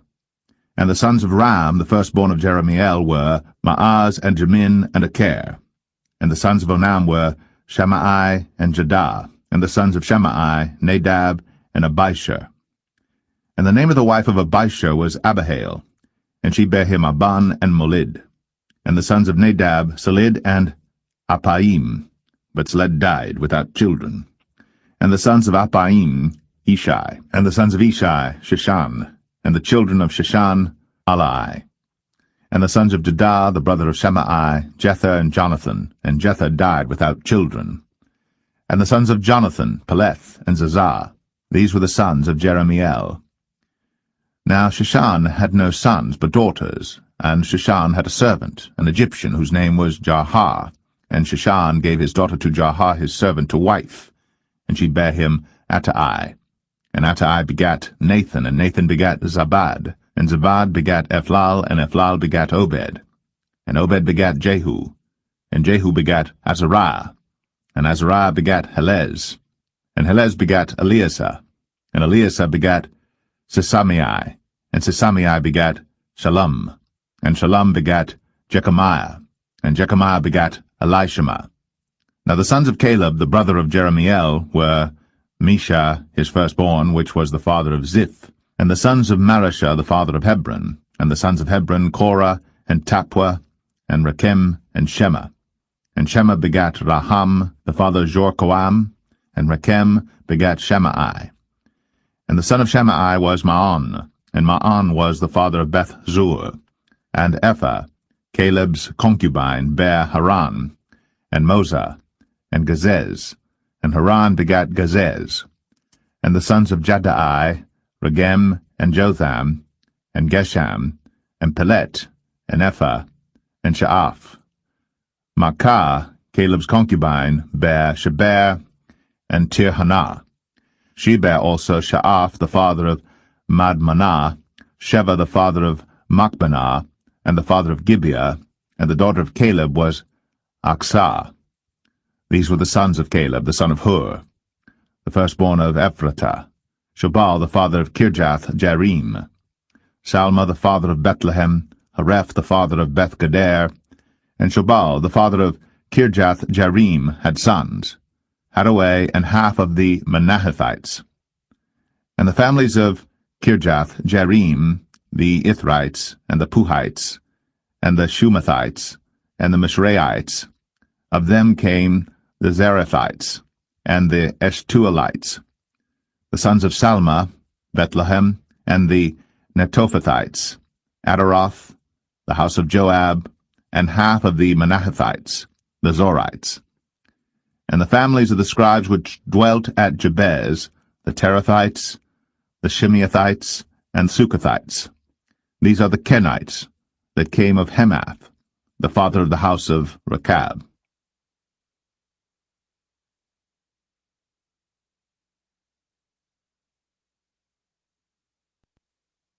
1 Chronicles 3. Now these were the sons of David, which were born unto him in Hebron. The firstborn Amnon of Ahinoam, the Jezreelitess. The second Daniel of Abigail, the Carmelitess. The third Absalom, the son of Maacah, the daughter of Talmai, king of Geshur. The fourth Adonijah, the son of Haggith. The fifth Shephatiah of Abital. The sixth Ithraam, by Eglah his wife. These 6 were born unto him in Hebron, and there he reigned 7 years and 6 months. And in Jerusalem he reigned 33 years. And these were born unto him in Jerusalem, Shimei, and Shabab, and Nathan, and Solomon 4, of Bathshua the daughter of Amiel, Ibhar also, and Elishama, and Eliphalet, and Noga, and Nepheg, and Japhia, and Elishama, and Eliada, and Eliphalet, 9. These were all the sons of David, beside the sons of the concubines and Tamar their sister. And Solomon's son was Rehoboam, Abiah his son, Asa his son, Jehoshaphat his son, Joram his son, Ahaziah his son, Joash his son, Amaziah his son, Azariah his son, Jotham his son, Ahaz his son, Hezekiah his son, Manasseh his son, Amon his son, Josiah his son.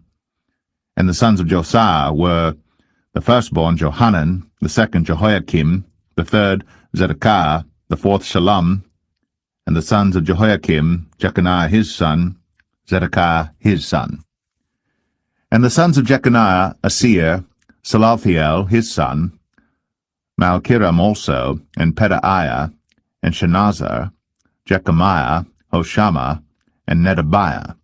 And the sons of Pedaiah were Zerubbabel and Shimei, and the sons of Zerubbabel, Meshullam, and Hananiah, and Shelemith their sister, and Hashabah, and Ohel, and Berechiah, and Hesediah, Juseb-Hesed, 5.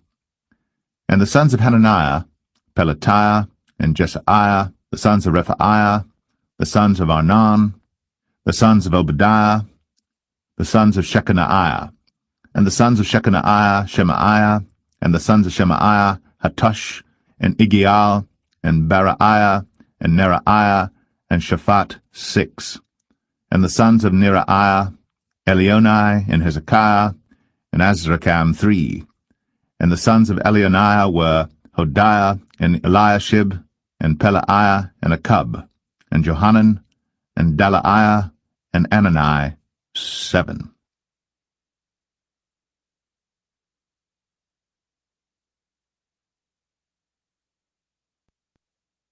1 Chronicles 4. The sons of Judah, Pharez, Hezron, and Carmi, and Hur, and Shabal. And Reaiah, the son of Shabal, begat Jahath, and Jahath begat Ahumai, and Lahad. These are the families of the Zorathites.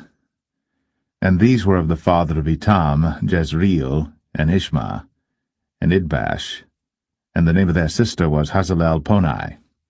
And Penuel the father of Gedor, and Ezer the father of Hushah. These are the sons of Hur, the firstborn of Ephratah, the father of Bethlehem. And Asher, the father of Tekoa, had 2 wives, Helah and Naarah. And Naarah bare him Ahuzam, and Hepher, and Temeni, and Hahashterai. These were the sons of Naarah. And the sons of Helah were Zereth, and Jezoar, and Ethnan. And Kaz begat Anub, and Zebabah, and the families of Ahahel, the son of Haram. And Jabez was more honorable than his brethren. And his mother called his name Jabez, saying, Because I bare him with sorrow. And Jabez called on the God of Israel, saying, O that thou wouldst bless me indeed, and enlarge my coast, and that thine hand might be with me, and that thou wouldst keep me from evil, that it may not grieve me. And God granted him that which he requested. And Chelub, the brother of Shur, begat Mahir, which was the father of Eshton. And Eshton begat Bethraphah, and Paseah, and Tehenna, the father of Nahash. These are the men of Rakah. And the sons of Kenaz, Othniel, and Seraiah, and the sons of Othniel, Hathath. And Meonothai begat Ophrah, and Seraiah begat Joab, the father of the valley of Cherashim, for they were craftsmen. And the sons of Caleb, the son of Jephunneh, Iru, Elah, and Naam. And the sons of Elah, even Kenaz. And the sons of Jehaleleel, Ziph, and Zephah, Teriah, and Asrael. And the sons of Ezra were Jether, and Mered, and Epher, and Jalan. And she bare Miriam, and Shemai, and Ishba, the father of Eshtemoa. And his wife Jehudijah bare Jared, the father of Gedor, and Heber, the father of Sako, and Jekuthiel, the father of Zanoah. And these are the sons of Bethiah, the daughter of Pharaoh, which Mered took. And the sons of his wife Hodiah, the sister of Naham, the father of Keli, the Garmite, and Eshtemoa the Maacathite. And the sons of Shimon were Amnon, and Rinnah, Ben-Hanan, and Telon. And the sons of Ishai were Zoheth, and Ben-Zoheth. The sons of Shelah, the son of Judah, were the father of Lakah, and Ladah, the father of Mareshah. And the families of the house of them that wrought fine linen of the house of Ashbea, and Joachim, and the men of Chozeba, and Joash, and Seraph, who had the dominion in Moab, and Jashubai Lehem. And these are ancient things. These were the potters, and those that dwelt among plants and hedges. There they dwelt with the king for his work. The sons of Simeon were Nemuel, and Jamin, Jerib, Zerah, and Shaul. Shalom his son, Mibsam his son, Mishma his son, and the sons of Mishma, Hamuel his son, Zakur his son, Shimei his son. And Shimei had 16 sons and 6 daughters. But his brethren had not many children, neither did all their family multiply like to the children of Judah. And they dwelt at Beersheba, and Moladah, and Hazar-Shual, and at Bilhah, and at Ezem, and at Talad, and at Bethuel, and at Hormah, and at Ziklag, and at Beth-Markaboth, and Hazar-Susim, and at Beth-Pireh, and at Sharaim. These were their cities unto the reign of David. And their villages were Etam, and Ain, Rimmon, and Tochen, and Ashan, 5 cities, and all their villages that were round about the same cities unto Baal. These were their habitations, and their genealogy. And Meshobab, and Jamlech, and Joshah, the son of Amaziah, and Joel, and Jehu, the son of Josabiah, the son of Seraiah, the son of Asiel, and Elionai, and Jaakobah, and Jeshohaiah, and Asaiah, and Adiel, and Jesemiel, and Benaniah, and Ziza, the son of Shaphi, the son of Alon, the son of Jedaiah, the son of Shimri, the son of Shemaiah. These mentioned by their names were princes in their families. And the house of their fathers increased greatly, and they went to the entrance of Gedor, even unto the east side of the valley, to seek pasture for their flocks.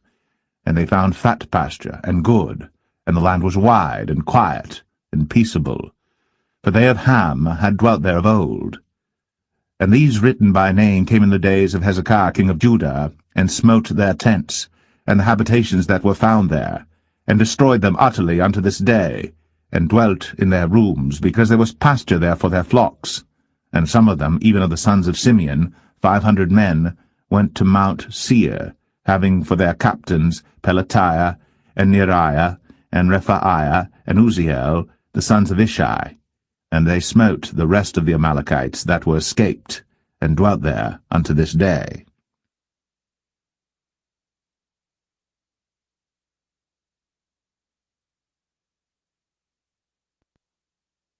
1 Chronicles 5.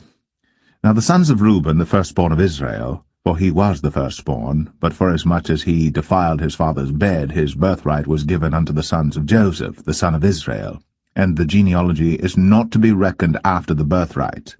For Judah prevailed above his brethren, and of him came the chief ruler, but the birthright was Joseph's. The sons, I say, of Reuben, the firstborn of Israel, were Hanok, and Palu, Hezron, and Carmi. The sons of Joel, Shemaiah his son, Gog his son, Shimei his son, Micah his son, Reaiah his son, Baal his son, Beerah his son, whom Tilgath-Pilneser, king of Assyria, carried away captive. He was prince of the Reubenites. And his brethren by their families, when the genealogy of their generations was reckoned, were the chief, Jeiel and Zechariah. And Bela the son of Azaz, the son of Shema, the son of Joel, who dwelt in Aroer, even unto Nebo, and Baal-meon. And eastward he inhabited unto the entering in of the wilderness from the river Euphrates, because their cattle were multiplied in the land of Gilead. And in the days of Saul they made war with the Hagarites, who fell by their hand, and they dwelt in their tents throughout all the east land of Gilead. And the children of Gad dwelt over against them, and the land of Bashan unto Salcah, Joel the chief, and Shaphan the next, and Jaanai, and Shaphat in Bashan. And their brethren of the house of their fathers were Michael, and Meshullam, and Sheba, and Jorai, and Jachan, and Zia, and Heber, 7. These are the children of Abihail, the son of Huri, the son of Jeroah, the son of Gilead, the son of Michael, the son of Jeshai, the son of Jado, the son of Buz. Ahi, the son of Abdiel, the son of Gunai, chief of the house of their fathers. And they dwelt in Gilead and Bashan, and in her towns, and in all the suburbs of Sharon upon their borders. All these were reckoned by genealogies in the days of Jotham, king of Judah, and in the days of Jeroboam, king of Israel. The sons of Reuben and the Gadites, and half the tribe of Manasseh, of valiant men, men able to bear buckler and sword, and to shoot with bow, and skillful in war, were 44,760 that went out to the war. And they made war with the Hagarites, with Jetur, and Nephish, and Nodab. And they were helped against them, and the Hagarites were delivered into their hand, and all that were with them, for they cried to God in the battle, and he was entreated of them, because they put their trust in him. And they took away their cattle, of their camels 50,000, and of sheep 250,000, and of asses 2,000, and of men 100,000. For there fell down many slain, because the war was of God, and they dwelt in their steads until the captivity. And the children of the half-tribe of Manasseh dwelt in the land. They increased from Bashan unto Baal-Hermon, and Sinir, and unto Mount Hermon. And these were the heads of the house of their fathers, even Ephah, and Ishai, and Eliel, and Azriel, and Jeremiah, and Hodaviah, and Jadiel, mighty men of valor, famous men, and heads of the house of their fathers.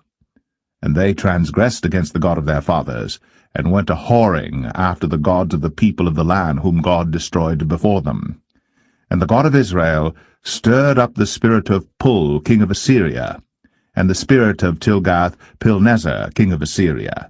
And he carried them away, even the Reubenites, and the Gadites, and the half-tribe of Manasseh, and brought them unto Halah, and Habor, and Hara, and to the river Gozan, unto this day.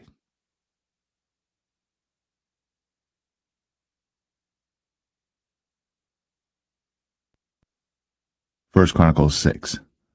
The sons of Levi, Gershon, Kohath, and Merari. And the sons of Kohath, Amram, Izhar, and Hebron, and Uzziel. And the children of Amram, Aaron, and Moses, and Miriam. The sons also of Aaron, Nadab and Abihu, Eleazar, and Ithamar. Eleazar begat Phinehas, Phinehas begat Abishua. And Abishua begat Bukai, and Bukai begat Uzai. And Uzai begat Zerahiah, and Zerahiah begat Marioth. Marioth begat Amariah, and Amariah begat Ahitub. And Ahitub begat Zadok, and Zadok begat Ahimaaz. And Ahimaaz begat Azariah, and Azariah begat Johanan, and Johanan begat Azariah. He it is that executed the priest's office in the temple that Solomon built in Jerusalem. And Azariah begat Amariah, and Amariah begat Ahitub. And Ahitub begat Zadok, and Zadok begat Shallum, and Shallum begat Hilkiah, and Hilkiah begat Azariah, and Azariah begat Zerahiah, and Zerahiah begat Jehozadak. And Jehozadak went into captivity when the Lord carried away Judah and Jerusalem by the hand of Nebuchadnezzar. The sons of Levi, Gershon, Kohath, and Merari. And these be the names of the sons of Gershom, Libni, and Shimei. And the sons of Kohath were Amram, and Izhar, and Hebron, and Uzziel. The sons of Merari, Mahli, and Mushai. And these are the families of the Levites according to their fathers. Of Gershom, Libni his son, Jahath his son, Zimmah his son, Joah his son, Iddo his son, Zerah his son, Jeterai his son. The sons of Kohath, Aminadab his son, Korah his son, Asir his son, Elkanah his son, and Abiasaph his son, and Asir his son, Tahath his son, Uriel his son, Uzziah his son, and Shaul his son. And the sons of Elkanah, Amasai, and Ahimeth. As for Elkanah, the sons of Elkanah, Zophai his son, and Nahath his son, Eliab his son, Jeroham his son, Elkanah his son, and the sons of Samuel the firstborn, Vashni, and Abiah. The sons of Merari, Mahli, Libni his son, Shimei his son, Uzzah his son, Shemaiah his son, Haggiah his son, Asaiah his son. And these are they whom David set over the service of song in the house of the Lord. After that the ark had rest. And they ministered before the dwelling place of the tabernacle of the congregation with singing, until Solomon had built the house of the Lord in Jerusalem. And then they waited on their office according to their order. And these are they that waited with their children. Of the sons of the Kohathites, Heman a singer, the son of Joel, the son of Shemuel, the son of Elkanah, the son of Jeroham, the son of Eliel, the son of Toah, the son of Zuph, the son of Elkanah, the son of Mahath, the son of Amasai, the son of Elkanah, the son of Joel, the son of Azariah, the son of Zephaniah, the son of Tahath, the son of Asir, the son of Abiasaph, the son of Korah, the son of Izhar, the son of Kohath, the son of Levi, the son of Israel, and his brother Asaph, who stood on his right hand, even Asaph, the son of Berechiah, the son of Shemaiah, the son of Michael, the son of Baasiah, the son of Malchiah, the son of Ethni, the son of Zerah, the son of Adai, the son of Ethan, the son of Zimmah, the son of Shimei, the son of Jahath, the son of Gershom, the son of Levi. And their brethren, the sons of Merari, stood on the left hand, Ethan the son of Kishi, the son of Abdi, the son of Malach, the son of Hashabiah, the son of Amaziah, the son of Hilkiah, the son of Amzi, the son of Bani, the son of Shemer, the son of Mahli, the son of Mushai, the son of Merari, the son of Levi. Their brethren also the Levites were appointed unto all manner of service of the tabernacle of the house of God. But Aaron and his sons offered upon the altar of the burnt offering, and on the altar of incense, and were appointed for all the work of the place most holy, and to make an atonement for Israel, according to all that Moses, the servant of God, had commanded. And these are the sons of Aaron, Eleazar his son, Phinehas his son, Abishua his son, Bukai his son, Uzai his son, Zerahiah his son, Marioth his son, Amariah his son, Ahitub his son, Zadok his son, Ahimaaz his son. Now these are their dwelling places throughout their castles in their coasts, of the sons of Aaron, of the families of the Kohathites, for theirs was the lot. And they gave them Hebron in the land of Judah, and the suburbs thereof round about it. But the fields of the city and the villages thereof they gave to Caleb the son of Jephunneh. And to the sons of Aaron they gave the cities of Judah, namely Hebron, the city of refuge, and Libnah with her suburbs, and Jatir, and Eshtemoa with their suburbs, and Hilan with her suburbs, Debir with her suburbs, and Ashan with her suburbs, and Beth-Shemesh with her suburbs. And out of the tribe of Benjamin, Geba with her suburbs, and Alemeth with her suburbs, and Anathoth with her suburbs. All their cities throughout their families were 13 cities. And unto the sons of Kohath, which were left of the family of that tribe, were cities given out of the half-tribe, namely out of the half-tribe of Manasseh, by lot, 10 cities. And to the sons of Gershon throughout their families, out of the tribe of Issachar, and out of the tribe of Asher, and out of the tribe of Naphtali, and out of the tribe of Manasseh in Bashan, 13 cities. Unto the sons of Merari were given by lot throughout their families, out of the tribe of Reuben, and out of the tribe of Gad, and out of the tribe of Zebulun, 12 cities. And the children of Israel gave to the Levites these cities with their suburbs, and they gave by lot, out of the tribe of the children of Judah, and out of the tribe of the children of Simeon, and out of the tribe of the children of Benjamin, these cities which are called by their names. And the residue of the families of the sons of Kohath had cities of their coasts, out of the tribe of Ephraim.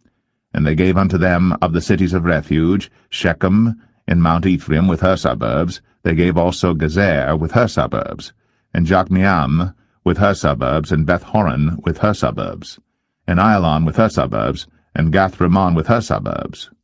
And out of the half-tribe of Manasseh, Aner with her suburbs, and Bileam with her suburbs, for the family of the remnant of the sons of Kohath. Unto the sons of Gershon were given out of the family of the half-tribe of Manasseh, Golan in Bashan with her suburbs, and Ashtaroth with her suburbs. And out of the tribe of Issachar, Kadesh with her suburbs, Dabaroth with her suburbs, and Ramoth with her suburbs, and Anem with her suburbs. And out of the tribe of Asher, Mashal with her suburbs, and Abdon with her suburbs, and Hukok with her suburbs, and Rehob with her suburbs. And out of the tribe of Naphtali, Kadesh in Galilee with her suburbs, and Hammon with her suburbs, and Kirjathaim with her suburbs. Unto the rest of the children of Merari were given out of the tribe of Zebulun, Rimmon with her suburbs, Tabor with her suburbs. And on the other side of Jordan by Jericho, on the east side of Jordan, were given them out of the tribe of Reuben, Bezer in the wilderness with her suburbs, and Jazar with her suburbs, Kedemoth also with her suburbs, and Mephath with her suburbs. And out of the tribe of Gad, Ramoth in Gilead with her suburbs, and Mahanaim with her suburbs, and Heshbon with her suburbs, and Jazer with her suburbs.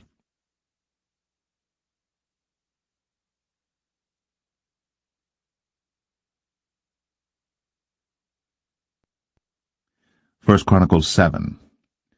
Now the sons of Issachar were Tola, and Puah, Jashub, and Shimrom, 4.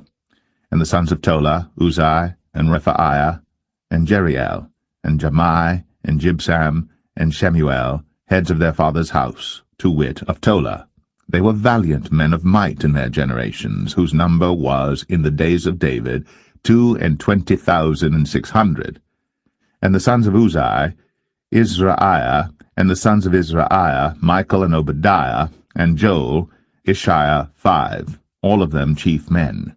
And with them by their generations, after the house of their fathers, were bands of soldiers for war, 36,000 men. For they had many wives and sons, and their brethren among all the families of Issachar were valiant men of might, reckoned in all by their genealogies 7,000. The sons of Benjamin, Bela and Becher, and Jediel, 3. And the sons of Bela, Esban, and Uzai, and Uziel, and Jeremoth, and Eri, 5. Heads of the house of their fathers, mighty men of valor, and were reckoned by their genealogies 22,034. And the sons of Becher, Zemira, and Joash, and Eleazar, and Elionai, and Omri, and Jeremoth, and Abiah, and Anathoth, and Alameth. All these are the sons of Becher. And the number of them after their genealogy by their generations, heads of the house of their fathers, mighty men of valor, was 20,200. The sons also of Jediel, Bilhan, and the sons of Bilhan, Jeush, and Benjamin, and Ehud, and Chenaanah, and Zethan, and Thashish, and Ahishahar. All these the sons of Jediel. by the heads of their fathers, mighty men of valor, were 17,200 soldiers, fit to go out for war and battle. Shuppim also and Huppim, the children of Ir, and Hushim, the sons of Aher. The sons of Naphtali, Jaziel, and Gunai, and Jazer, and Shalom, the sons of Bilhah. The sons of Manasseh, Asriel, whom she bare, but his concubine, the Aramitess, bare Machir, the father of Gilead, and Machir took to wife the sister of Huppim and Shuppim, whose sister's name was Maacah, and the name of the second was Zelophehad. And Zelophehad had daughters, and Maacah, the wife of Machir, bare a son, and she called his name Peresh, and the name of his brother was Sheresh, and his sons were Ulam and Rakem. And the sons of Ulam, Bedan. These were the sons of Gilead, the sons of Machir, the son of Manasseh. And his sister Hameleketh bare Ishad, and Abiezer, and Mahalah. And the sons of Shemadah were Ahian, and Shechem, and Likai, and Aniam. And the sons of Ephraim, Shuthelah, and Bered his son, and Tahath his son, and Eladah his son, and Tahath his son. And Zabad his son, and Shuthelah his son, and Ezer, and Eliad, whom the men of Gath that were born in that land slew, because they came down to take away their cattle. And Ephraim their father mourned many days, and his brethren came to comfort him. And when he went into his wife, she conceived, and bare a son. And he called his name Beriah, because it went evil with his house. And his daughter was Sherah, who built Beth-horon the Nether, and the upper, and Uzan-Sherah. And Rephah was his son, also Resheph, and Telah his son, and Tahan his son, Ladan his son, Ammihud his son, Elishama his son, Non his son, Jehoshua his son. And their possessions and habitations were Bethel, and the towns thereof, and eastward Nahran, and westward Gezer, with the towns thereof, Shechem also, and the towns thereof, unto Gaza, and the towns thereof. And by the borders of the children of Manasseh, Bethshean and her towns, Taanach and her towns, Megiddo and her towns, Dor and her towns. In these dwelt the children of Joseph, the son of Israel. The sons of Asher, Imnah, and Ishua, and Ishuai, and Beriah, and Sarah their sister. And the sons of Beriah, Heber, and Malchiel, who is the father of Beerzavith. And Heber begat Japhlet, and Shomer, and Hotham, and Shua their sister. And the sons of Japhlet, Pasak, and Bimhal, and Ashvath. These are the children of Japhlet. And the sons of Shemer, Ahai, and Roga, Jehubbah, and Aram. And the sons of his brother Helem, Zophah, and Imnah, and Shelesh, and Amal. The sons of Zophah, Sua, and Harnepher, and Shual, and Beri, and Imrah, Bezer, and Hod, and Shammah, and Shilshah, and Ithran, and Birah. And the sons of Jether, Jephunneh, and Pispa, and Arah. And the sons of Ulah, Arah, and Haniel, and Reziah. All these were the children of Asher, heads of their father's house, choice and mighty men of valor, chief of the princes. And the number throughout the genealogy of them that were apt to the war and to battle was 26,000 men.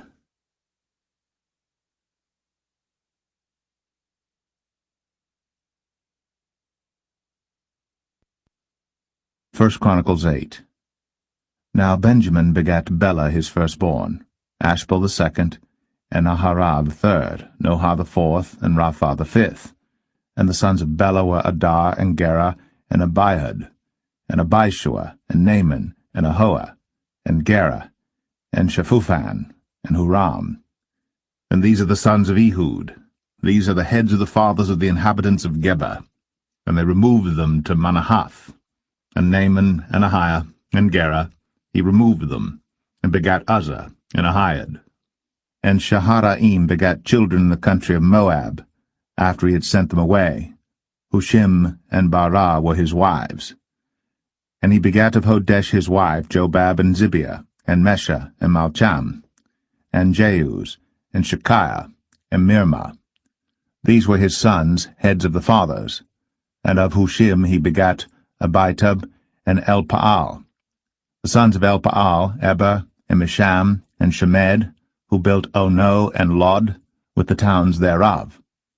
Beriah also, and Shema, who were heads of the fathers of the inhabitants of Aijalon, who drove away the inhabitants of Gath, and Ahio, Shashak, and Jeremoth, and Zebediah, and Arad, and Adair, and Michael, and Isbah, and Johah, the sons of Beriah, and Zebediah, and Meshullam, and Hezekiah, and Heber, Ismarai also, and Jezaliah, and Jobab, the sons of Elpaal, and Jakim, and Zichri, and Zabdi, and Elinai, and Zilthai, and Eliel, and Adaiah, and Beraiah, and Shimrath, the sons of Shimhi, and Ishpan, and Heber, and Eliel, and Abdon, and Zichri, and Hanan, and Hananiah, and Elam, and Atathijah, and Ephadiah, and Penuel, the sons of Shashak, and Shamshariah, and Shehariah,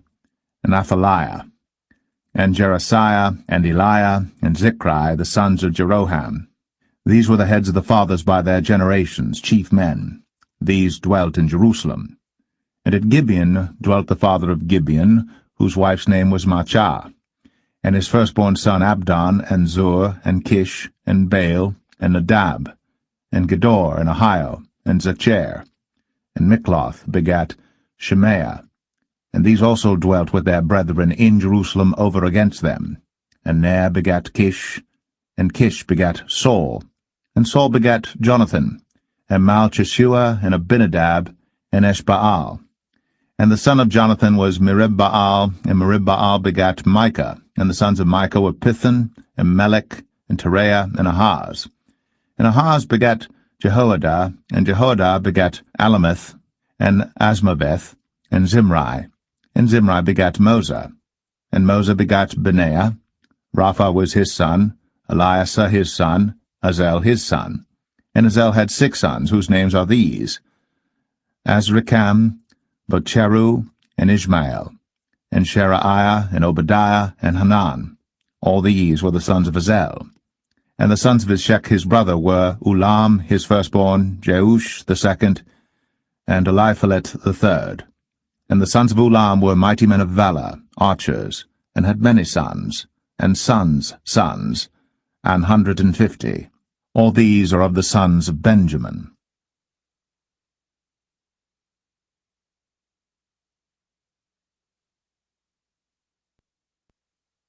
1 Chronicles 9. So all Israel were reckoned by genealogies, and behold, they were written in the book of the kings of Israel and Judah, who were carried away to Babylon for their transgression. Now the first inhabitants that dwelt in their possessions in their cities were the Israelites, the priests, Levites, and the Nethinims. And in Jerusalem dwelt, of the children of Judah, and of the children of Benjamin, and of the children of Ephraim and Manasseh, Uthai the son of Ammihud, the son of Omri, the son of Imri, the son of Bani, of the children of Pharez, the son of Judah. And of the Shalonites, Asaiah the firstborn and his sons, and of the sons of Zerah, Jeuel and their brethren, 690. And of the sons of Benjamin, Salu the son of Meshullam, the son of Hodaviah, the son of Hesenuah, and Ibneiah the son of Jeroham, and Elah the son of Uzai, the son of Michri, and Meshullam the son of Shephatiah, the son of Ruel, the son of Ibnijah, and their brethren according to their generations, 956. All these men were chief of the fathers in the house of their fathers, and of the priests, Jediah, and Jehoiarib, and Jachin, and Azariah the son of Hilkiah, the son of Meshullam, the son of Zadok, the son of Meraioth, the son of Ahitub, the ruler of the house of God, and Adaiah the son of Jeroham, the son of Pashur, the son of Malchijah, and Maaseiah the son of Adiel, the son of Jazerah, the son of Meshullam, the son of Meshelemith, the son of Immer, and their brethren, heads of the house of their fathers, 1,760, very able men for the work of the service of the house of God.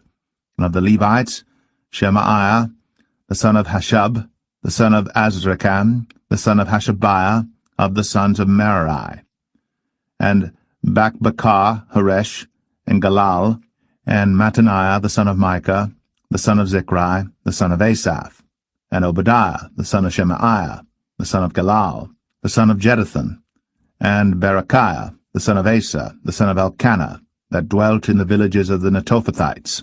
And the porters were Shallum, and Akub, and Talmon, and Ahiman, and their brethren. Shallum was the chief, who hitherto waited in the king's gate eastward. They were porters in the companies of the children of Levi. And Shallum the son of Kor, the son of Abiasaph, the son of Korah, and his brethren of the house of his father, the Korahites, were over the work of the service, keepers of the gates of the tabernacle, and their fathers, being over the host of the Lord, were keepers of the entry. And Phinehas the son of Eleazar was the ruler over them in time past, and the Lord was with him. And Zechariah the son of Meshelemiah was porter of the door of the tabernacle of the congregation. All these which were chosen to be porters in the gates were 212. These were reckoned by their genealogy in their villages, whom David and Samuel the seer did ordain in their set office.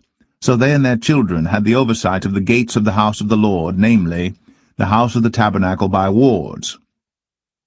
In 4 quarters were the porters, toward the east, west, north, and south.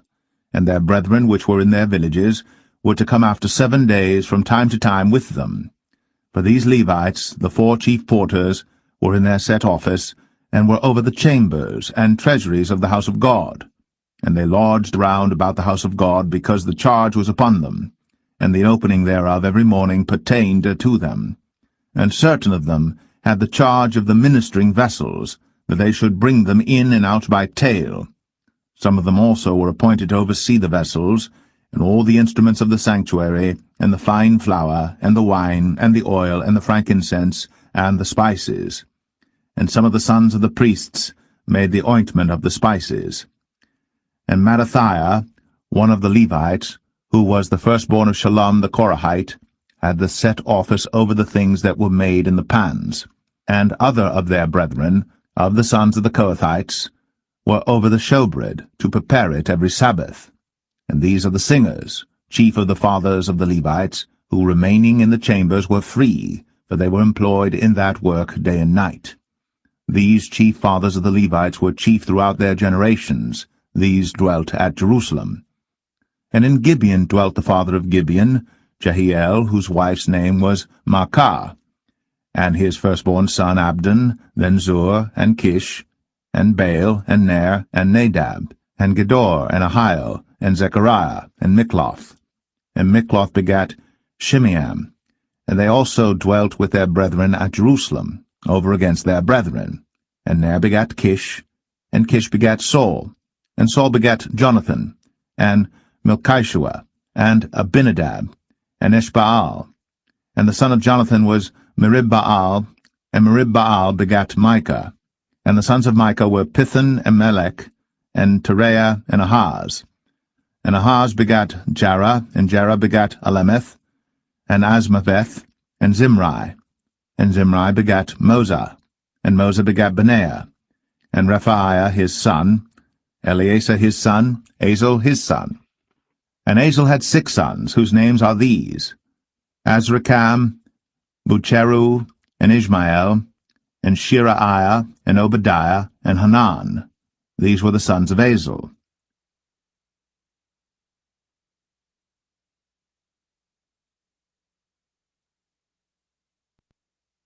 First Chronicles 10. Now the Philistines fought against Israel, and the men of Israel fled from before the Philistines, and fell down slain in Mount Gilboa. And the Philistines followed hard after Saul, and after his sons.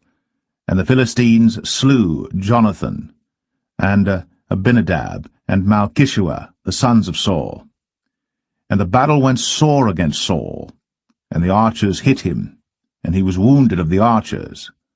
Then said Saul to his armor-bearer, Draw thy sword, and thrust me through therewith, lest these uncircumcised come and abuse me. But his armor-bearer would not, for he was sore afraid. So Saul took a sword, and fell upon it. And when his armor-bearer saw that Saul was dead, he fell likewise on the sword, and died. So Saul died, and his 3 sons, and all his house died together. And when all the men of Israel that were in the valley saw that they fled, and that Saul and his sons were dead, then they forsook their cities and fled.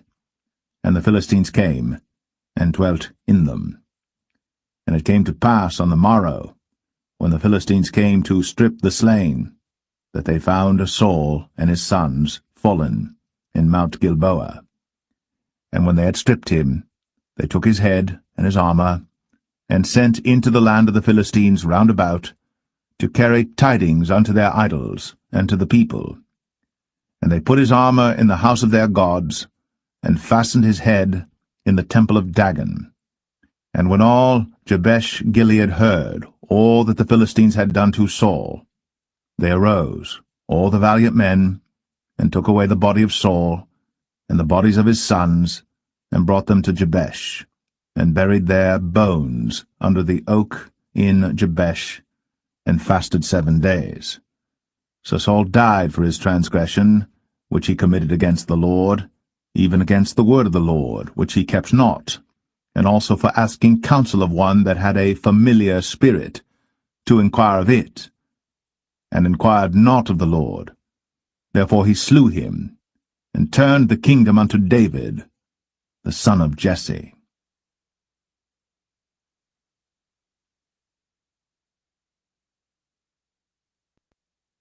1 Chronicles 11. Then all Israel gathered themselves to David unto Hebron, saying, Behold, we are thy bone and thy flesh. And moreover, in time past, even when Saul was king, thou wast he that leddest out, and broughtest in Israel. And the Lord thy God said unto thee, Thou shalt feed my people Israel, and thou shalt be ruler over my people Israel. Therefore came all the elders of Israel to the king to Hebron, and David made a covenant with them in Hebron before the Lord.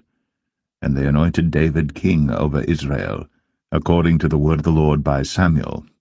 And David and all Israel went to Jerusalem, which is Jebus, where the Jebusites were, the inhabitants of the land. And the inhabitants of Jebus said to David, Thou shalt not come hither.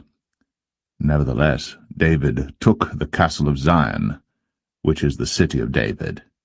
And David said, Whosoever smiteth the Jebusites first shall be chief and captain.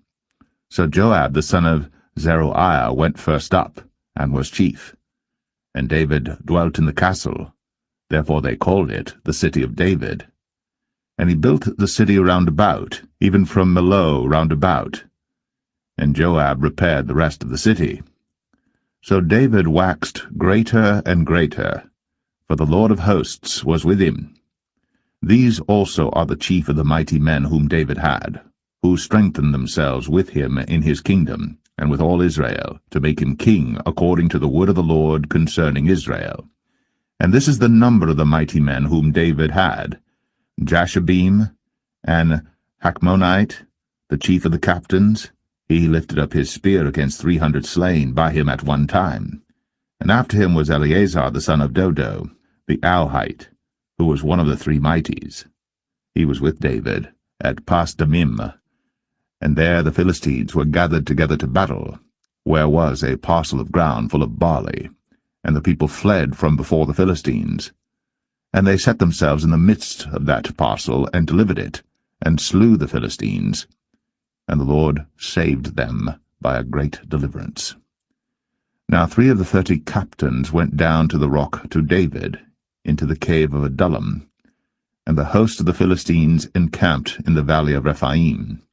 And David was then in the hold, and the Philistines' garrison was then at Bethlehem. And David longed, and said, Oh, that one would give me drink of the water of the well of Bethlehem that is at the gate. And the 3 brake through the host of the Philistines, and drew water out of the well of Bethlehem that was by the gate, and took it, and brought it to David. But David would not drink of it, but poured it out to the Lord, and said, My God forbid it me that I should do this thing. Shall I drink the blood of these men that have put their lives in jeopardy? For with the jeopardy of their lives they brought it. therefore he would not drink it. These things did these 3 mightiest. And Abishai, the brother of Joab, he was chief of the 3. For lifting up his spear against 300, he slew them, and had a name among the 3. Of the 3 he was more honourable than the 2, for he was their captain, howbeit he attained not to the first 3. Benaiah the son of Jehoiada, the son of a valiant man of Kabzeel, who had done many acts, he slew 2 lion-like men of Moab. Also he went down and slew a lion in a pit in a snowy day. And he slew an Egyptian, a man of great stature, 5 cubits high. And in the Egyptian's hand was a spear like a weaver's beam. And he went down to him with a staff, and plucked the spear out of the Egyptian's hand, and slew him with his own spear. These things did Benaiah the son of Jehoiada, and had the name among the 3 mighties. Behold, he was honourable among the 30, but attained not to the first 3. And David set him over his guard.